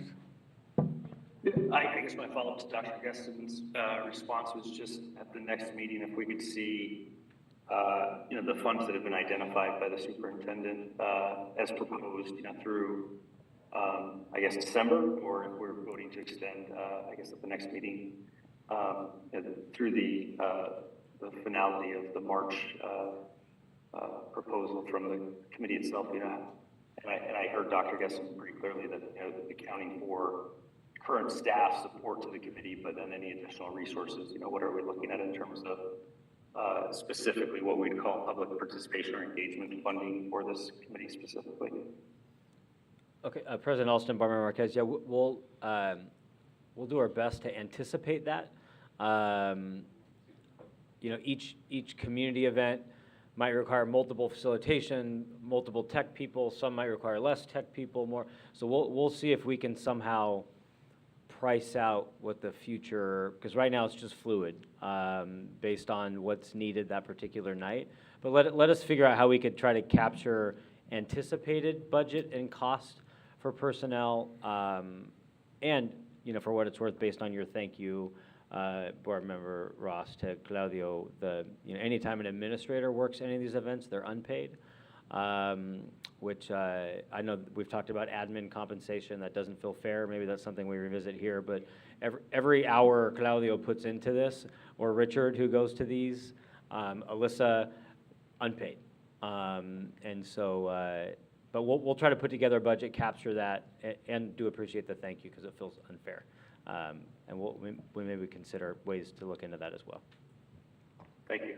Yeah, and then I do, before anyone makes a motion, want to give a perspective from executive team as well. Ms. Pastor? So I appreciate all the work and dynamics that is going into this, not only from administration, but for those that are volunteering on the committee and also the teachers and certified and classified staff who are also not getting paid.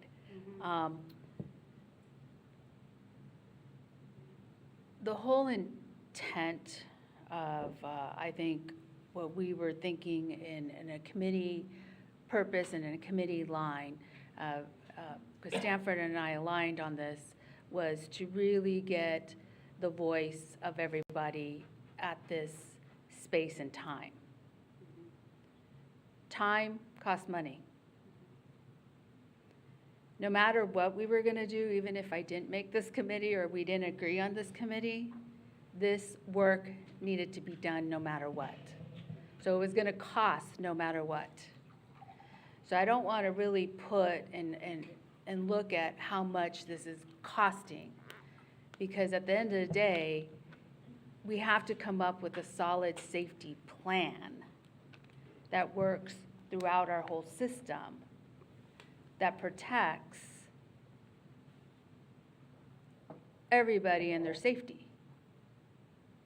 And so we need to put the time and the effort and the cost and the money into what we're going to develop. So I don't want to be distracted by the cost. I want to be focused on the product and what that looks like.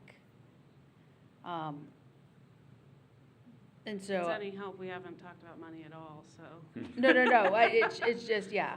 It's just because of the outreach piece that we put in there and what does that look like? And the outreach piece was really meant for community voices and what you were describing. That was really how I would define outreach and participation. It sounds like Iconico and Javelina got hired to facilitate this dialogue. So that's very separate from me, to me. And so I think we need to be clear on who's laying what we're doing so that then it all can come together. One piece, and I forget council's name, correct me if I'm wrong, I apologize. But our council at the last meeting, Ms. O'Brien and Ms. McLennan have clarified with us is our ability as committee members to participate in this community engagement process is a bit limited from a risk management perspective. And so that's kind of also played into the facilitation kind of being like a third party. Well, the community engagement, the community engagement piece was meant for a third party, but it sounds like they're doing a lot of facilitation of these meetings or yes. Yeah. So to me, then, if that's the case, then there's another angle or avenue of outreach. Correct. Okay. And I will say in the agenda creation, I am asked always if I'm comfortable with portions being facilitated. It's not forced or pushed on me. And so certainly given my day job and my other responsibilities, I do appreciate the help with facilitation given how much is on the agenda. So it's been nice. President Alston and members of the board and Vice Mayor, I think two reactions from me on that one. One, we agree about the money. We haven't put that budget. This is an investment in something that we have to do anyway. And so we're happy to put together a cost. But to Vice Mayor's point, this is work we have to do anyway, whatever the cost is. And so agreed completely on that. And then I just wanted to thank Katie for your work. It's tough. I think Katie and Claudio are developing a good relationship, figuring out how to work together. But really just wanted to thank you for what you've done so far. Well, thank you. We have Yeah. a really great committee, honestly. Yeah. And so many of them are still sitting back there, so I really appreciate it. And one more shout out, the tech folks. I wish Yes. I memorized all your names, but you're fantastic. And they're here. They were just here with us on Tuesday as well. And they have to run the show by themselves with us. They don't get all the nice frills y'all get. So I tell them every time, thank you so much for everything that you do. I appreciate it. So President Alston and members of the board, I think a couple of things. One, based on Claudio's work, I also know that many other members of the executive team have gone to watch the videos as well. And so thank you to the rest of those. I know Thea, Isela, many others have been attending. A couple things from us. Number one, we do support their recommendation to extend, that if we're really going to do community engagement well, it takes time and effort and energy, and if they're going to reach that many people through surveys and focus groups, et cetera, we do agree that's the case. Second, that we do recommend to you that as you extend the committee, we just extend the use of the current officer model. That as you heard from Katie, that when the committee discussed it, there was actually a majority of the committee that wanted to move forward with law enforcement. It was just there was a portion of the committee that wanted even more, and so therefore they couldn't get a vote on that, as Katie knows. And so what we thought is a right middle ground in our recommendation is that we just continue with that off-duty model for next semester, but don't increase the dollar amount, that we just stay under the 325 that you gave us for the year. And so you don't have to increase that, and then we will just work within that to get through the end of the school year, to allow this committee to get through its work without you having to increase that dollar amount, but just continue the model under that same. And so those are the recommendations. Accept theirs, continue the model, but no need to increase the dollar amount. Okay. Ms. Ross, are you ready? May I be excused? Yes. Okay, thank you. You can go home now. Thank to you your so baby. much. Go take care of the babies. Madam Chair, I make a motion that we extend the current safety committee to March 31st. And we maintain our current model that we have with law enforcement, but we do not increase any funding to provide for law enforcement. Okay. Is everyone Second? clear on the motion? Or are you doing the second? You can go ahead and do the second. I have a minor amendment. If I may. Okay, we've heard the motion. Mr. Prescott has a minor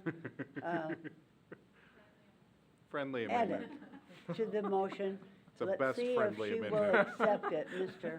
Yes, my suggested friendly amendment is just to clarify on the dollar amount, is to extend the monthly funding that was approved previously as part of the previous motion. Is your language was no additional funding, but we will need additional funding for those 3 months, so extend the monthly funding. That's just as clarification. I accept that amendment. Okay, so the motion has been made by Ms. Ross, seconded by Ms. Pastor? Ms. Pastor. Is Well- there any discussion?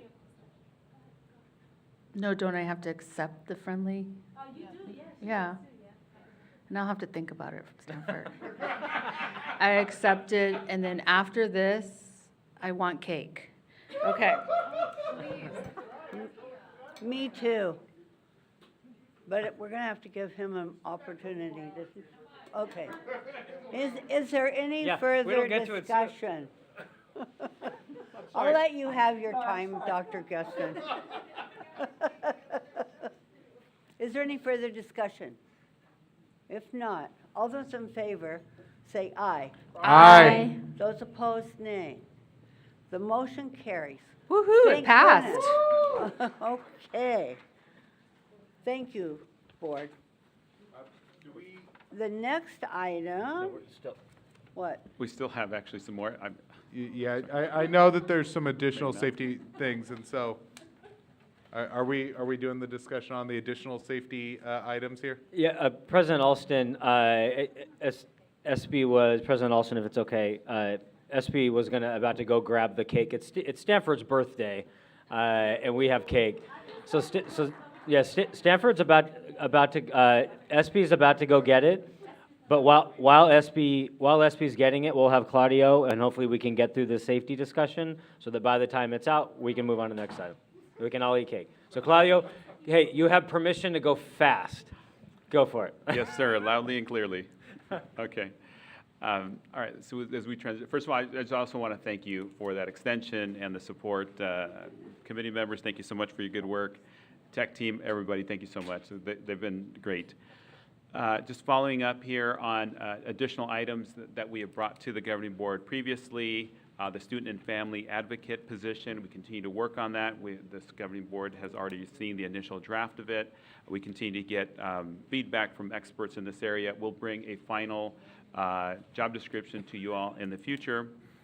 The other piece that we've talked about in the past is around the work that we're doing on the internal protocols, a 360 review process. These are major events that happen involving students, and what staff plays in the role. I see the cake is very distracting. Yeah. And the role that a variety of staff play in supporting students when an incident happens. Already, the assistant principals have had their initial development of it. Principals have also refined that process. And so we will continue to work on this and bring it back to you. Quick question. Sorry, I know I'm holding us from the cake. Two questions. One about the first one, when we're looking for the experts to help with the revisions for the student and family advocate, are we talking about like social workers? Who are we considering? Yes, that, and also City of Phoenix staff members who work in this area. Perfect. And then thank you. And my second question is with the 360 review process, can this be applied to if a staff member is, I'm trying to figure out how to word it without coming across like I came across last time. If we have a student and a staff that has a disagreement, if staff members understand, and I'm sorry, I get a little lispy at the end of the day, this thing is making me lispy, sorry. Will this help staff be able to like step back and say, I'm trying to think how, so let's say we had a student who's yelling at staff, because that was an example that was used, or swore at staff and yelled at staff, and and escalated. Can this 360 review be a tool to help everyone, students and staff, because I'm not blaming staff are awesome, to say what can we have done differently, or what are some other approaches that we can take? Is that clear? I'm kind of tired. I'm lispy. Is that clear? It is. So Okay. President Alston, member us. Yes, it is. What I hear you saying is around protocols, right? As we train on these pieces, absolutely. Yeah. Thank you. I think the other thing, if I start getting distracted, it's definitely that cake. I just want to share that. Ms. Parra. Thank you, Madam Chair. Claudia, I know, and this might, I know this probably falls under Thea and Alyssa, but the parent liaison job descriptions, will those be coming? December. Oh, Yeah, President Alston, Board Member Parra, in December, we will bring job descriptions to the board around parent engagement. thank you. Thank you. And then just additional safety updates for the governing board and the community. As we have heard and continue to hear from our community, safety continues to be a priority, a focus for all of us. It's next level this year and it seems like years to come. So we're also investing and beefing up our systems and our staffing to support our campuses and our students as they are expecting and demanding, and so we're up for that. So a few updates here around staffing. So we're going to repost the campus and community safety director.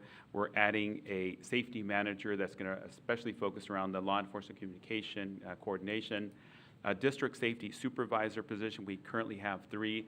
We also have additional events during the during the week, on the weekends, and so we also need to invest in increasing our safety during those evening hours, weekends, and so additional safety, district safety supervisor to support in this area is really important. We're also investing in bilingual, biliterate communication specialists, not only to immediately and effectively communicate with our parents, our stakeholders, when an urgent emergency situation happens, but also proactively managing our website, managing our safety email, and just being more proactive with our communication. Our parents continue to deserve that, and we are investing in that.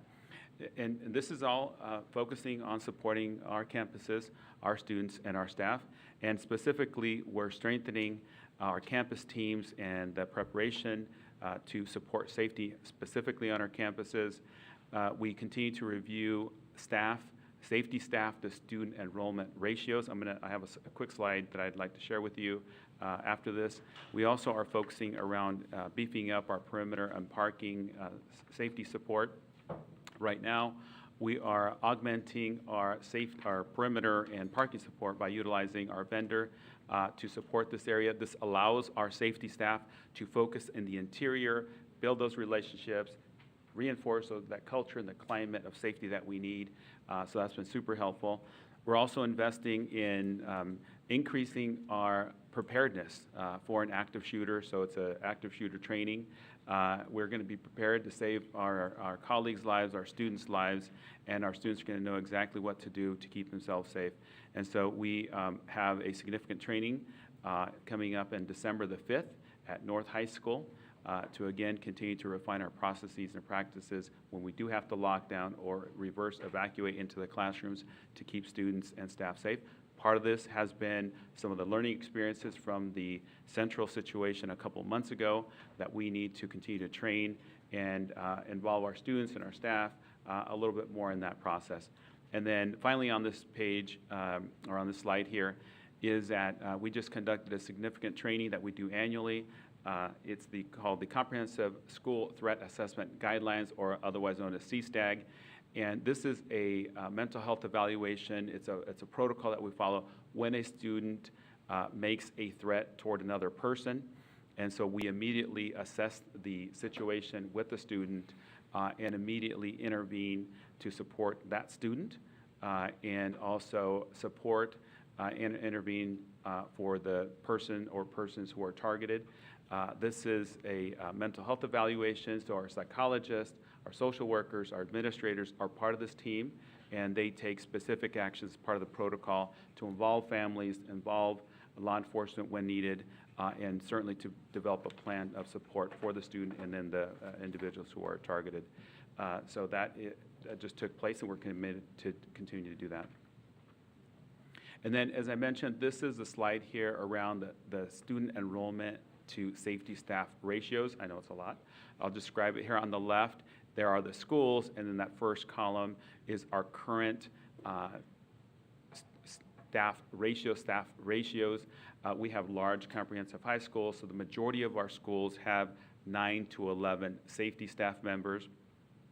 And then as we go across the top there and the additional columns, this is where we, if we were to decrease the ratios, so right now they're 250 to 1, 240 to 1, 230 to 1, 200 to 1, that far right one, it would indicate that we would approximately add 25 safety staff if we were to decrease it to 200 to 1 as an example, and at approximate cost of $1,350,000. So just at this point, we're just analyzing, researching this. We indicated that we'd come back to you. We initially had feedback, just because of the timing of this report, had feedback from our assistant principals at the last assistant principal meeting. They said, great, we'll take more staff. They're worried about finding people, so that was one of the big pieces, so we continue to, focus on that. So the other piece is next week is the principals meeting. I will have a conversation with them about this, and just so you know, and get their feedback, and then obviously come back with to Dr. Geston, the exec team, and the governing board with the proposal. I will also say, just related to this, is that principals and administrators have asked for additional tools, such as additional radios, and so we've provided those already. So this is just one of the aspects that we're still working on.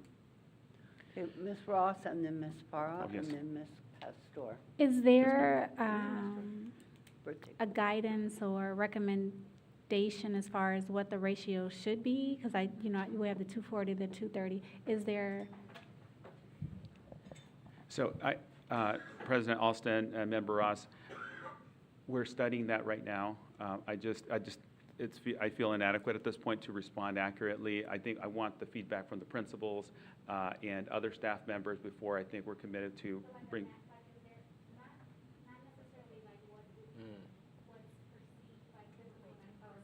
Thank you. Not necessarily of what's perceived and what Yes. I think I need to feel safe, but like, is there Yeah, a, what is the ratio?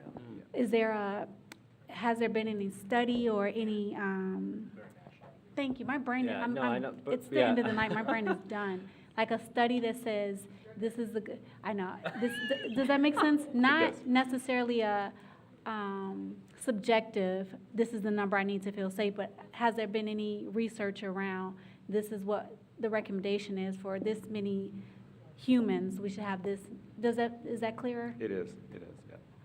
Yeah, President Alston, Board Member Ross, they are looking into that. I think there's a couple, Yes. so there are, when you think about concerts and there are national standards around, so they're studying those.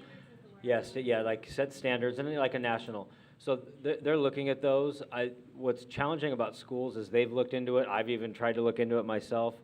And if you, so we're talking about objective, not subjective, but if you even asked our safety team who's here, it's a combination of personnel and square footage, like size.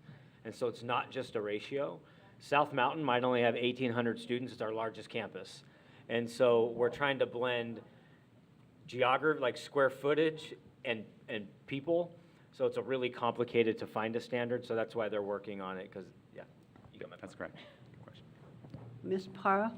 Kind of related to that, so I think right now, and Dr. Gesson, correct me if I'm wrong, aren't we a part of a kind of a national cohort that is looking at safety and trying to create like a community of practice or a community of learning around this issue? And then is this something that we can elevate to that group, that we can all maybe look at and do a little national comparison with each other if we're kind of like systems? Excellent. President Alston and Board Member Parra, yes, we are a part of a really cool national safety cohort with school districts across the country. And I think Claudio, unfortunately for Claudio, he's head of safety all day. He runs the safety committee and he's on this national safety cohort. Sorry, Claudio. But bring that up next time, that ratios would be a great idea. I made a note. Thank you. Thank you. And then just a quick follow-up, hopefully a quick follow-up, because I think we all need sugar.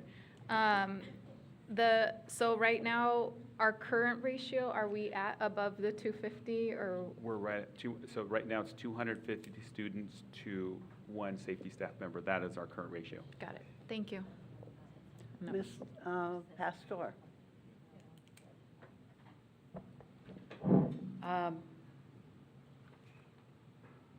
My question was around this strengthening the safety division. It says reposting of the safety director. We have a position, a safety manager position already? Okay. And then what I'm just seeing is then we're going to add another position, the job description or the bilingual, biliterate communication specialist. Where will that person be housed? In the safety or in Richard's area? Or where would that person be? Yeah, President Alston, Vice Mayor, that's actually going to be housed in the safety division. That's been one of the challenges. We're trying to tell marketing and communications to do all of our safety communications, manage a database, get a parent dialer out in 2 minutes. And so this is a safety specialist, communications just dedicated to safety. Yeah. And then the student and family advocate, where will that go? President Alston, Vice Mayor, the student family advocate role, once we get it figured out, right now our plan is that would sit inside of Miss Alyssa Tarkington's Student and Family Services division. Okay, and then the parent, would that be the part of the? Yeah, and then President Alston, Vice Mayor, the parent, all things parent fall under Alyssa Tarkington and Cindy Tercero.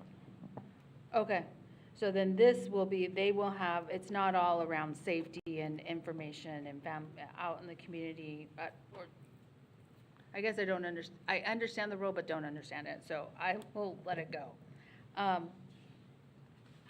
The other piece is that we are going to have to, the reality is we are going to have to beef up our safety on campus. And it is, you're exactly right, it is about not only how many students are on a campus, but what does the geographic or the school look like and how you manage the school. We are looking at that right now on the Valley Metro side of what does safety look like on the platforms and on the buses, and what is presence, just presence do in changing and deterring certain behavior. So I would say we're going to have to beef up. We're not there yet, but financially I know it's going to cost on the transit side a lot more than 1.3 for us. But it's also the geographic and how large the line is too, and how many people. So I think this is just going to need to happen. How it happens, I don't know. So I do want to say that City of Phoenix and Phoenix Union, all the teachers have left, but you can deliver the message to your colleagues that we are meeting regularly. We do have a great relationship, and I'm not really sure where that narrative is coming from. And so I only have one more meeting, and I will continue to harp on that because I'm not sure where that dynamic and that, I want to say chisme, but gossip is giving a false sense of reality, and there is a relationship. So I just want to put that on the record. Thank you. Mr. Prescott. Yes.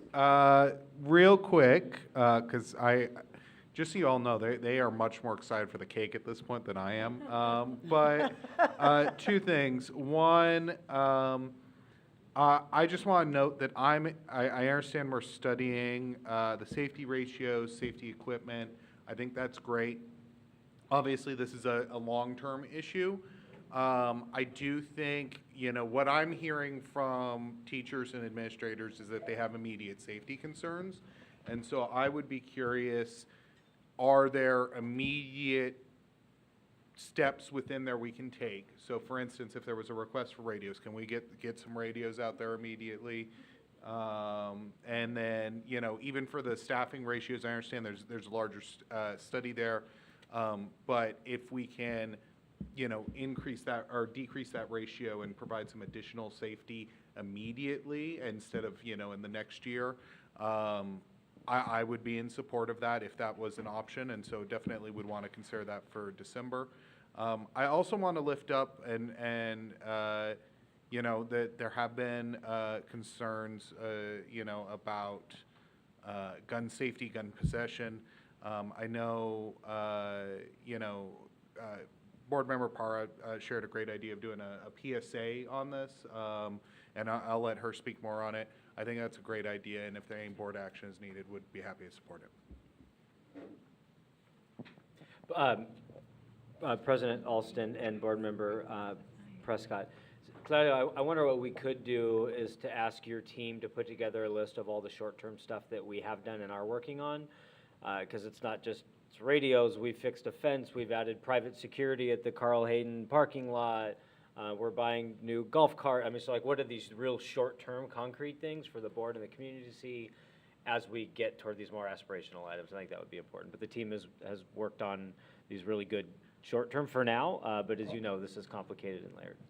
And if I can add to that, Dr. Gaston, is that we are in the process of conducting safety assessments on all of our campuses, and these things do come up, and we address them immediately and or long-term or medium-term or long-term, like some of the things that are going to cost more. So we have been doing quite a bit of immediate fixes to improve safety. So thank you for that. Ms. Parra and then Ms. Ross.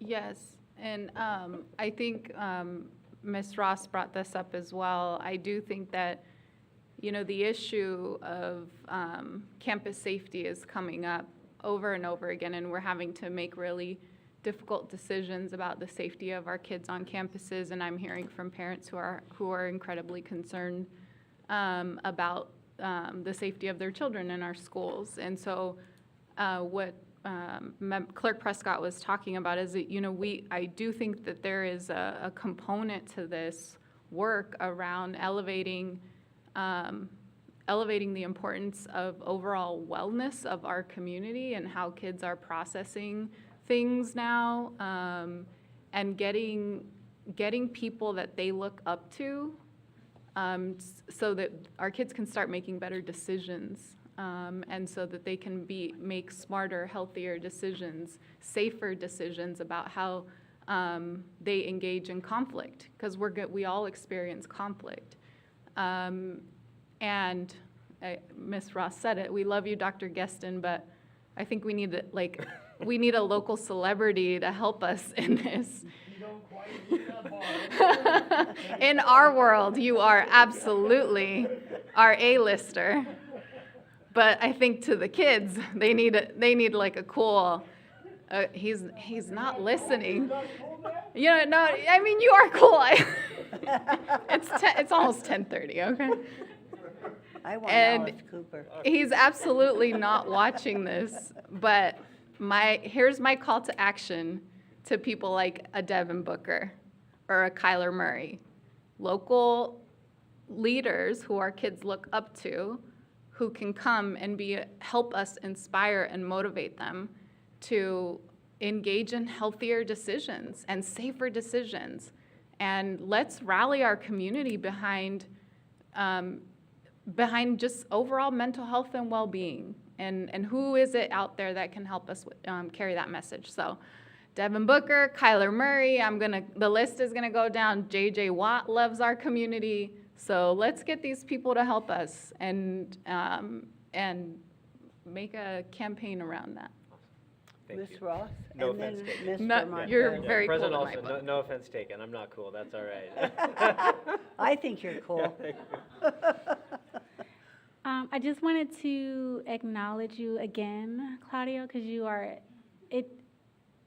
we are in Phoenix Union, it feels like it's only a Phoenix Union problem, this whole safety thing, and it's not, it's a national problem. And so you have a lot on your shoulders and you sit in the hot seat a lot. So I just wanted, to recognize you, that you have to grapple with this huge national problem on this Phoenix Union level. And I've shared that with Dr. G as well. And so I know you're in a hard position. Thank you. Maybe I should do the video. I'm hot and cool on the hot seat. I thank you for that. I do want to say again, we have a tremendous safety team, right? Communications, we really work well together. It's a collaborative effort. Keeping our students and our staff safe is a team effort. Thank you. We have one more question. Mr. Marquez. Yes, thanks, Madam President. Claudio and Dr. Guest, I'm glad you brought up golf carts. I was at Carl Hayden recently, and that specific need was pointed out to me by one of the security professionals there. So I guess as I'm looking at the spreadsheet of students per security personnel on campus, I was wondering if you might be able to think about, sounds like you're already thinking about radios that Board Member Prescott brought up. But based on the land mass of each campus, the size of it, the footprint, coinciding with the number of students at that campus as well, it seems to me like there's not a budget specifically within security for golf carts.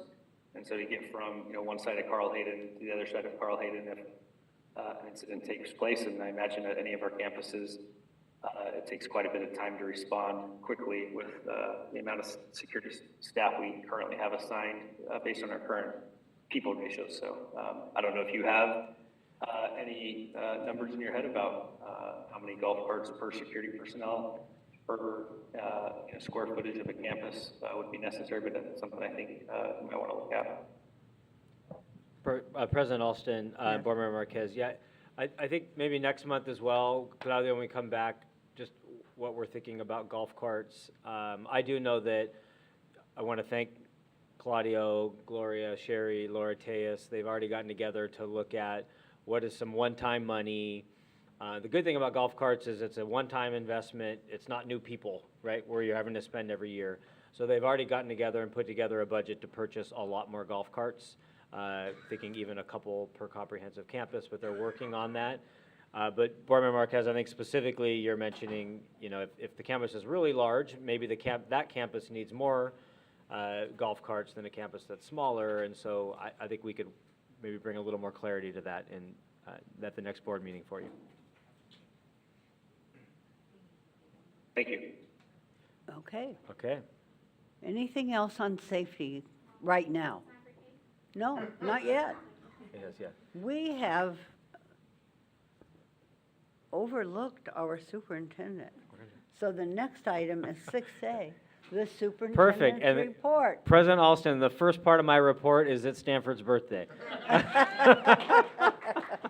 So it is Stanford's birthday. We're going to embarrass him and sing. And then we have a really cool cake for him. Stanford, can you somehow show the cake? Or like talk about, that sounds really dangerous. Can you talk about the cake? Go for it, please. Yeah, so Yeah, we did decide that in the superintendent's report, it says past, current, and future events. And so this is a very current event. Yes. So we're going to, yeah. So I just want to give a shout out to the team who put this cake together. But in all seriousness, so for those of you who can't say it says happy birthday, go Jaguars. So if there is one thing that I have gotten across in 8 years, it is that I'm a South Mountain alumni, and go Jaguars. And oh wow, we have advanced technology. Let's see, is it that one? Don't drop it. Yeah. So that said, I don't want to occupy our whole meeting with this, and I know folks want to go home. So let's get this going. All right. You can sing as much as you want. This is your meeting. Ready? We're going to do it. Ready? Happy birthday to you. Happy birthday to you. Happy birthday, dear Stanford. Go Jaguars. Happy birthday to you. Yay. Thank you all. All right.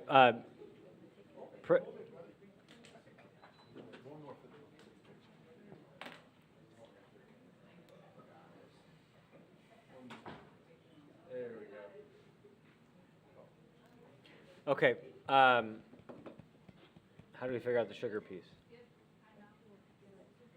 Yeah, I think, so honestly, there are a couple of parts I'm really going to skip for you all tonight. So if you look up there, I'll go super fast because there are things I am going to skip. We've done a ton of shout outs for our principals. Thank you. We did a lot of Native American celebrations tonight. It is Native American Month. Thank you for the land acknowledgement. We had a ton of really cool things happen the last month. Librarian of the Year. We had our largest participation in boys golf this year in a long time. Diamondbacks gave us 1,500 tickets to send Camelback High School staff, students, and parents to a game for free. We had our choir festival. We had the 60th celebration that President Alston talked about. We had Students Athletes of the Week. This is one example at Chavez. We have a district-wide special ed parent committee that's meeting, and so thank Wendy Collison, Tony Camp. We had our third meeting. I had a chance to attend one of those. We had a really cool domestic violence awareness community fair at Carl Hayden. We had an incredible classified professional development day at Linda Abril. We had Steps to College with Be a Leader. We had Arizona Cardinals cheerleaders and an alumni player and the mascot go to academies at South Mountain. We had a job fair. Thank you to everybody who did the job fair. Today, we had a teacher in the back. She's not here. We had a teacher today at Camelback High School get surprised with a $2,500 check to expand Native American programming in her classroom. So very relevant to today. We do have our expo. Thank you, Vice Mayor and all the team at Phoenix College. We're back at Phoenix College doing an expo. We're also going to do vaccines at the expo as well. And we have a turkey drive coming up, which we'll continue to share with the community to ensure that we are putting as many food on the plates of our families. Every year we give out milestone celebrations, the 5, 10, 15, 20, one of your favorite events, President Alston, that's 11/9. So next week, if any board member wants to come and celebrate our employees that hit their 5-year milestones, it's super cool. And then Academic Decathlon, one of Clerk Prescott's favorite, is coming up. If you want to get involved, please do. We heard from Anastasia, it's ESP Day coming up. We'll do a lot to love on our ESPs in PXU. We continue on property negotiations next door. I'll bring a more good update, but progress so far. We will close on this property on November 19th. Ed Prep coming soon, our Teachers Academy. And I will stop there. We'll stop there. I did just want to thank everybody involved. We had a large facility rental at Chavez yesterday, and it was a facility rental, not an endorsement. Yeah, they did. They took care of that. But do want to, at a later date, we'll have a chance to maybe talk more about the incredible work of our team, led by Isela Rivas and many others, to pull off even an exhibit like this. And just wanted to thank all involved. And next month, I was going to talk about school letter grades. School letter grades came out. And believe it or not, despite this pandemic, they're the best state letter grades we've ever had. But do want to talk about why we should celebrate that on one hand and why we want to be cautious about celebrating that on the other hand, because of all the learning loss and achievement challenges. But we will next month have a chance to look at our letter grades, but they turned out to be really good this year. And we'll have a chance to congratulate our employees for their work, but be realistic about what they mean in Phoenix Union. So with that, I will stop so you can do your final actions and we can get you out of here. Thank you. How did I do? Was that fast enough? Real quickly. Okay. Yeah, please. Sorry. Yes. Madam President, no, I just want to go right back to the event from last night. I think it's always exciting when you have national figures come in, particularly a former president coming in. We all love them to come in, but I think it's really important to note that when you get these phone calls, we're coming in 3 days, and that's the amount of time that staff has in order to put something like this and help with all the logistics. You're dealing with not only security, a fire marshal, you're dealing with all the crazy politics. You got the DNC, the congressional campaigns, the U.S. Senate campaign, everyone having a foot in it. So it's just a remarkable job that you all did to pull this off. I know it's a huge thing for Cesar Chavez to have President Obama there, and even just the Levine community, your area, just the Levine community. It was exciting. Even kids on my own baseball team sent me messages saying, "Coach, I'm not going to practice. I'm going to go see Barack." I said, "Go for it. Go do it." It's a wonderful experience. So it's, this type of event and having to pull it off within, 72 hours, and this is, again, a national event type thing where everyone's watching. So congratulations, kudos to the entire executive team. Yep, President Alston, Supervisor, thank you for that, for the team. It's, as you alluded to, and it's even more than that. It's massive. And, Phoenix Union's a destination district in many ways, and we've hosted many national figures. And so thank you to the entire team, and incredible work for Isela as well. Mr. Prescott? I just wanted to echo what Board Member Gallardo said. I thought Obviously, in our current political climate, you know, making sure that political events are safe is tough and serious business. Keeping our schools safe is tough and serious business. And this was both of them at the same time. And I was genuinely impressed at how well organized, how safe the entire event was. So a big thank you to Isela for her hard work, but especially to the Cesar Chavez team and the safety team there. There was a lot of folks who I'm probably not naming who contributed to this, and so I just want to thank everybody for making sure that we had a very safe, well-organized facility rental and community event. Ms. Pastor? I just want to thank you, Stella, and the whole team, because believe it or not, I was in the behind the scenes at the city trying to coordinate all the other pieces of Homeland Security, our City of Phoenix Police, along with Secret Service, and then coordinating with the parks and parking and all this other pieces. So it took a village to make this happen in a matter of 3 days, and to be able then to also take a village of getting the kids in school, out of school, and home as they are combing the school and making sure everything is safe. So I do want to say that we have some excellent employees, and they did an awesome job, and then they're still sitting here. So thank you. Yes, thank you all for, I echo those remarks, and hope Estela's feet recover soon. The next item is 9I, approval of new certified job descriptions, AZK 12, 2-year grant, new teacher mentor. Dr. Geston? Yeah, President Alston, I saw Board Member Parr's hand up.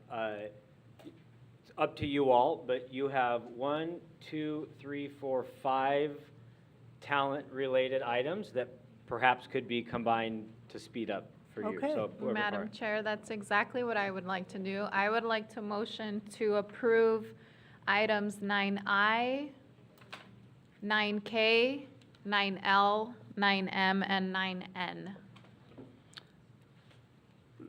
You have heard the motion from Ms.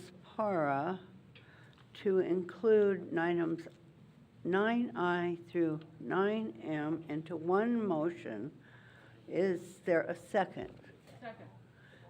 A motion has been made by Ms. Para, seconded by Ms. Pastor. Is there any discussion on the motion? All those in favor say aye. Aye. Those opposed, nay. The motion carries. The next item is 12B, approval of recommendation to expel student 20222301. Is there a motion to approve the recommendation to expel the student identified as 20222301, and is there a second? Motion? Second? Motion has been made by Believe- Ms. Para Me, sorry. and seconded by Ms. Ross. On the motion, by Stanford Prescott. what? By Clerk Prescott. Oh, sorry, okay. Yep. A motion's been seconded by Mr. Prescott. On the motion, those in favor, please indicate by saying aye. Aye. Aye. Those opposed, please indicate by saying nay. Any abstentions? What? Yeah, I just want to make sure we gave him time. So just note that Board Member Marquez voted nay. Just so, yeah. Oh, Mr. Marquez? Did you have a comment? No, but I guess Dr. Gesson will take the moment. I'll just say on expulsions, I'd like to see us come up with alternative models to expulsion for these incidents. President Alston, Board Member Marquez, thank you, noted, for sure. Okay, the motion carries. The next item is 12C. Hold on, I gotta check this. Are we on 12C? approval of recommendations to expel student 2022-2302. Is there a motion? So move. Second? Motion has been made by Ms. Pastor. Pastor and seconded by Mr. Prescott. On the motion, those in favor, please indicate by saying aye. Aye. Aye. Those opposed? Nay. The motion carries. Nay. Motion carries. The motion carries. The next item is 12D, approval of recommendation to expel student 2022-2303. Is there a motion to approve the recommendation to expel the student identified as 2022-2303? And is there a second? So move. Second. A motion has been made by Ms. Pastor, seconded by Mr. Prescott. On the motion, those in favor, please indicate by saying aye. Aye. Those opposed, please indicate by saying nay. Nay. The motion carries. The next item is 12E, adoption of revised governing board policy EEA, bus driver requirements, training and responsibilities on second reading. Is there a motion to adopt the revised governing board policy, and is there a second? Motion? Second? Motion has been made by Ms. Parra, seconded by Mr. Prescott. Is there any discussion? On the motion, those in favor, please indicate by saying aye. Aye. Aye. Those opposed, please indicate by saying nay. The motion any abstentions? The motion carries. The next regular meeting of the governing board is scheduled for Thursday, December 1st, 2022 at 6 p.m. here at the district office. Item 13B, request for future agenda items. Members, are there any items you would like to recommend to be considered for future board meeting agendas? So, Ms. Pastor. I'll be leaving in the first week of December, and we had agreed 2 meetings ago to talk about the Black focus groups and have a study session. So I'm not sure where that's going to be fit in before I leave. So that's my request.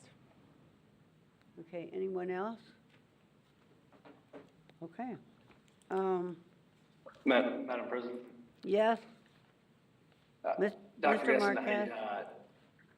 I heard you reference that we'll plan to discuss the school letter grades in December. I was wondering if you might be able to send ahead a read ahead for that. I had trouble finding the Desiderata letter grades when I looked them all up, and then I also had a question about how the micro schools are folded into the comprehensive campuses. If there's a way to break out micro schools, or is it just the comprehensive campus? If we can look at that in December. Dr. Yeah, Jensen. yeah, we have that noted. Thank you. Okay. Item 13C, motion to adjourn. So move. Having concluded our business, is there a motion to adjourn in a second? Motion's been made by Ms. Pastor, seconded by Ms. Ross. On the motion, those in favor, please indicate by saying aye. Aye. Aye.